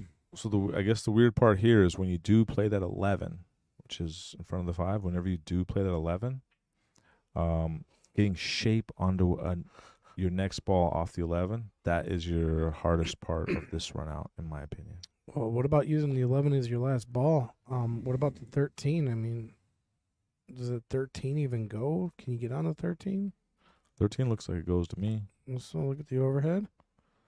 Yeah, as long as you got the right angle, it does, I think. But I like using maybe that 11. That's the last ball. So All right.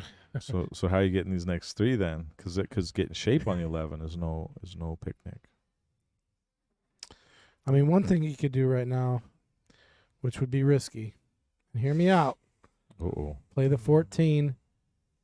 It goes on to the 7. It pushes Wow. that 13, and you're automatically already on the 11 or the 10. So you're busting up your problem here. I'm You're- not mad at that shot. Yeah, and that's what he's doing. It's like I knew.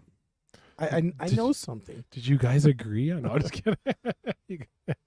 Oh, I think he has to hit that harder, though. You got to hit that harder. But actually, he hit it perfect. Look at that. Yeah, he's got to leave on the orange I don't stripe. think it gets any better than that. You said he had to hit it harder, and then you're like, "Oh, you're good." Well, I mean, because of the chances it rolls, like he's right on it. I mean, Yeah. tough. Because the reason he shot that was because he had a little bit of a weird angle. He was on the wrong side of the 10 ball. Now he's on the right side. You still have this issue of when you do shoot this 11, Ooh, he didn't sending get the on it. cue ball Yeah. somewhere that you want, somewhere good, is not easy. And so he is going to save it for last, like you said. But Yeah. now you have the added issue of getting on the 11. Yeah, I think so. What he's got to do here is he's got to draw back.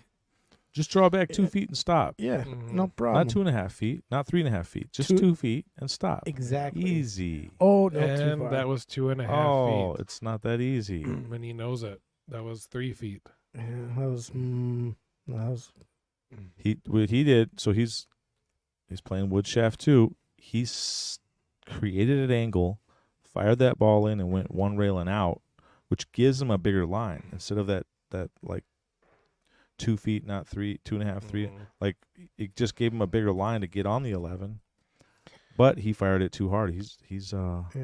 Well, also when you come out, instead of just drawing straight back, when you're drawing back and it comes off the rail, that spin takes on the rail and it's going to draw like a lot farther. That ball's whoa, gonna cruise. this is a tough jump. You have to land directly on this 11 This would to be- make it and keep it on the table. this But would I be- think it's worth it. Now look at his lineup on the bird's eye. Looks like he's going far right. Looks like he's going to miss Yeah. this thing far right on bird's eye view. Yep. Oh. Wow, and he hit it dead though. How did that Goodness. replay? He hit that really good. That was That looked like great a try. that looked like a Moscone Cup, like in the pocket and no reward. Wow, that was he hit that as clean as you could probably get it. Oh, look at this. Look at the overhead. Wow. Ouch. That one stings.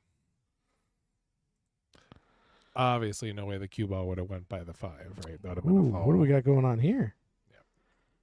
Yeah, 2's weird by the point, so he's just going to get rid of that ball first. Wait, what happened to the stripe? It goes It down. jumped off the table, so it stays down, ball in hand. Oh, okay. I knew it flew off, but I didn't know that it goes down if it goes off the table. That's the BCA rule. Yep, BCAPL. Okay.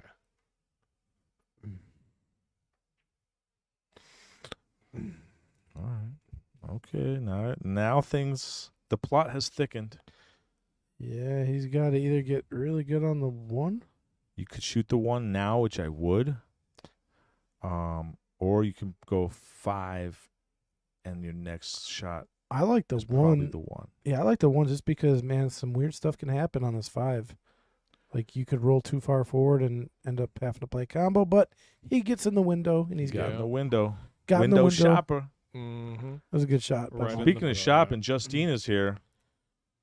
And she's out there. Watching Mike. She's watching Mike, yeah. Justina is her name. Okay. Justina. Sorry. Okay.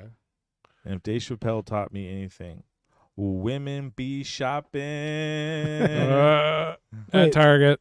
Is that Dave Chappelle or is that Cat Williams? Look at her laughing. Yeah. Oh, Dave she- Chappelle from the Nutty Professor. Oh yeah, that was Dave Chappelle who played that. For sure. Oh man, that's hilarious. Looks like we're gonna be 4-4 here. It's a good match. The Knights duel is definitely earning its title tonight. Yeah. Tonight. And Dan is being tested. Very nice out there by Mr. Mike. We're gonna have another Hill thriller. Could be. So Ray, where you at today? You getting ready for the hot seat? In the hot seat? Yeah, I did good. I'm in the hot seat. They played all my matches pretty quick. And I kind of asked them to do that because I did want to watch this match. I think this is turning out 4-4. Turned out to be a great match already. Yep. Looks like Susie's still in it. And is Damon still in it, Ray, or did he get taken out? Do you know? I don't know. Okay. He's probably back playing that cushion billiards game with Mason. He loves that cushion. Ian Okay. saying the Nutty Professor was Eddie Murphy. Yes, Eddie Murphy played a lot of the roles in that movie, but the comic on the stand-up stage was Dave Chappelle. I do Yeah, believe that was Ray's his right. routine. He was like, boy, let me tell you, Women be shopping. Yeah. You want me to get him? Do you want me to get him? and he had that hair that looked like Yeah. like No, he had that big hat and the goofy teeth. The Look at What I miss? What I miss? No, it's Justine, right? Oh, She's listening on her headphones. She's get that song. yeah. Look at her. She's not in yet. Don't- she knows this match is worth at least 150, and Mama needs a new pair of shoes. She's Yeah. like, take me shopping. Take me Christmas shopping. It's cool that she's here supporting Mike, though. I love that. That's Or like- great. What is it? White man can't jump. We go in Sizzler. We go in Sizzler. Or when you lose, then it's tap water and top ramen. Oh, Mike's sleeping outside if he loses. She's laughing. Look at her. She knows what's up. Hey, I've had to eat ramen with egg for a couple days until it was time to go grocery shopping. No shame. It's actually not bad. Oh, we've all been there. Yeah, it's not that bad. No, it's not bad. I mean, for a couple days until you get paid. It happens. Right? She's laughing. She's She's having a like, good time. yep. Yep. Oh, that's great. Party for one over there. Yeah, I was out there, so I wasn't actually coaching. I was just, just. Oh no, and- I was just messing around. And no, so what she was doing, I can give you a little insight. She was keeping that jukebox running, playing some songs for her man, making sure he feels nice and comfy, ready Yeah, to this run is- racks. This is tough for Stripes. Look at the 15. Look at the 10. I mean, can you make? I trying to make the 3-ball right now. I'm pushing that 2 away, making the 3 because you ain't selling anything out there. Except for the 4-ball maybe. Yikes. Making the 3, you're saying, as a Yeah. safety? Yeah, It's a pretty steep cut there. I think it's pretty tough to do that. I think that's what he's doing. He's going for it. Go for it. Yep. Not making it. But he did leave the 4. That's what I was worried about. Was just the 4-ball. Made things messy. So getting into that 3 is tight. I think that's kind of what that shot was designed to do. Because he hit it so soft, he wasn't trying to cut the 3. Yeah, but he also cut himself off. I mean, made the rack tight for himself. Yeah, this looks a little messy on both ends. Oh, yeah. Yeah. He's got some room to work with the solids. I mean, like even the shot right here with the 7, he could rearrange that 3-ball possibly right now. But the problem is coming out with a shot after. I think off the 7, you want to play that window for the 3. Well, But then you got a lot of work to do down table still. That 6 is And that's in a no man's land. small window though. Yeah, I mean the window's there, but it is small. He is not afraid to window shop. And Yeah. neither is Justina. Oh, she's going to catch that one right now on the feed. We're like at 30 seconds late. Oh, look at that shot. Oh. That's how you open up the 6. He That tried to go would've been rail nice. first.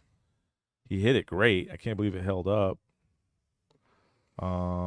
And he now I would say has positional advantage. So if this was a game of chess, I'd much rather walk to the table right now with solids than stripes. She's shaking her head. Yeah. Sure. Look at her. What am I doing with that 15 ball, man? That's gonna be tough. I don't even like making balls right now. Yeah, there's a rhyme. If you an 8-ball, if you make one ball, you must make them all. And so if you're making 1 or 2 balls right now and you don't have a plan to run out, Yeah, then you are just choking yourself out. yeah, you're putting yourself into 1-ball hell, basically. This is getting tougher and tougher and tougher. He looked at the 9 to see, and I'm actually glad that he is hooked on the 9, because if he was going to make that 9-ball, he's just Yeah, lowering his chances even more. Now he has to come up with a different plan. The ability to adapt and change your guys' plans so quickly is fascinating to me. I got to ask you, how long does it take to learn that skill in this game? Because I don't have it. 75 million years. That's a long time. Oh, Ray, how 8-ball? long? No, just to figure out your patterns. And you guys know exactly what you're going to do. I mean, and you can adjust so quickly. How do you get that skill? I Is guess it- I'll give you an analogy. So, like, you ever play with a Rubik's Cube? No, not really. So, like, when I started messing around with a Rubik's Cube, it was complete nonsense to me, okay? Yeah. And For then sure. now when I look at a Rubik's Cube, I see, like, 20 different ways to solve it, and very quickly. You know what I mean? And once you learn the algorithms, it just becomes, you get faster and faster and faster at it. And I think pool is kind of like that. Once you see enough pool, you start recognizing things and you see problems and Mm-hmm. you can adjust quicker. Well, like where I'm at, I'm just starting to better see problem balls now and pockets for balls and a little bit like one ball onto Yeah. the next. So I'm hoping that I can kind of build off that. Like there's become this better, but- thing, there's this thing called, and they talk about it, you know, when I was in the military, it's called mastery, to master something. So Ray is a master level pool player, okay? But then you got to ask yourself, like, what do you define mastery at, right? And the way we define, like in the military, mastering something is the ability to do it without thinking about it. So, like an example would be Mhm. breathing. You don't think about breathing, you just naturally do it. And generally, what they say as a rule of thumb to be a master at something, you got to do something for 10,000 hours or 10,000 times. There's a bunch of different ways of doing it, but that's just not true. You have Malcolm to Gladwell. That's Yeah.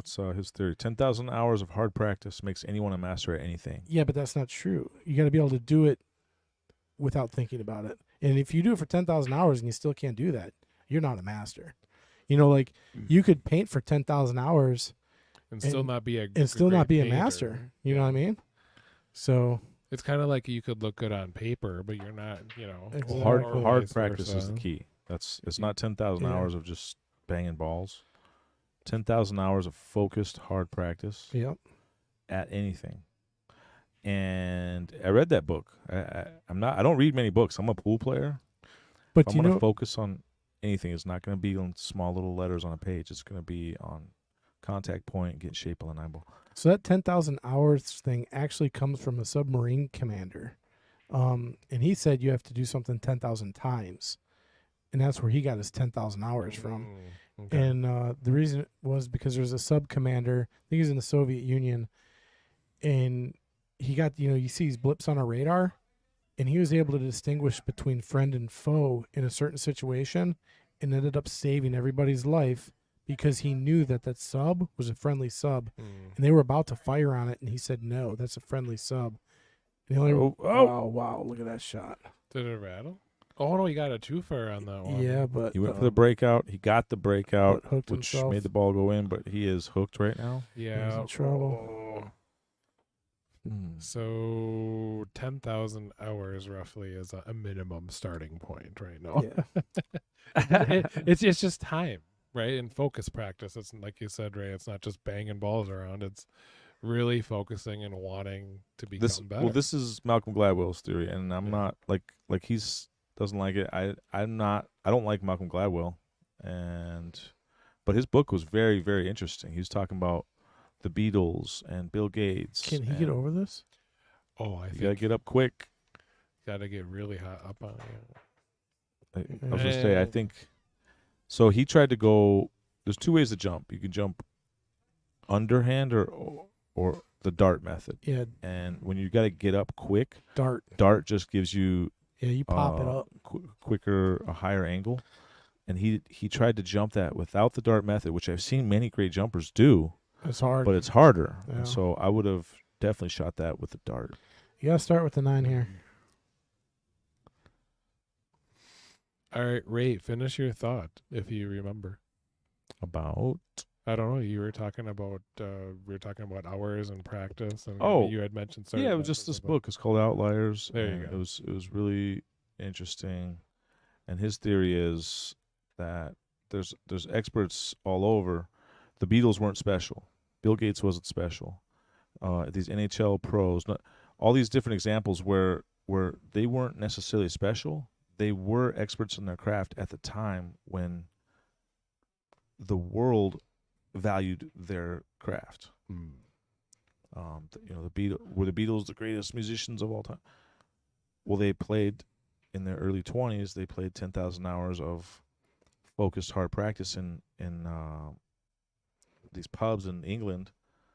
Like that got it wasn't easy to get to play at those pubs in England. Like they were very high value, and so his theory was that having that 10,000, getting that 10, because it takes about 7 years. If it's 40-hour weeks, year round, 52 weeks a year, it's about 10,000 hours is about 7.5 years. Oh my goodness. And so he's saying you know, the Beatles got that done in about 5 because they were doing more than 40-hour weeks, and everything they did was not just banging balls around. They were trying to be the best musicians in the history of the world. All right, I think Dan's got to come around 2 rails, play the 8 in the same pocket. 1, 2. Needs a bounce. Yeah. He's got a shot. You got to take this shot. You're not thrilled, but take your medicine. Shoot the shot. He had a pretty good speed. I mean, a few inches more, he'd have been much happier, but still leave himself a pretty makeable shot here. And I'm hitting this with some outside, trying to create distance. And at least if I do happen to not make this, I'm leaving the 8 by the hole. I'm leaving the cue ball long. Hopefully he has to shoot that 2-6 combo to start.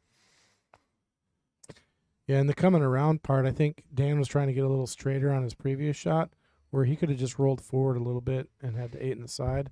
Kind of been a little bit easier of a route. He had a cut similar to this in the first game, didn't he? I thought he did, or one of the earlier games. It was a pretty steep one. Does it go? He's getting up off it. So now he's he's deciding between, should I put a little outside on this and create distance, or should I just focus on the make? And usually you're supposed to focus on the make. Yeah, focus on the make. Outside, I'd be so worried about scratching here. Does outside go right into the side bucket? No, I mean, No. Outside makes the scratch less. Yeah. Okay. If you hit this ball with nothing or just straight high, you're gonna have. Yeah. He hit it with a little bit of low. It looks like Yeah. That was a That's nice center, shot. maybe. Great center shot. low, Yeah, that was Good a really shot. nice shot. take a look at it again. with a good leave. To me, this shot, what he did was harder. To me, the degree of difficulty of hitting this ball with low is harder for me than putting a little bit of outside on it. Yeah, and drawn too, like he did. I mean, you could almost scratch in the side. That's scary. It's a good shot, though. Yep. It's a good shot. So you guys notice my shoes. Have you noticed We've- Dan's We've noticed the shirt? shoes. I have actually. That's got a lot going on, actually. Yeah. Yeah, so that one hits near and dear to me. But did you want to make a comment first? No, Right. if you guys already did, then, but I Oh, like the no. shirt. First off, I like it. It's stylish. Yeah. It looks like a bunch of puzzle pieces, and Mhm. I just liked it. And then all of a sudden, I did happen to see it says autism awareness. Yeah. Oh, really? And Yeah. I guarantee Oh, that's you, awesome. yeah, really cool. Amazing. That is cool. Yeah, I work with an autistic kid. His name is James. So That's awesome. that's pretty cool. Yep. Yeah, my brother Barry's, he says handicapped, so that's what I like to say, handicapped. And he went to school, and he goes to work with a bunch of his friends are all mentally handicapped. Now, some is autistics. Barry older or younger than you? I'm the oldest You are the oldest. and the wisest of 6. Sure. Are you sure you're the wisest? I don't know about the second part, The but okay. wisest? Like as a top level They wisest? love it when I say Okay. that. So I did that for them. Oh my goodness. Well, the oldest is always supposed to be the wisest. Yeah, I got extra years experience. I'm the oldest Sure. in my family as well, and I would say I'm the wisest. Yeah, and that's true. I met your brother. Yeah. Mike, I hope you're listening, buddy.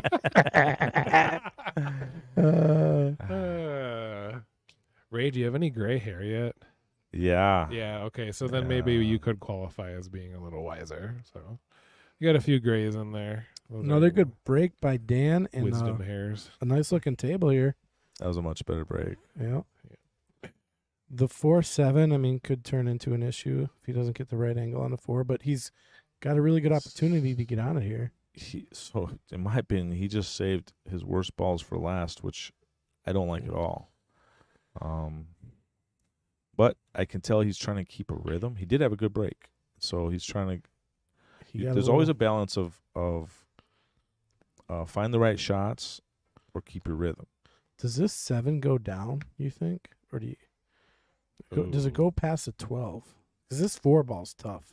He's shooting the 4. Ooh, this is tough. Everything's tough from here. There's no easy out here. You're gonna have to make some shots.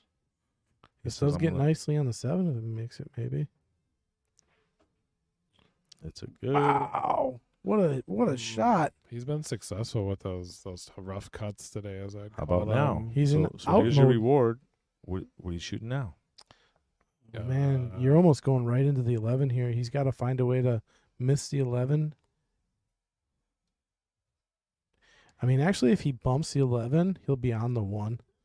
But, I like hitting this. I like hitting this kind of hard, actually. The last thing you want in the world is to get stuck behind that 9 ball. yeah. And if you hit this hard, that won't happen. If you hit this softer, you can get stuck behind a ball. Like, Okay. Now, that was sweet, actually. I That didn't know was he really had nice. the angle to hold that. That's what I was He worried hit that that perfect. I was worried he was going to go into the 11 and hook. Yeah, so he hit it good. He's on the right side of the 1. Yeah. 1 leads Yeah. right into the 5. 5. 8 ball has 5 pockets. Take your choice. 8 ball has 6 pockets, I think, here. I mean, It's kind of hard going through that 10 and the 14. Yeah, we'll go with 5 pockets. hit good speed there. I like that Mhm. shot. Wait, does it make it tough here? Tough, but I think he can Yeah. do this. He's Yeah, been I'm just really going good. forward, Yeah. Yeah, does it go past the 15? It does. putting the 8. It's gonna go. I'm gonna shoot in the corner that the cue ball's sitting in right now. Yep. Right past the 15. Or 13, I'm sorry. 13. Could put draw on this and shoot it in the same hole. Play last pocket 8 ball. I don't love that. I like but the forward shot here. Yeah, this one right here. Yeah. Hit it sweet. He's been hitting those all day, though. Like, he's been on with his those types of So this shots. 13 ball, man, this can mess with you. Like, because it's in your line. It's like an annoying little gnat, is what I always say. You gotta delete it and just make the ball like such. I know what you're talking about. That's what gets me with those shots is chalk. When I have a chalk, like right on my line, and it's not a super easy shot. Oh, and it's just like, yeah, it's right there. I notice whenever I don't go move the chalk, that You ever see that's just a the shark? percentage goes down big time. That's a shark move. What I'll see, I've picked up on players doing. I never call anybody on it, but I see it when somebody misses a shot, and they walk around the table, and they place that chalk where In your line. right in your line. I've seen players do it. I'm like, Oh, that's sneaky. I mean, like, really gonna walk around the table and then place the chalk right there. That's sneaky. Hmm. So, wait a minute. If it's your shot, if they're walking around the table at all, that's a huge shark. Oh And yeah, you should call absolutely. them on it. Well, I What do you mean, mean? but you see players do it all the time. They'll even walk around the table to see if they hooked you. You know, just see if. I'm like, what? Why are you walking around the table? Go sit down. But you see Oh, you players mean at do the end of their inning? Okay. Yeah, at the I end see of what the inning, you know, they'll be like, "Oh, did I hook you?" Or they'll walk around the table and like act all nonchalant about it, and they'll put that chalk right in your line. I've seen it a few times. so Dan up 2 games here in this race to 10. Looks like he's picking up some momentum here in the middle of the match. So if I believe Dan won the first 2 games. Mike tied it up 2-2. Mm-hmm. Then Dan won the next 2 games. Mike tied it Nah, up 2-2. we were at 4-4. 2-1. I think we Or were at 2-1. it was 2-1. Yep, Dan did win the first 2 racks. Oh yeah, maybe it was the first 2. Okay. So both things can be true. It could have been 2-1, and what I said was true as well. It was eventually Please hold all your 2-2. disagreements with me for the end. Thank you, Patrick, for agreeing with everything I just said. You said no. You opened up with a no. I have a friend who does this. Oh my gosh. Does anybody have a friend? Funny. Come in the chat room and tell me if you have a friend who opens up every statement with no ... No. And I have 2 people who do this, and one of them's a great friend of mine, and I've talked to him at length about this. I'm like, when I finish speaking, and anyone finishes speaking, and you open up with no, but then you start talking, and you actually don't say how I'm wrong. It's like that movie in Old School when Will Ferrell's going on. And he's like, or no, Adam Sandler and Billy Madison is like, at no point in your incoherent rambling, at any point did you make any sense. We are all now stupider for hearing you speak. I award you no points, and may God have mercy on your soul. Very good. Classic. I'll tell you one thing it does. You get everyone's attention. It could be strangers sitting across the room, when somebody speaks and then somebody else opens, no, ... Everyone turns and looks like, oh shit, somebody just said no. Yeah. He's about to mic drop whatever that guy just said, but then he doesn't even do that. He just talks about something else. No, the sky is blue and 2 + 2 = 4. Dan, where's the problem ball? All right, hold on. I got a quiz. What's the problem ball here? So for salads? Yeah. Oh, that's a 7. There you go. Right? Yeah. Yeah, because 7. it's tied up against the stripe. Gotta fix the Yeah. 7 ball. Now, how are you fixing it? See, no, we're not there yet. Hold on. How am I going to fix it? Well, you have to break it out with a shot. Probably going to be using the 5. But okay, so if you try to cut the 5 over, Yeah, he might actually then- be doing it right now, drawing off the 6 off the. That's a tough shot, but did I get it right? I think so. we'll see. We'll see what he does. You got to use the Yep, 5. He is He's using going the 5. for it right now. It's called solving the problem. There you go. I'm starting to think like a pool player. Hit it good. Look at that. High five to Dan. Woo. I might have a future in this game. Yeah, right. No, we'll see. With 10,000 hours, I heard I can be a little bit better. Where did Ray go? That's only 7 years. I think he might have had to play. He left without saying goodbye. He did? Oh. What is it? Oh, Justine just gave us a high five. Yeah. Or an air high five.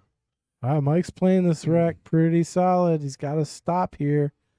He's got to stop on the 6. As long as I don't know, can he stop it? This is gonna be the shot right here. So if he is not straight, it's gonna be hard to stop.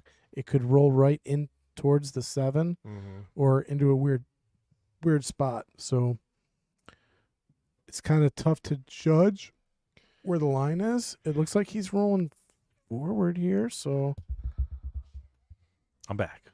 there you are. Okay. Oh man. So Ray, man, Mike was just playing a great out. You walked onto the mic, and then that happened. Fong came back here and wanted to make. We're talking sports betting, and Get a Oh, little man. distracted, yeah. Mike had he was playing a really nice out there, and just missed a 6. And he was trying to play for the 7, and looks like in the side, but man, I don't know if I like that. That's tough. So there's really no problem balls here for Dan. That's pretty spread open, it looks like, right? Yeah, I think you're gonna see Dan pick these apart pretty Yeah. quick. hold on. Where's your first shot? My first shot is at 15. Past the 6? Oh yeah, That's a problem. that is not. That goes all day. Never mind. Wait, You what? have been in the booth with Chris G for too long. I've been there with you. I've been there. I understand. The first step to recovery is recognizing the problem. Oh my gosh. It's not just that you're wrong. It's that you're very confident. Dead wrong. So What is that? There's nothing more dangerous than a stupid person who thinks they're right or something. oh yeah. But what is stupid? Should we begin? No. Define Oh, The stupid. 7 does go. He's going to play it. That's all he has. If he makes it, he's going to have a shot. At the end. Oh. Nope. Now it's wide open. There's lots of shots. Mm. Your hardest ball here, the only ball I have in mind that I don't know if really that 15 goes. It's that red stripe, right? care about. I think the 9 ball is weird. So Mhm. I think not- the 11 ball's weird. That's the red's one, right? Yep. Down here. The bottom. I'd be trying to take care of that 11 sooner than later. Because you got to use the 14 to get to it. Maybe play the 13 to get a little better on the 14. Go that way. Did Mike just take his hat off? Looks like he whipped it up on the table. Maybe we might see him come back in Uh-oh. with no hat. over the top. He's getting serious. Whew, down by 2. He's got some ground to make up here. And I know Mike's been waiting an awfully long time to get on the stream. We got to get you guys to get another table to do 2 streams. Man, it'd be so tough. I'd have to do more commentary. And you don't only have to wait 6 months to play. 12 divided by 2, simple math. Then we got to get more commentators. Yeah. Hey, All right, so he did play the 13. I'll do it when I can. I don't care. When you going at the 14 here, Ray? I don't mind saving it for last. I need this 9 ball off the table. No, not really. I changed my mind. Oh, there's All these are not that bad. I don't. How about this? What's the out ball? What do you like for out ball? At this point, like- I'm going 14, 11, 9, 10. I like the 9 is my out ball, or the 10 in a perfect world would be my 10 as the out ball, but yeah, I go. So would you say 14, 11, 9, 10. 9, 10? That's, I think, yeah. 14, 11, yeah, that's probably the pattern. Because that 10 ball is so, I mean, it's just a stop shot. 9 leads into the 10 pretty nicely. Yeah. No, it's just, 14 leads into the 11. Yeah. So you could. I like it. I don't love this 9 ball right now. Oh, yeah, me neither. I don't. Let's see what he does with it. Because where are you going to? What are you trying to get on the? I'm playing. Right? If we play in the 9 ball, I'm just playing straight low and coming for the 14, 11 next and saving the 10 last. If you play the Mhm. 9 ball now. Yeah, but it's tougher to get from the 14 or 11 to the 10 than it is from the 9 to the 10. So I like the pattern 14, 11, 9, 10. You like what I like? Yeah, I do. I totally agree with Wait, you. what? You know what? Actually, I'm going to go with Dan's pattern because it's going to get him out. Oh. I don't like slow rolling Or- that ball. Never mind. Now, Mike, you just let Mike back to the table, and he has flipped his hat off, and he is ready to rock. Watch, here he Hey. comes. Hey, hold on. USA, Hold on. USA. He's got to draw this back, though. Yeah, pretty hard. You know? He's got to come with a stroke here. He can hit it hard, but you're right. He can't. There's no room for air here. Well, and He has that wood shaft. You can create angles here. He's gonna. Yeah. It's low and outside, and it's like a It's high volume, high speed shot. You're gonna weird gonna things have can to- happen. Took his hat off. He's getting serious. Worst case scenario, you're gonna have a bank, but I like him to fire this ball in, create the angle with a lot of outside, and just leave the cue ball nice and easy for that 8 ball on the side.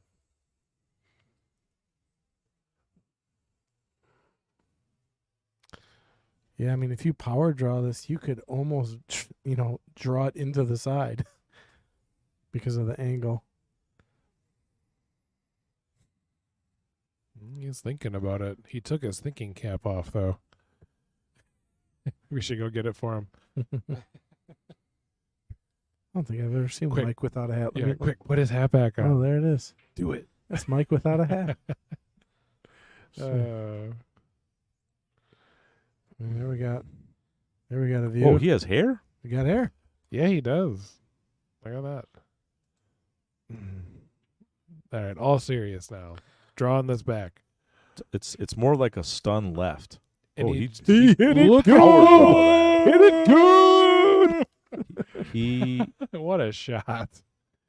and that's why he took his time, because he decided, you know what, I'm gonna really just exert my will on this table. Yep. Nice job, Mike. I don't care about that side pocket. I don't care about the chance to scratch. I'm hitting this thing pure. That was- smooth. Yeah, that was really nice. Wow. Nice out there by Mike. Yep. And we're closer, 6-5. We got a good match going, as we have said before. In this race to 10. Wife's shaking her head. Yep. Yep. She's excited. Yeah. She's like, I'm going. Wifey's happy. Sizzler, I'm going Sizzler. Starbucks tomorrow. It's not over yet. He's got 5 more to go if he wants to take it home, Oh yeah. and he's got to keep Dan off the table. She told me that they were gonna raise to 15. No, I almost freaked out. I'm like, what? 15. That's for the Gonna be King here Hill all night. match. Figured her she's Yeah. dancing. She's set up the lights. Hey, I gotta work in the morning. I think Sunday, right? Yep. Let's see. There we go. Oh, we got her in there. oh no, it Oh, but froze. is it froze? It froze. It froze. Congratulations, the camera. Oh. Hey, but she made the stream. She made the stream. Yep. I don't know why it froze. She broke our camera. Should we try it again?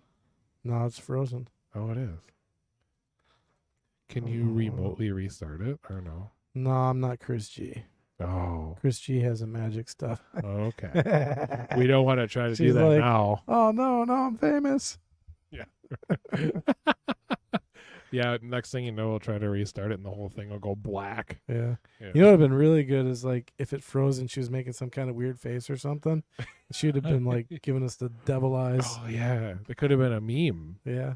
We could have made a meme out of it. Yeah. We are not, she is not going to be our friend after this, is she? Yeah, you go out of the booth first. Sorry. Yeah. She's going to come over with a drop kick me. All right. I like this choice. Stripes are the play. Oh, He's man. going to start with a hard shot. That's the which- second one he's rattled in a row now, coming off that 9-ball. I think that was worth the risk. And now, and well, yeah, okay, he can see the 14. So again, you still want stripes here because the 9-ball leads nicely into your trouble, which is the 10-15. And then your secondary trouble is at 11. Oh, he can shoot the 15 now. Yeah, that's gonna be I like nice. this. And if you can direct your cue ball towards that 11, that's even better.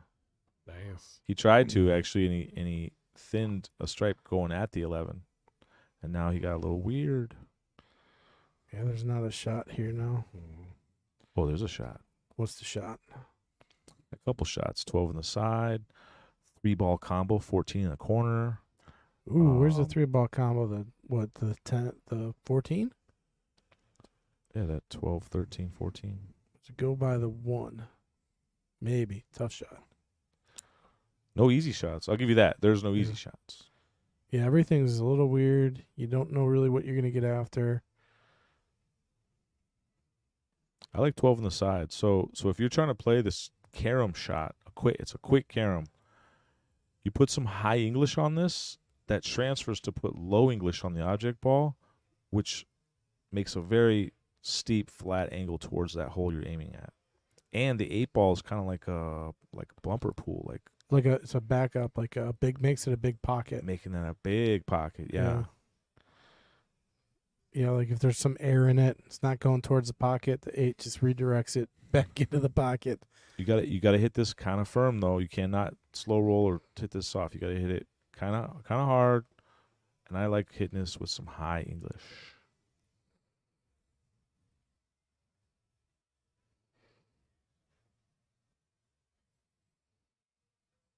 That's exactly what he's looking at. He's looking at the angle when the 12 hits the 13. You might be able to play the 12-13 combo carom off the 1 in the side. Yeah, and I don't know if I like where the cue ball's going though on that shot.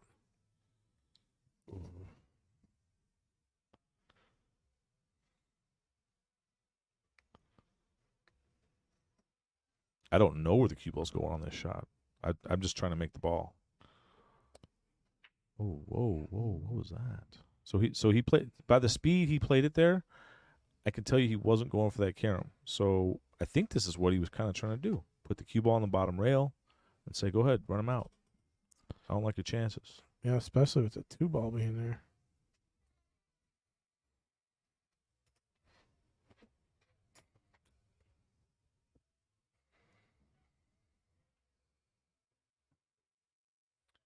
I can tell this is going to be a very much involved thinking rack. Solids. A 20-inning rack.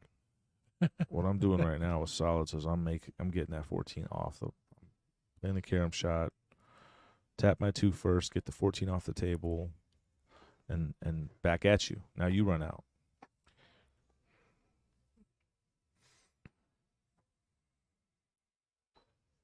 He is looking up table though. He's looking for something else.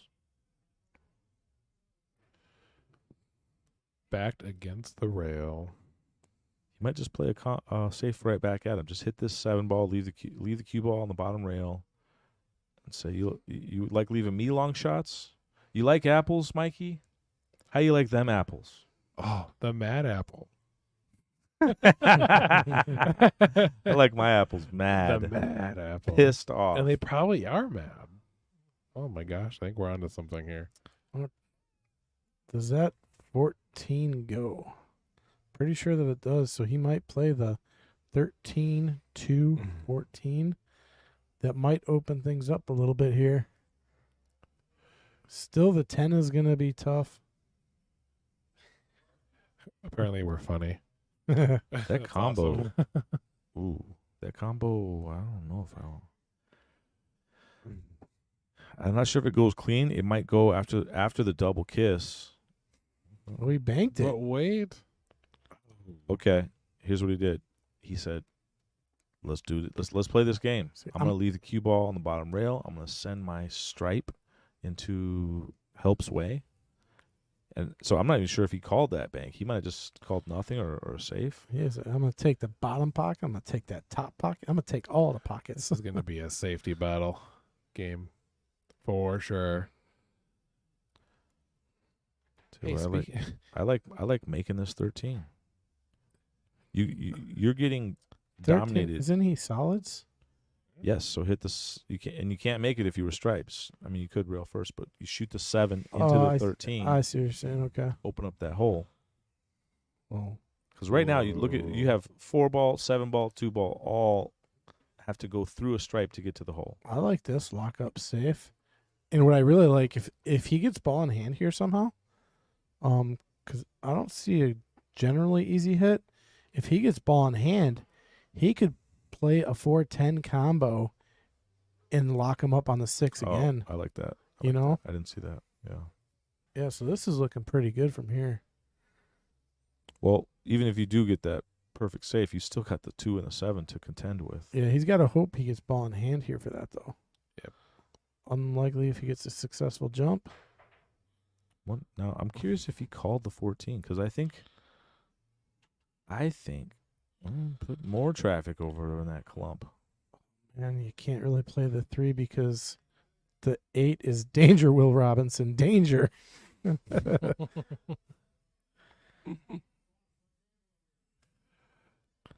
Looks like the mini's winding down a little bit here this afternoon. He's not looking at this carom. I love this carom. Thin the 2, get that 14 off the table. That's the shot I'm looking at.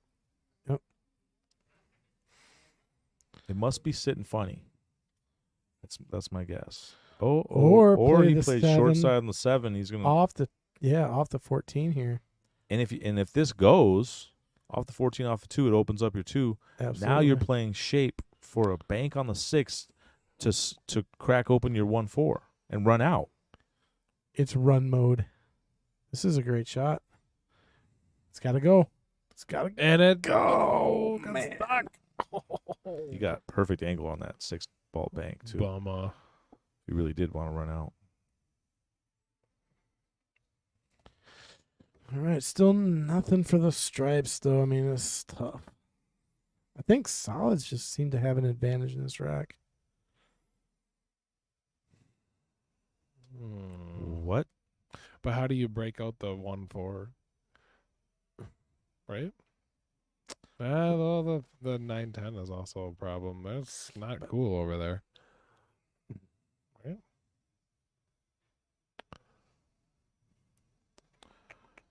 Looks like he might be shooting this 11 and trying to come into that pack right now. Kick the 1 out. You mean or the 9 out. 13? He's playing the 13 into the 13. pack. You can do it with the 13 as well. Yeah, I think that's...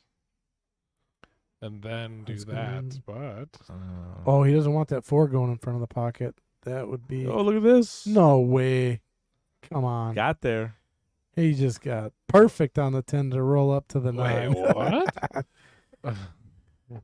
That's a tough shot either way, but wow, I just can't imagine you'd get a roll like into another shot there. You are jacked up here. He's going to try and hold this for the 9. I wouldn't even think about that much. I'm just happy to shoot this ball, and because I'm really jacked up here, you got to make sure you don't miscue or do something really weird and not make this ball. You got to make this ball. Yeah, you got to try. Probably you're going to be on the 11 no matter what, I think, if you make it here. get to the 11 or the 9. He held it for the 9. Oh wow. Yeah, now that he did, I like shooting the 9 here. I mean, and then Actually, I don't know. If the 9 goes clean in the corner, I don't know if I like this right now. actually, I like the 9 for the out ball almost. So here's your biggest problem at this point. It's that 14. That 14 is deep. It's hanging. It's It has a nicky. 7 right next to it, which makes shape out of there rough. Yeah, I like saving that ball for last. I like trying to get that ball right now. Right now? I mean, get to it, yeah, because the earlier, I mean, you're going to run out of opportunities to get the right angle on that ball. So the more opportunities you give yourself to get on that 14, the better chance you have to get on it. I mean, that's just simple math, right? The more chances you have to do something, the more likely you're able to do it. So if he's trying to get on that 14 and he doesn't get there, he's still got the 11 and the 12. But you got to try to get there earlier than later. So, here's why I don't like earlier. It's not getting on the 14 is the problem. It's getting shape out of the 14. It's getting the cue ball to go somewhere that you like after you make that ball. And actually, the 14 ain't too bad for an out ball even. Is there an echo in here? Echo. That's exactly what I just said. Brittany says, Fong, get back to work. He is working. Yeah, Fong's He's messing working. with me over He's- here, trying to Oh. throw all of Brittany's money away. She's trying to shop. What are you doing, Fong? Oh no, he left his desk. He's going somewhere. He is out of the tournament. I asked him if he's still in. He said he's out. Fong is out. Yep. Oh, And he's okay. been on fire lately. Every time I watch all the brackets, every time I watch, Yeah, he's been in the top 4, top 3 constantly. Running with everybody. Ray, are you gonna play in the tournament here on the 30th for Kendall's birthday, or do you got to work? December 30th, I'm working. Working. Okay. Yeah, Could and be in a call-in day. so in the casinos they usually have they put blackout days on the yeah. calendar, so it's like double points or triple, like automatic suspension or something like that. Oh, really? Dang. It's just accelerated discipline. Yeah, it makes And, sense. Yeah, that's the New Year's week. So if you do work in the casinos, New Year's and Super Bowl are generally your top 2 I can't believe that 4 didn't go. high priority days of the year. That was, I think, a really smart move, but it just did not go. Wait, it's New Year's and what was the other one, Ray? Super Bowl. Super Bowl. Okay, that's like your guys' Black Friday. Yep. Pretty much. Yep. Yeah. If you just like if you work in retail, you call in Black Friday, you're Look at probably this getting shot. Probably fired. getting screwed over. Yeah. I can't believe that he hit this so good. You got to think the 4's going. It does not. He got a little unlucky there. Hold the phone here. Jacked up and shaped to nowhere. And I don't like half this a shot. pocket and nails it. What? That's worthy of like, what? All right. Oh wait. Nice. He actually hit that amazing. Yeah, great shot. Half a pocket. Rolled the cue ball out I to think- get a shot here. This shot is still, I mean, at least from our camera views, I'm calling a ref to watch this shot. This is super, super easy to foul here. Oh, they want somebody to watch it. Yeah. Ray, Yeah. you want to watch it? Good call. I do not. Okay. Okay. I shouldn't be watching it. Oh, they want one Can't- of us? Yeah, can you watch it, Ray? Uh, I'm in the. yeah, okay. Hold on. Yeah, I'm in the. All right. Watch it. Be tough for me to get Dang out. it. I can get out if you really need to. Otherwise, Fong can get back. No. Yeah. Fong. We got South Strip coming to watch.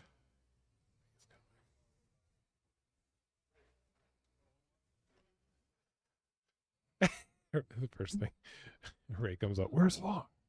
He's not at his desk.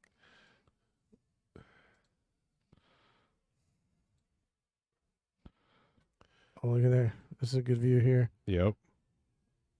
Oh, no, that's a bad view. Wait.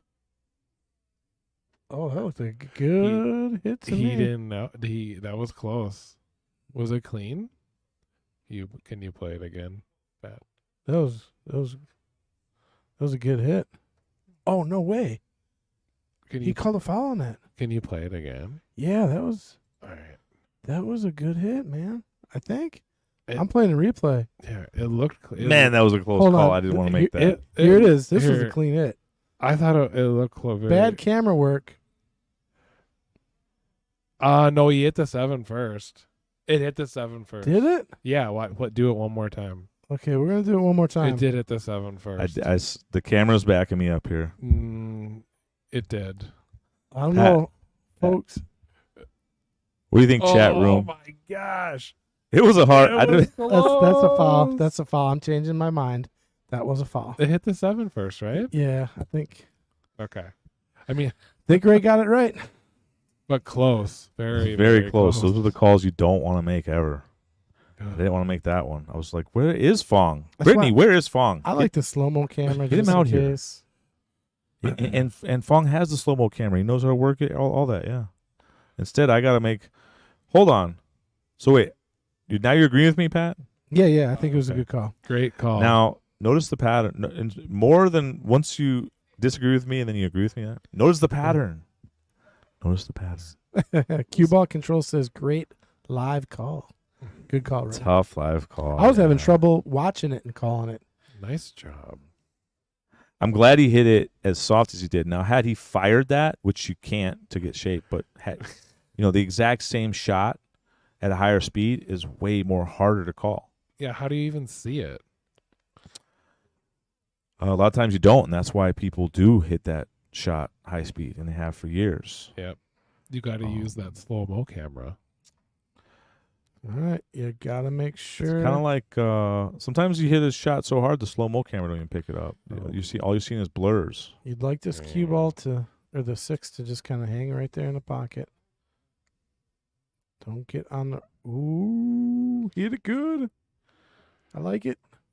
Ooh, a nice combo shot there. Yeah, he's out here.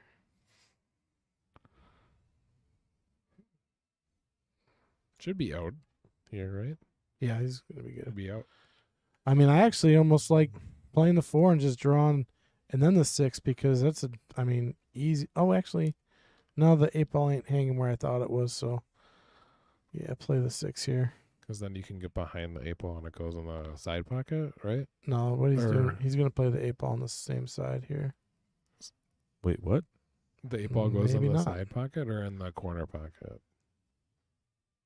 It depends on what he wants to do. I mean, Eight ball has 6 pockets. Yeah. I'm just rolling this up and playing it in the opposite side pocket. Yeah, or he could come out and play it in the same pocket, or draw it and play it in the corner. I mean, he drew it and played it in the corner, which is risky. I don't think he wanted to do that. Do you? I would agree with you. Yeah, Yeah, that yeah. was. He got a weird bump. Yeah. It was a good speed shot because if you do bump it at that speed, you're going to end up with something good.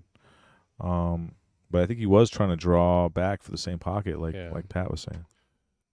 The good news is he got out. So Dan takes a 3-game lead here in this race to 10. We are gonna take 5, folks, Man, and I'm gonna go get a orange dream soda. Dan, would you like anything? No, I'm good. Thank you. But Okay, so I'm gonna this step is- out of the booth. Ray, are you gonna entertain the folks at home with Dan? yeah, All right, I will be right back. that was so. I got like a little bit of You got some props. after jitters making that call. I did not like making that call. You made the right call though, and it was live. The camera backed me up in the moment until I came back here. I would say, and I did it. I was like, no, Ray. oh, got it wrong. you opened up with no no. I had to look at it. It looked good. Like if I call that live, Oh, did you have to look at it, or can you just agree with me first and then? Well, unless there's indisputable evidence, I just disagree. I just go with what I'm saying first. I don't care what anybody says, and then I see the errors of my way, and then I will concede, and I did. But I'll be right back. Pat G. I'm going to start calling you Pat G. No, don't you dare. Hold on. I'm putting Mike Oh, 3 boy. on mute. Oh boy. I just muted you. Put your back on. I'll be back in a sec. Oh, looks like everybody's taking a break.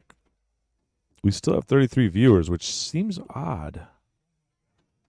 because that's exactly the amount of viewers that we had at the end of last match and the beginning of this match. I think it's wrong. I'll tell you what. I'm gonna load up on my phone and see if the viewer count goes up, because I'm guessing there's way more viewers than 33.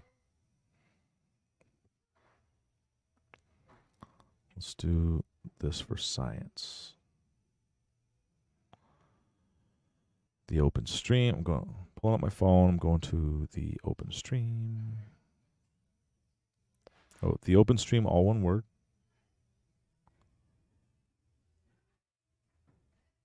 There it is, live. I'm hitting it. I'm in, and I'm watching. And so on the back end here, we can see viewers right now. It's said 33 viewers for quite a long time. I just logged in, and nothing changed. So I'm calling fake news on that. The data is corrupted at this point with the viewers. I know we're way over that. Chat room, stand up. Tell me you're here. 7-5. Dan versus Mike. Isn't that the old Reebok commercial, by the way? Remember those two like decathlon guys? I think it was Dan versus Mike, and they ran this like summer-long campaign. Dan versus Mike, and then one guy dogged it at the qualifier and didn't even go to the Olympics. Okay, what are we talking about? I'm back. I want to say, do you remember that big Nike campaign where they were talking about Dan versus Mike, right before the Olympics? They were both like the two best decathletes in the world or something. They're both American. No, not ringing a bell. No, okay. Maybe Dan knows.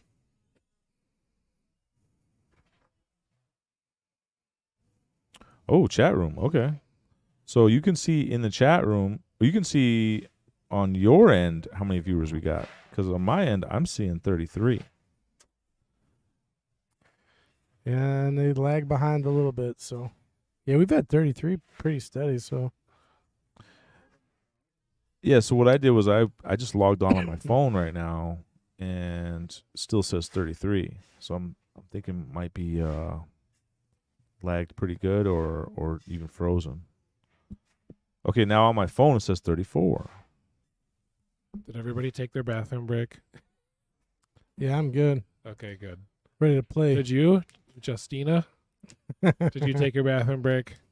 Look at Let's play some 8-ball. Mike's back. in Took the his little house. potty break, getting the hug. Uh-oh. Oh. We got sparks flying. We got sparks flying. I don't know.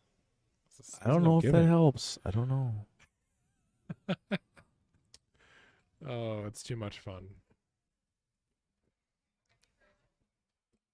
I'll tell you what, when I'm playing Fong and he's running out on me, and Brittany walks in, There she goes back on. Oh, my gosh. man, Whoa. does This is he- a family show. Does he get distracted? I know my chances just went up. I'm like, thank you, Brittany. Fong let me announce Damon to the next table, so that was kind of fun.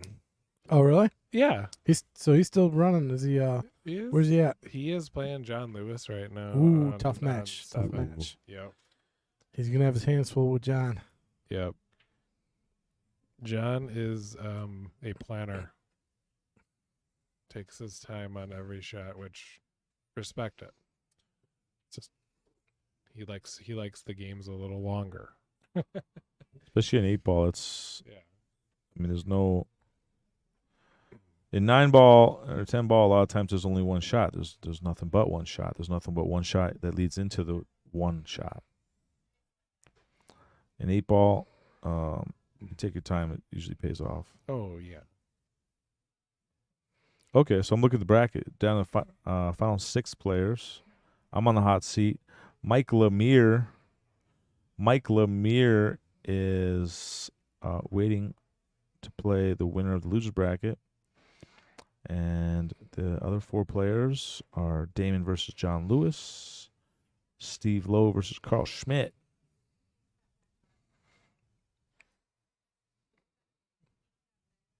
Mike must be camping in the back.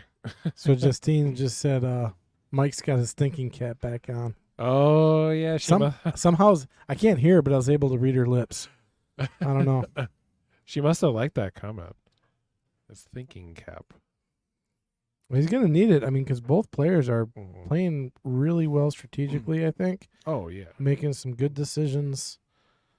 I'd say I would not want to play either one of these guys today because I think they're both gonna outsmart me. For Mike, that thinking cap though is gonna have to turn into a rally cap. He's got a little bit of ground to make up here. Yeah, he wouldn't. He doesn't want to give up another 2. That's for sure. Nope. 2 more puts Dan on the hill. Yep. Yeah, I think stripes are going to be the balls to take here. They are wide open, and they lead to the 8. And that's the shot. Click. 13, draw back. Yeah, you just got to make sure you do draw it back enough. You don't want to get stuck. 14's a little weird. Yeah, I think that's the ball you could probably draw to. Yeah, right now, if you're on the 14, you could roll and take the 10 next. But then again, the 14 doesn't make, I don't know. That Yeah, could I get like weird. 14. I like 14 right now. Yeah, I mean, I think that's the You ball can go to take. 14 and 10 or 10. 12 next. Yeah. Ideally, save the 15 for last. But you're not going to get much better on the 14 than you are right now. And I agree with that. I think that's the ball. He drew it nicely to it, so I got to think you're playing it. Also, solids are wide open now too. So this is the heat is on. You're committed. Yeah, you He's not taking the 14, so this could get dicey. Ooh. Oh, He bumped a stripe over on top of his other stripe See, and now- got away with murder. And he's got to get back to the 14. He's got to get a good angle on it again. Still got to get back to the 14. Yeah. And yeah. it does, I'll tell you, the 14, I think, does go on the side off the 3. So that's an option for him if he's not getting the angle here at some point or something gets weird. So if both these balls go, I think they do. I'm shooting the 15 first. Yeah, because if you shoot the 10, it goes into the 15 and it kills the action. You need the 15. And the 15 gives you more angle to get over to that 14 more naturally. Yeah, he's going he with the looks 10. like he's though. going with the 10. So maybe the 15 doesn't go. I like his angle. I like his Ooh. angle here. This is pretty because you needed a little bit more angle to get to the 14. Wait, you like his angle on the 15? Yep. To get to the 14. Yes, you did not want to be straight. You didn't want like a super cut shot. This is pretty ideal. I mean, I think you almost got to come back and forth. It gets really hooky behind the 1 here. Oh yeah, no, I'm kind of aiming for the 3. I'm aiming for the between the Okay, gotcha. first diamond and the pocket. I I- think the 3 almost blocks your scratch too. I gotcha. Okay. You could play high inside and come underneath the 14, but I don't like that. I'm aiming for the rail or the 3. Oh, no. That's not going to work. Don't want to bump that ball. No. Ooh. Nick So I think Light he was trying to saying, bump the 1, and if he bumps the 1, that would have been perfect and sweet, and he'd be out. I'll be racking balls right now, but he bumped the stripe going into the bump in the 1. Nick Light says, good evening, gentlemen. Good match. I agree. Hi, Nick. Great match. Yep, very great match. This is a make or break shot here.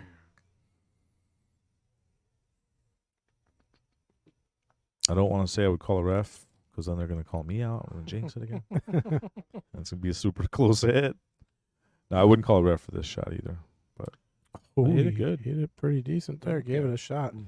And look at, did he not? He didn't leave anything great. Nothing great. Nope. Safety, just shoot a stop shot on the 2. Yeah. Stop it on the 6. Yep. Yep. Lock it on the 6. You could call the 7 if you want, but I don't know. I'd probably call the 7 actually. I'm just literally shooting a stop shot, freezing him up on the 6.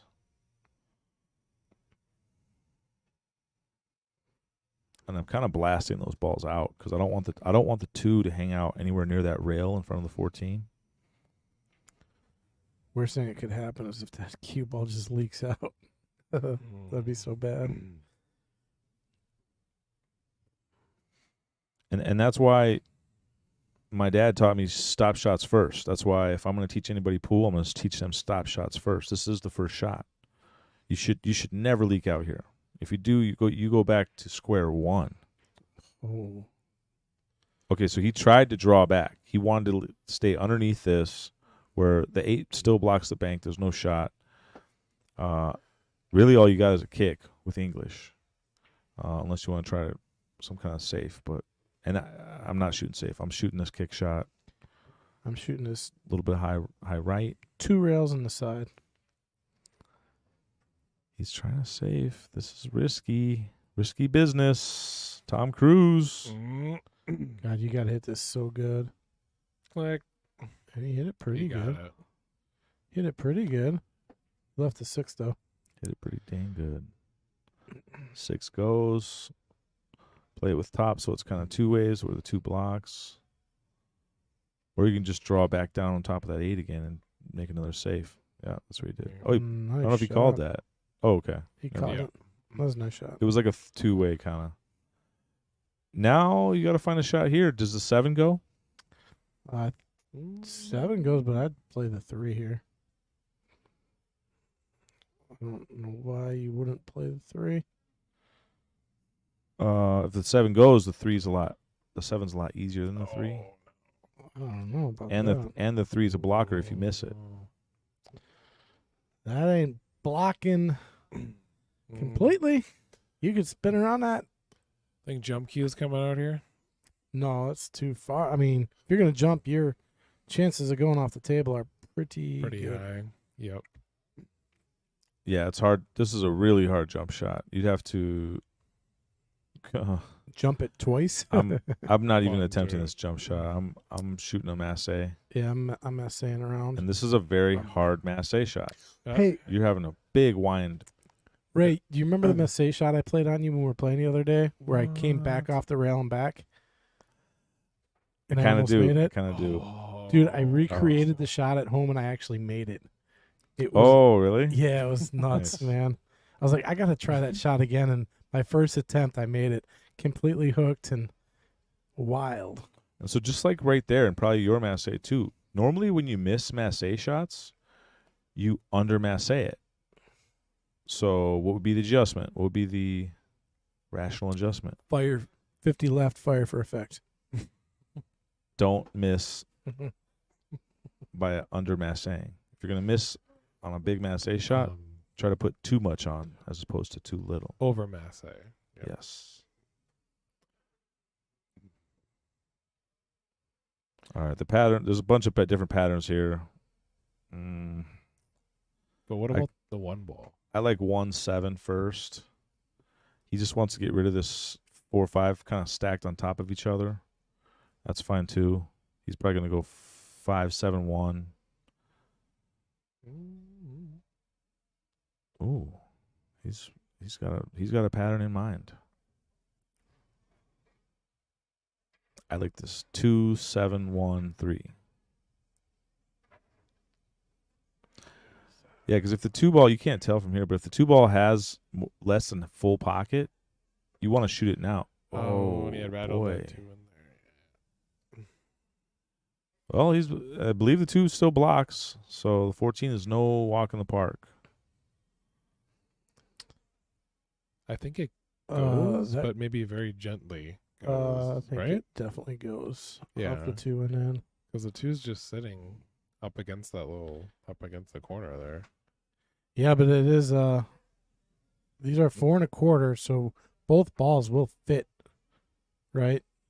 But barely. So Simple math. How wide is not a lot of room, and that 2's sticking out, so it's not fully in the pocket. So it is leaving a little room. So I think as long as you play it, with enough It should go, but thing is, you don't want to play this too hard because you got to hold for the 8. I'm rolling this ball in. Yeah. So if I do miss, you at least got to shoot a 3-7 combo. Yep. And hopefully I don't leave you the 2. But I don't believe this ball goes. I think, Ray, I think you're making this shot. I think Dan's making this shot. And I'm missing this shot. I'm not making this. Dan's making it, not this one. Oh, he's he playing a plays safety.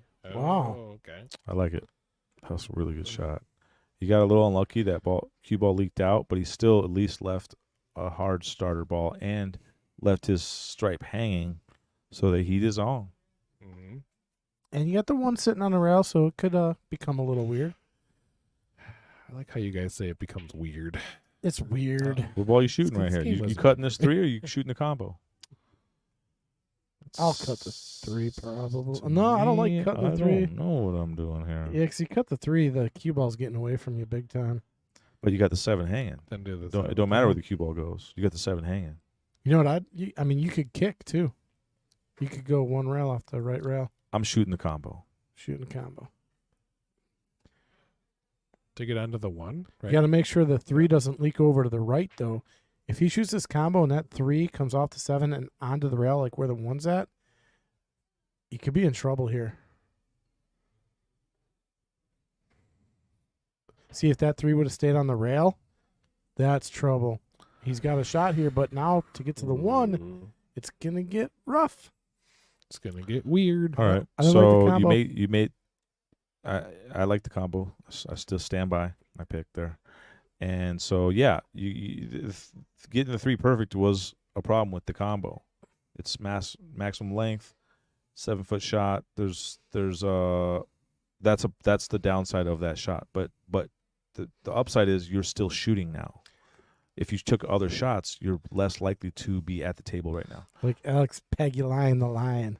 I'm still shooting. Still shooting. Okay, so now, as long as you don't leave him straighter on this 14, it's going to be very hard to hold the cue ball down there. You can force him very easily to send the cue ball to come around 4 rails for shape. I think the shot here is you got to bank this 3 back to where that 14's at, because you sell out any other shot here. If he banks this 3, he's given himself a chance to get back to the table.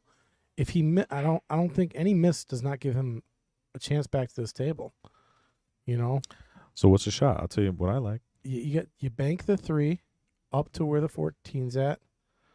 So 2 rails bank. Oh, you're saying back bank? Back bank it, and then because it's a big pocket, right? And also, if you play it soft, you can bump his ball out of, like right now, no matter what happens, Dan has an out. But if this 3 puts the ball on the rail, I mean, even if he misses, he still has an opportunity. If he misses any other way, he's got no opportunity, is what I'm saying. So by banking the 3, back banking it, if he misses it, which he's got a good chance to make it, if he misses it, he still has an opportunity possibly to get back to the table. If he takes any other shot and miss, he has no opportunity. It's just complete sellout. So your back bank, the cue ball is selling out. I'm looking at safer stuff, but my percentages to make him run out are a lot lower. So you're choosing offense, and I'm It's leaning defense. Offense and defense. Because if I miss my 3 ball, that 3 ball is more than likely going to hit that 14 and put it in a spot where it's possibly not going to be a shot. I don't know what he's Going for the cut. Looks like he likes your shot. I think he's banking this ball. No, he cut it. See, miss that shot, and it's automatic sellout. That was a tough cut to go for. That was like literally 90. That might have been 91 degrees, but you can make those.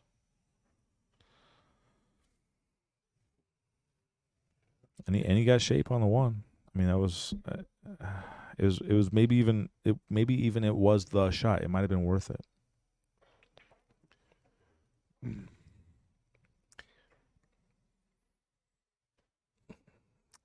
All right, to get to 8. Dan's taking the lead.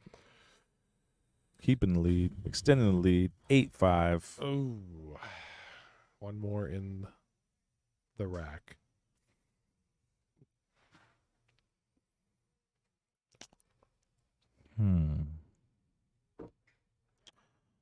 So interesting enough, I was going over these questionnaires, and both of these guys said that they would play soccer at a high level if they were going to play any other sport.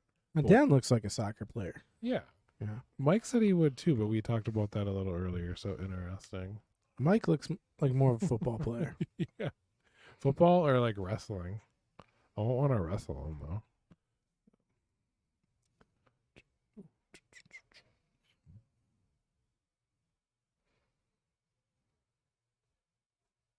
So, pop quiz, why do they call it masse shot? Where did masse come from?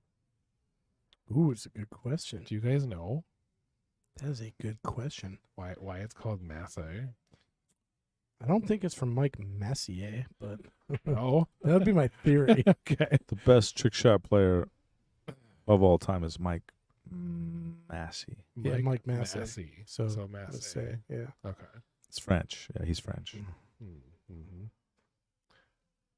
And any idea what year pool was started? Or how When- did pool begin? So that is actually an interesting question, and there's a lot of different answers. But a lot of people believe King Louis the Fourth or Third or something. He had a pool table made.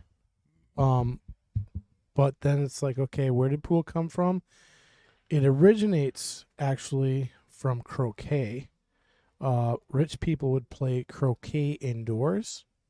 And when they started playing it indoors, the lot ain't as big. So what they did is they turned their croquets, their mallets around, and they started playing with it, kind of like pool cues. And then they elevated it onto a table, and they developed the game of pool.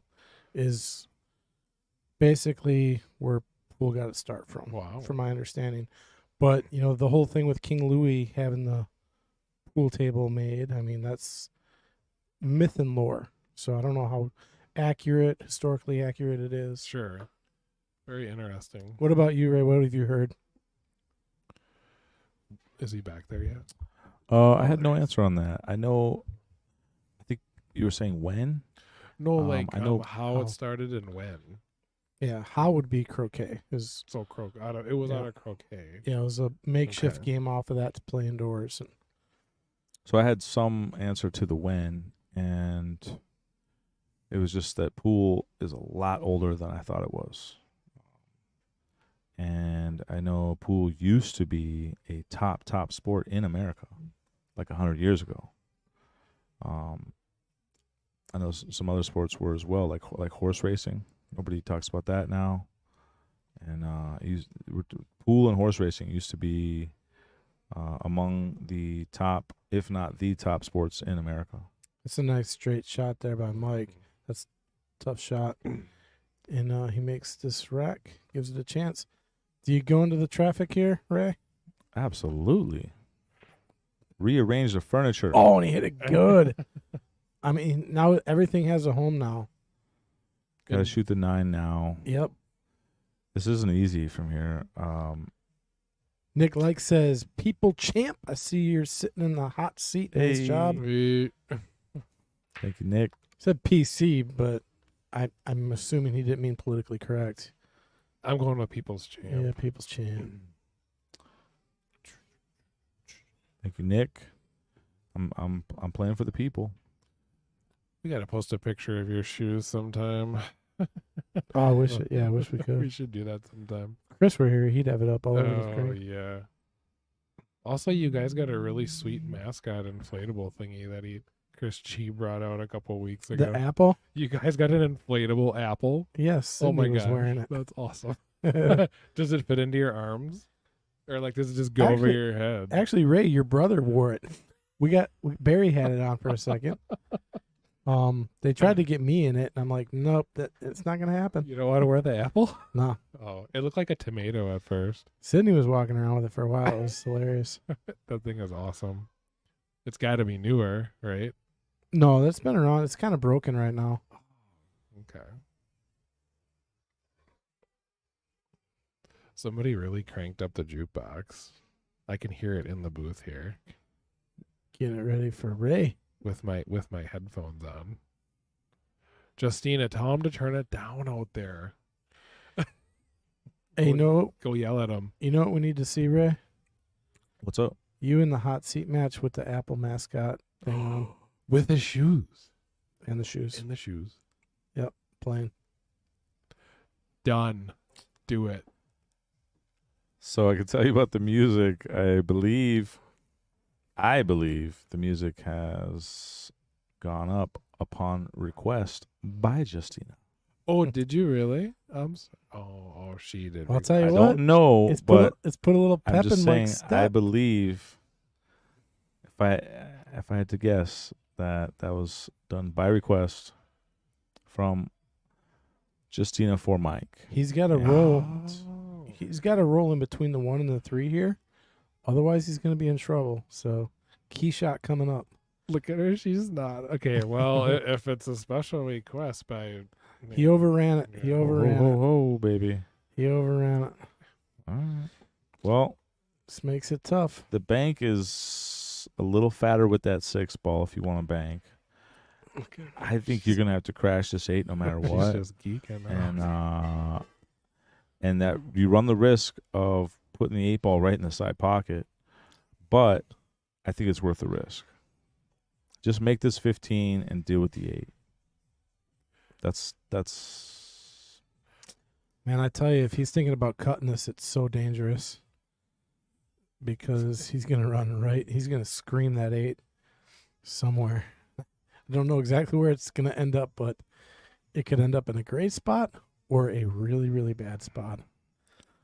so if you don't do that, your other 2 choices are bank the 15 into the corner by the 6 or bank the 15 into the side by the 3.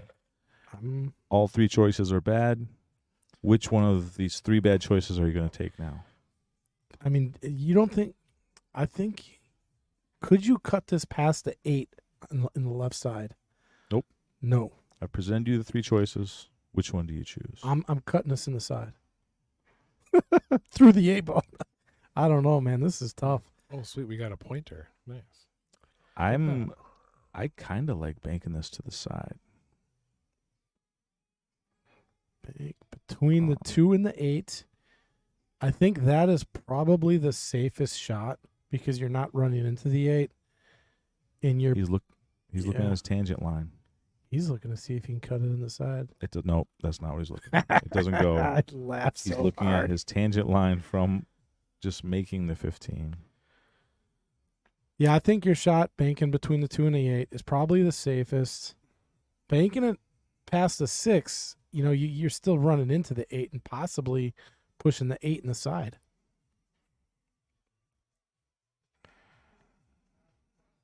Mike is not a happy camper. And he knows this is a critical game. Also, if you bank It is. the Yeah, for sure. 15 to the side, you can kind of speed the cue ball to just stay on that bottom rail. And get a shot. You're gonna have a shot on the 8 no matter what, but making if you miss a long hard starter ball for your opponent. Yeah, I think that's a shot. Bank between the 2 and the 8 into the side. See what he does here. He cut it like a champ. Cut it. He cut it like a champ. That was my first thought. Just make this 15. You're risking, the 8 in the side. Tell you what an out. I mean, he's made some nice shots in this rack. He's got one more to go. This is a spot shot with the millions and millions of viewers. See, how good did he hit this 8 ball? We're not going to get to see it because we got to see him put this There you down. go, 8 ball. How are your nerves? How are your nerves? Oh, they're nervous. He needed to make that, man. And where you left it too, it was not only a miss, it was a bad miss. So had you rattled the hole, left it by the hole, at least the pressure's on him to run out. Now he can try to run out, and if he gets out of shape, he can play Safe. easy Safety. saves. Yeah. There's safes for days here.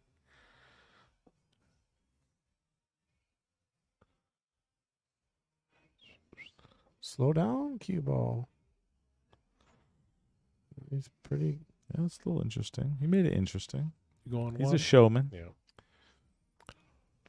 I mean, I don't like playing the 3 past the side pocket, but you might consider it. No. Or just play the 2. No, play the 2. Play the 3 up the corner. No, I'm saying play the 1 to the 3. But Oh, okay. you know, I because I mean, if you miss this 2 ball, you're gonna sell out a shot on the 8. You know, if you play the 1 to the 3, you ain't selling out nothing. But you know, then you're giving up playing the 3 past the pocket. Oh, and he hit it so good. Man, and that was a risky shot, but I think it has paid dividends here.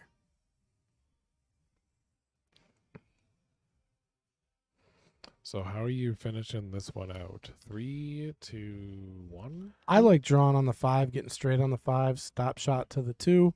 I like going forward, 5 in the side. Yeah, there's that. I like this right here. Just that pretty good. Yeah, I'm making it nice and easy. Because, I mean, going from the 2 to the 8 is just, there's so many ways to do it, and it's easy. For you, maybe not. I was gonna say I don't know. I don't know if it's easy. So the To 8 get- ball 'cause, not hanging actually is helping Mike right now because, I mean, you're on the wrong side of this 5 ball. So which means you're gonna have to send the cue ball away from the 2. He could So just- much so that he's decided to not even shoot the 5 now. He's gonna try and cut this 2. No way. Oh, that's dangerous. But if you hit the 5, could you hit the 8 and kick the 8 out off the rail? I don't know. You could. Yeah. Could. See, now. Don't end up on the rail here. He's okay. No, he's on the rail. he's He's on really the wrong good. side of this ball. Wrong side of the ball. Wow. Yeah, you want to be on the other side of the 5. I think he's fine. I think let me see. Yeah, So there's 2 sides you could be on this 5 ball to that hole. you just follow it with some right, and you come off the rail, and Bob's your uncle. Yeah, I mean, it'd probably be better to be on the other side, but I mean, he's really good here. He's come off the rail and back. That's what it means to be on the wrong side. It means it's better to be on the other side. Yeah, but I mean, maybe he prefers his shot. I don't know. I do know. The answer is no. It's not hard, but it's not easy. Make this ball bunch of top. Perfect. He hits it smooth. Well, it appears Dan is going to be in the driver's seat here Says the to get him to hill. the hill. to get to the hill. I like that he took his time there on the 8. He said, you know what? This is dead easy, but this is a huge shot. Huge. This is a turning point shot. Ooh. Yeah. Wiped his feet a little bit. Still almost rattled it, yeah. Rattles it and it falls. But now imagine he hadn't taken a little extra second there to aim it up. And so now that does rattle. And now he is sitting in his chair kicking himself. Why did I shoot that ball so quick? Because you hit a couple shots that weren't that easy, and then you get the 8 ball, which seems way easier. A lot of us want to just keep our rhythm and look cool on the stream and just shoot fast. But he took us an extra second there, and it was worth it. Good job. It appears that Damon and John Lewis are hill. Ooh. If I'm looking at that right.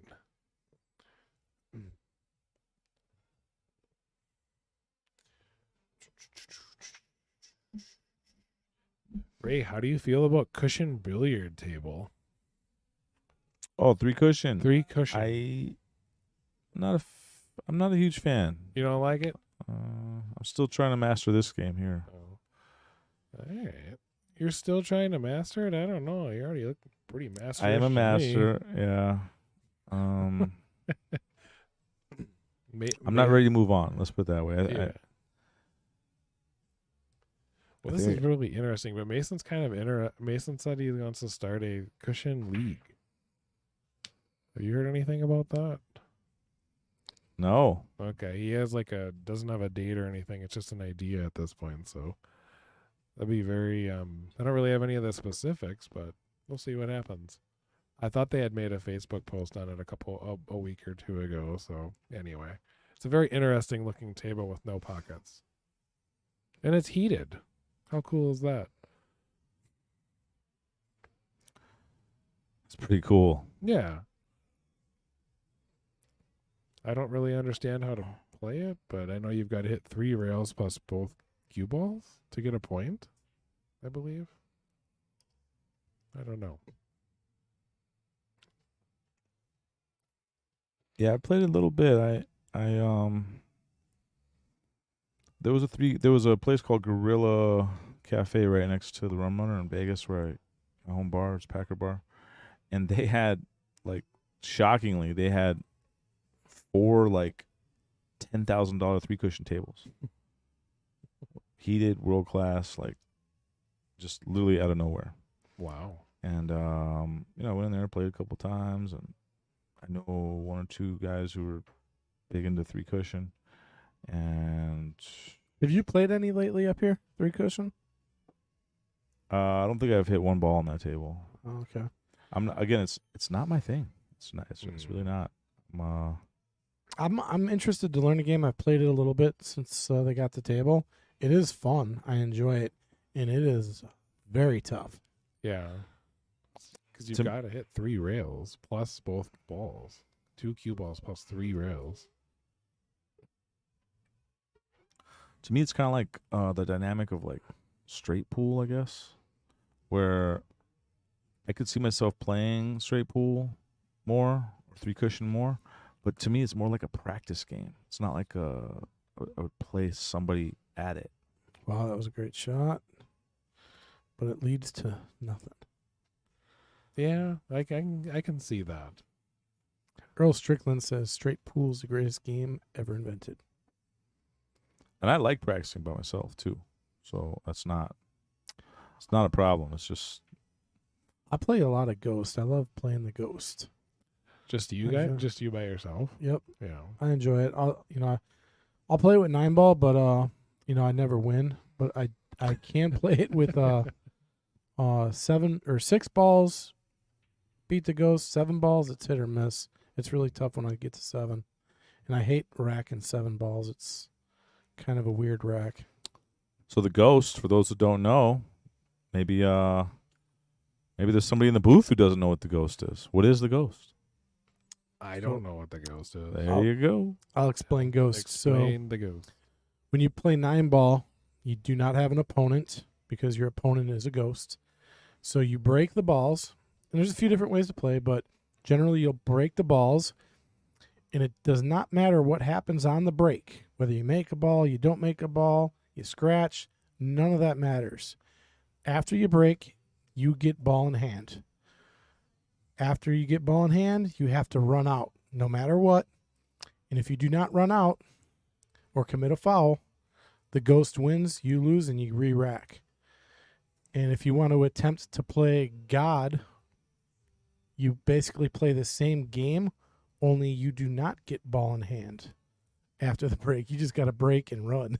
Oh. That's really tough. Yeah, it sounds tough. And you can play, you start with 3 balls. You break 3 balls, you run them in order. You start with 3, you get comfortable, and work your way up to 4 balls, to 5 balls, to 6 balls. When you get to 7, that's when it starts getting really tough. But that's the Ghost. Okay. Yeah, and I love playing the Ghost as well. I can beat the Ghost in 9 ball on a bar table. Playing 10 ball against the Ghost is tough action. Nice shot. Yeah, I can't beat it playing 9 ball. But you know what I do implement when I play 9 ball Ghost? I have implemented like a makeshift rule just to give myself a fighting chance. Is while I'm playing, if I don't have a shot, right, and I play safe, if I get a full ball hook locked on a ball, I give myself ball in hand and I continue going. Another nice shot. Look at that. I'm assuming that's what a lot of master professionals play that way. Oh, then no, they're going to be running drills and they do more of the drills. Okay. Yeah, they run a lot of drills, and you'll see them hit the same shot 50 times. 50 times in a row, you know, and that's a lot. It's discipline, you know. That's when you're really dedicated. When you set the same shot up like 50 times in a row and you start hitting it until your arm gets sore, you know, that's dedication. Yeah.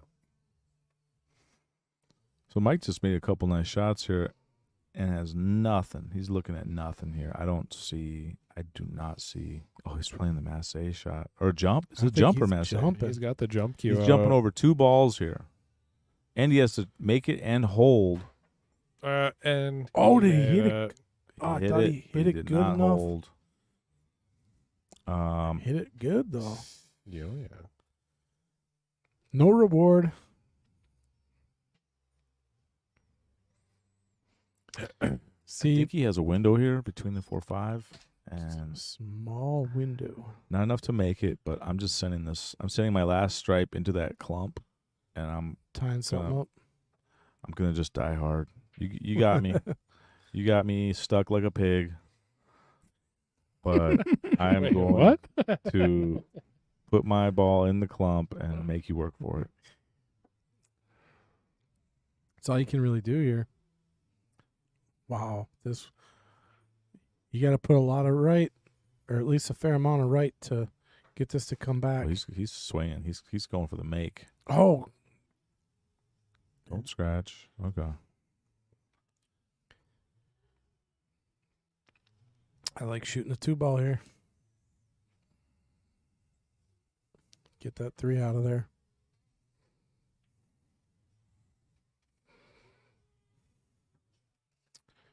What's your problem? I mean, you could play the 1 in, you know, go into the 8 and fix it, but I think you play the 2 and bump the 3 out here. He's playing the 1. I just don't. What? Safety allowed. Oh. Interesting.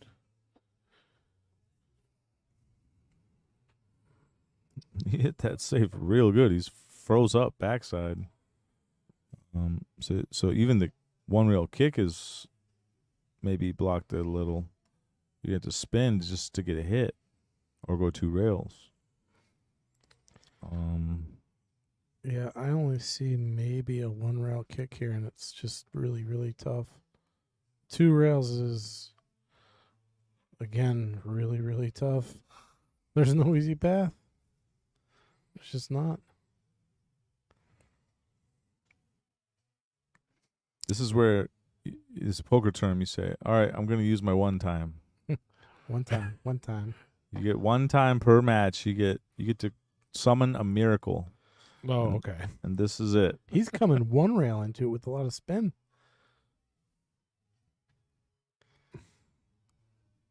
Oh, did he give Dan ball? Yes. Yeah. Okay. All right, ball in hand. So this is my favorite thing to think about when I'm not shooting, when I'm sitting in the chair, is what would I do if I got ball in hand? So as he's lining up his kick shot, all that, I've already figured out what I would do if I had ball in hand. So now I'm ready to go. So since you were thinking about it, what are you doing? I wasn't. But if Right. if I was the opponent sitting in the chair, I would have been. Yeah. I was with Mike in the moment on his shot. 3 balls your worst ball. Shoot the 2. Get. Looks like he's trying to draw back for the 3 right away. Mm-hmm. I mean, you could He play. got there. He got there. Yeah.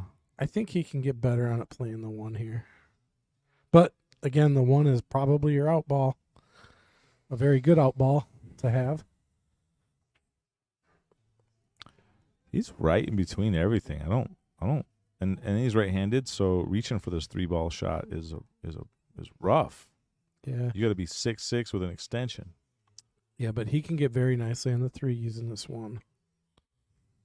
Oh, just playing a lock-up safe again.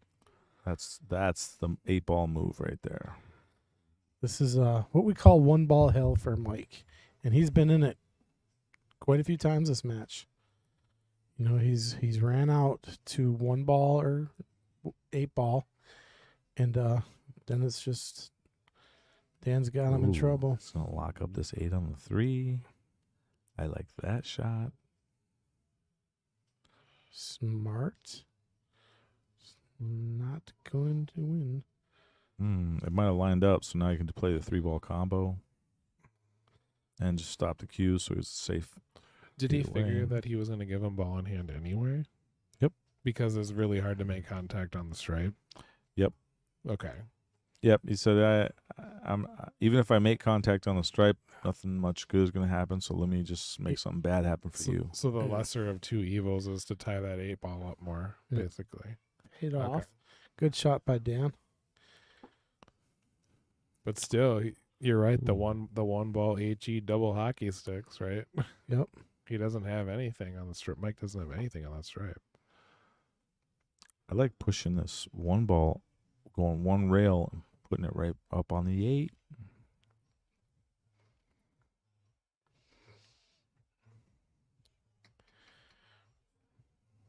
You got to tie something up. What's the nothing's on a rail? The easiest ball to tie something up with is some ball that's on a rail. Would you dare push the 8 in front of the 3? Nope. Yeah, I like maybe the 8 where it is. At least if you can eliminate these the ball 1-3 balls, he has to come from distance to get shape at the end. I'm putting the 1 on top of the 8. How are you getting the 1 on top of the 8 here? Back bank. You Yeah. bank it backwards. And at the same time, you get to hopefully aim and bump your stripe out so he can stop putting you in the same trap you're in. He's playing this off the 6. Then off the 6, man, he hit that pretty good. No. This might be okay. Does that block the 8? If that blocks the 8, it's okay. Things are okay. I can't tell if that blocks the 8 though. I think it does. I'd say mostly for sure. Yeah. You could possibly play the 8 off the rail, off the ball. Tough. But what you can do. Oh man. Do you play the 1 and make the 12? You know? You're gonna leave a I tough kind of shot. like, if you're going to do that, I would make the 12 with the 4. Put the Q on top of the 7. Oh yeah, or play the 7 into the 12 and lock it behind the 4. That would be harder. But yeah. Or either horse piece, but yeah. Well, either way, you've got a lot of work to do yet here.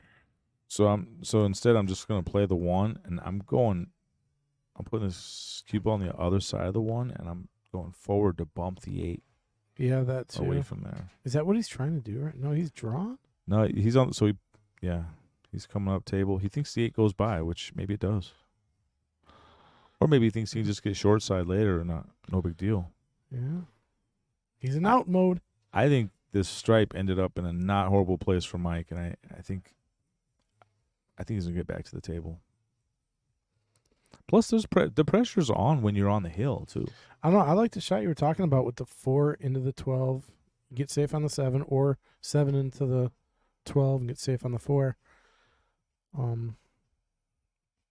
Yeah, because it is going to make it tricky, not only to make the 8, but get onto the 8 from here. Because he's going to have, really good shape on the 8 to make it. Unless he's going to play a bank shot. Like long rail. This is probably your last chance to play a safe if you want.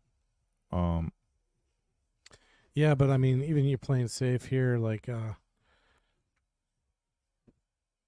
not playing safe. I'm just throwing Yeah. it out there. I'm Yeah. saying yeah, because once you make this ball, you got to make them all.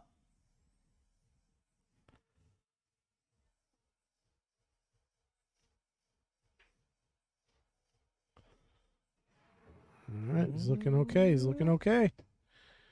I like using the 4 ball here to get to the 8.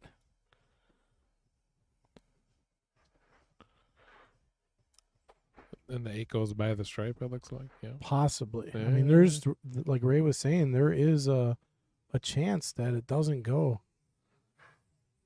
We'd have to look at the overhead when we get there, but yeah. Be close.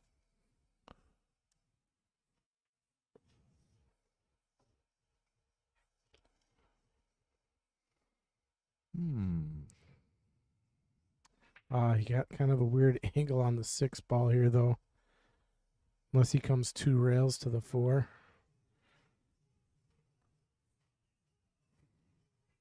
I think that's what he should do. Yeah, I'm playing this with some. What this be? Left English. 2 rails for the 4 on the side. Yeah, and that's what he's doing. Harder Speed's- than that. yeah, a lot speed- harder than that. Speed has to take. Ooh, this is going to be tough. He might have decelled on that. He did not want to hit that soft. Nope. Yeah, his only shot here, I think, now is in the upper right corner with forward coming off the rail. Mm-hmm. Oh boy! That's a tough shot. It is, but You I can mean, back cut this 4. You can. yeah, it's tough, but it allows you to get onto the 8 possibly here. That's the only shot that he's got. I mean, he can't roll the 8 through into the, ball because then he's selling out a shot on the 8. I predicted Mike was getting back to the table here, You did? and it's not because I didn't think Dan could get out. It's just, you can't underestimate the pressure of certain moments, and that's one of the moments. Here's another You're shot. on the hill with the out. How about this shot, Ray? You play the 4 off the rail into the 12. I think that's what he's looking at. Oh, no, he's still back cutting. Oh, Oh, he hit it pretty good. how did he get safe? Wow. He hit that ball real good. And he got safe. I mean, he left a kick. But even if Mike makes this kick, that 8 is on the 4. So you got to make this kick with speed and hope that Hold you on, get something. does the 4 go by? Yeah, Short side, yeah. short side. Should we do the overhead? the 4 goes by to the left, I think. Yeah. Because if it doesn't, then I'm kicking this ball, and I prefer to not even make it. But if you do make it, you still got a ton of safes. But I'm kicking at this stripe, and I'm hoping that I don't make it if the 4 doesn't go by. Yep.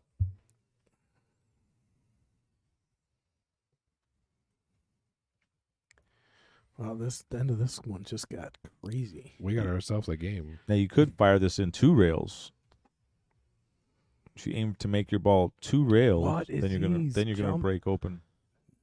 He's gonna jump it. He got his jump cue out, Yeah, right? that's gonna make stuff blow up. Now I'll tell you why I like this. So if he goes for offense here with this quick jump, and one, if he makes it, he can get shape to the 8. Because if he kicks, there's no shape to the 8 unless you blast it 2 rails. Yeah. But 2, if the to me, I think there's a chance the 4 doesn't go. So the 4, that's a big question here. This is going to decide your strategy a lot. If that 4 doesn't go, there you go. I like this overhead. To me, that 4 does not go anywhere. Doesn't have one pocket. Andy, whoa. Wow, I'm surprised Wow. that didn't come back. That's a bad roll. Yeah, They that should have caught came air. back, like you said. That It- should have came back, and he would have been on the 8. But He hit it perfect. yeah, He He's- got a got a bad roll.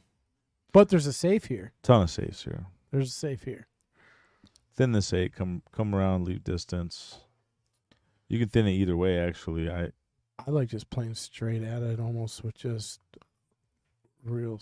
Oh my you god! can go you- straight at it. That's a little more risky. Yeah, it is risky. And it leaked out. That was the risky part of doing that. So He- now, Yeah, yeah, left a shot. this is banked into the side. If you want to Hmm. be aggressive, but you could play the cue to the bottom rail as a safe as well. Yeah, I'm liking safes. But if you like this bank, just bank the 4 on the side and call it a night. I mean, it almost does look like a dead bank, and it's automatic shape on the 8 with the bank. And that's a shot. It's make or break. You make it, you win. You miss it, you're out. So for That's that, a dead bank either way. Yeah. if you miss it, you're dead. yeah. So you just played it to the bottom rail. Oh no! Oh, don't kick out. Bro. It's gonna give Mike a chance.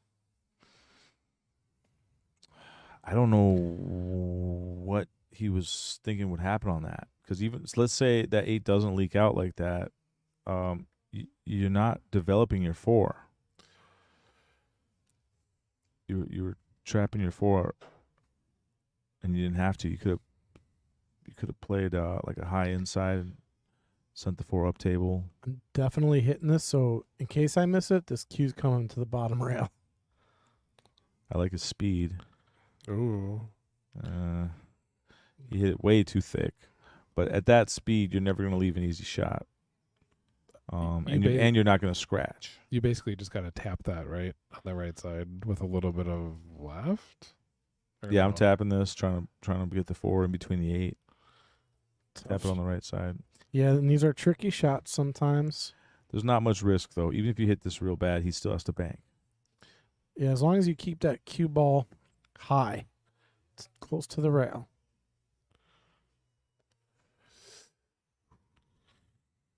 So he didn't get the 4 in between the 4 and 8, or the Q and 8.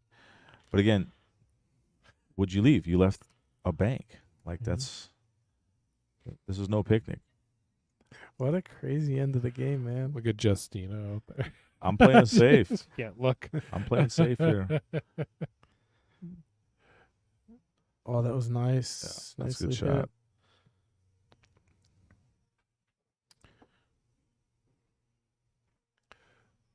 Oh, is that Brittany who walked at the TD?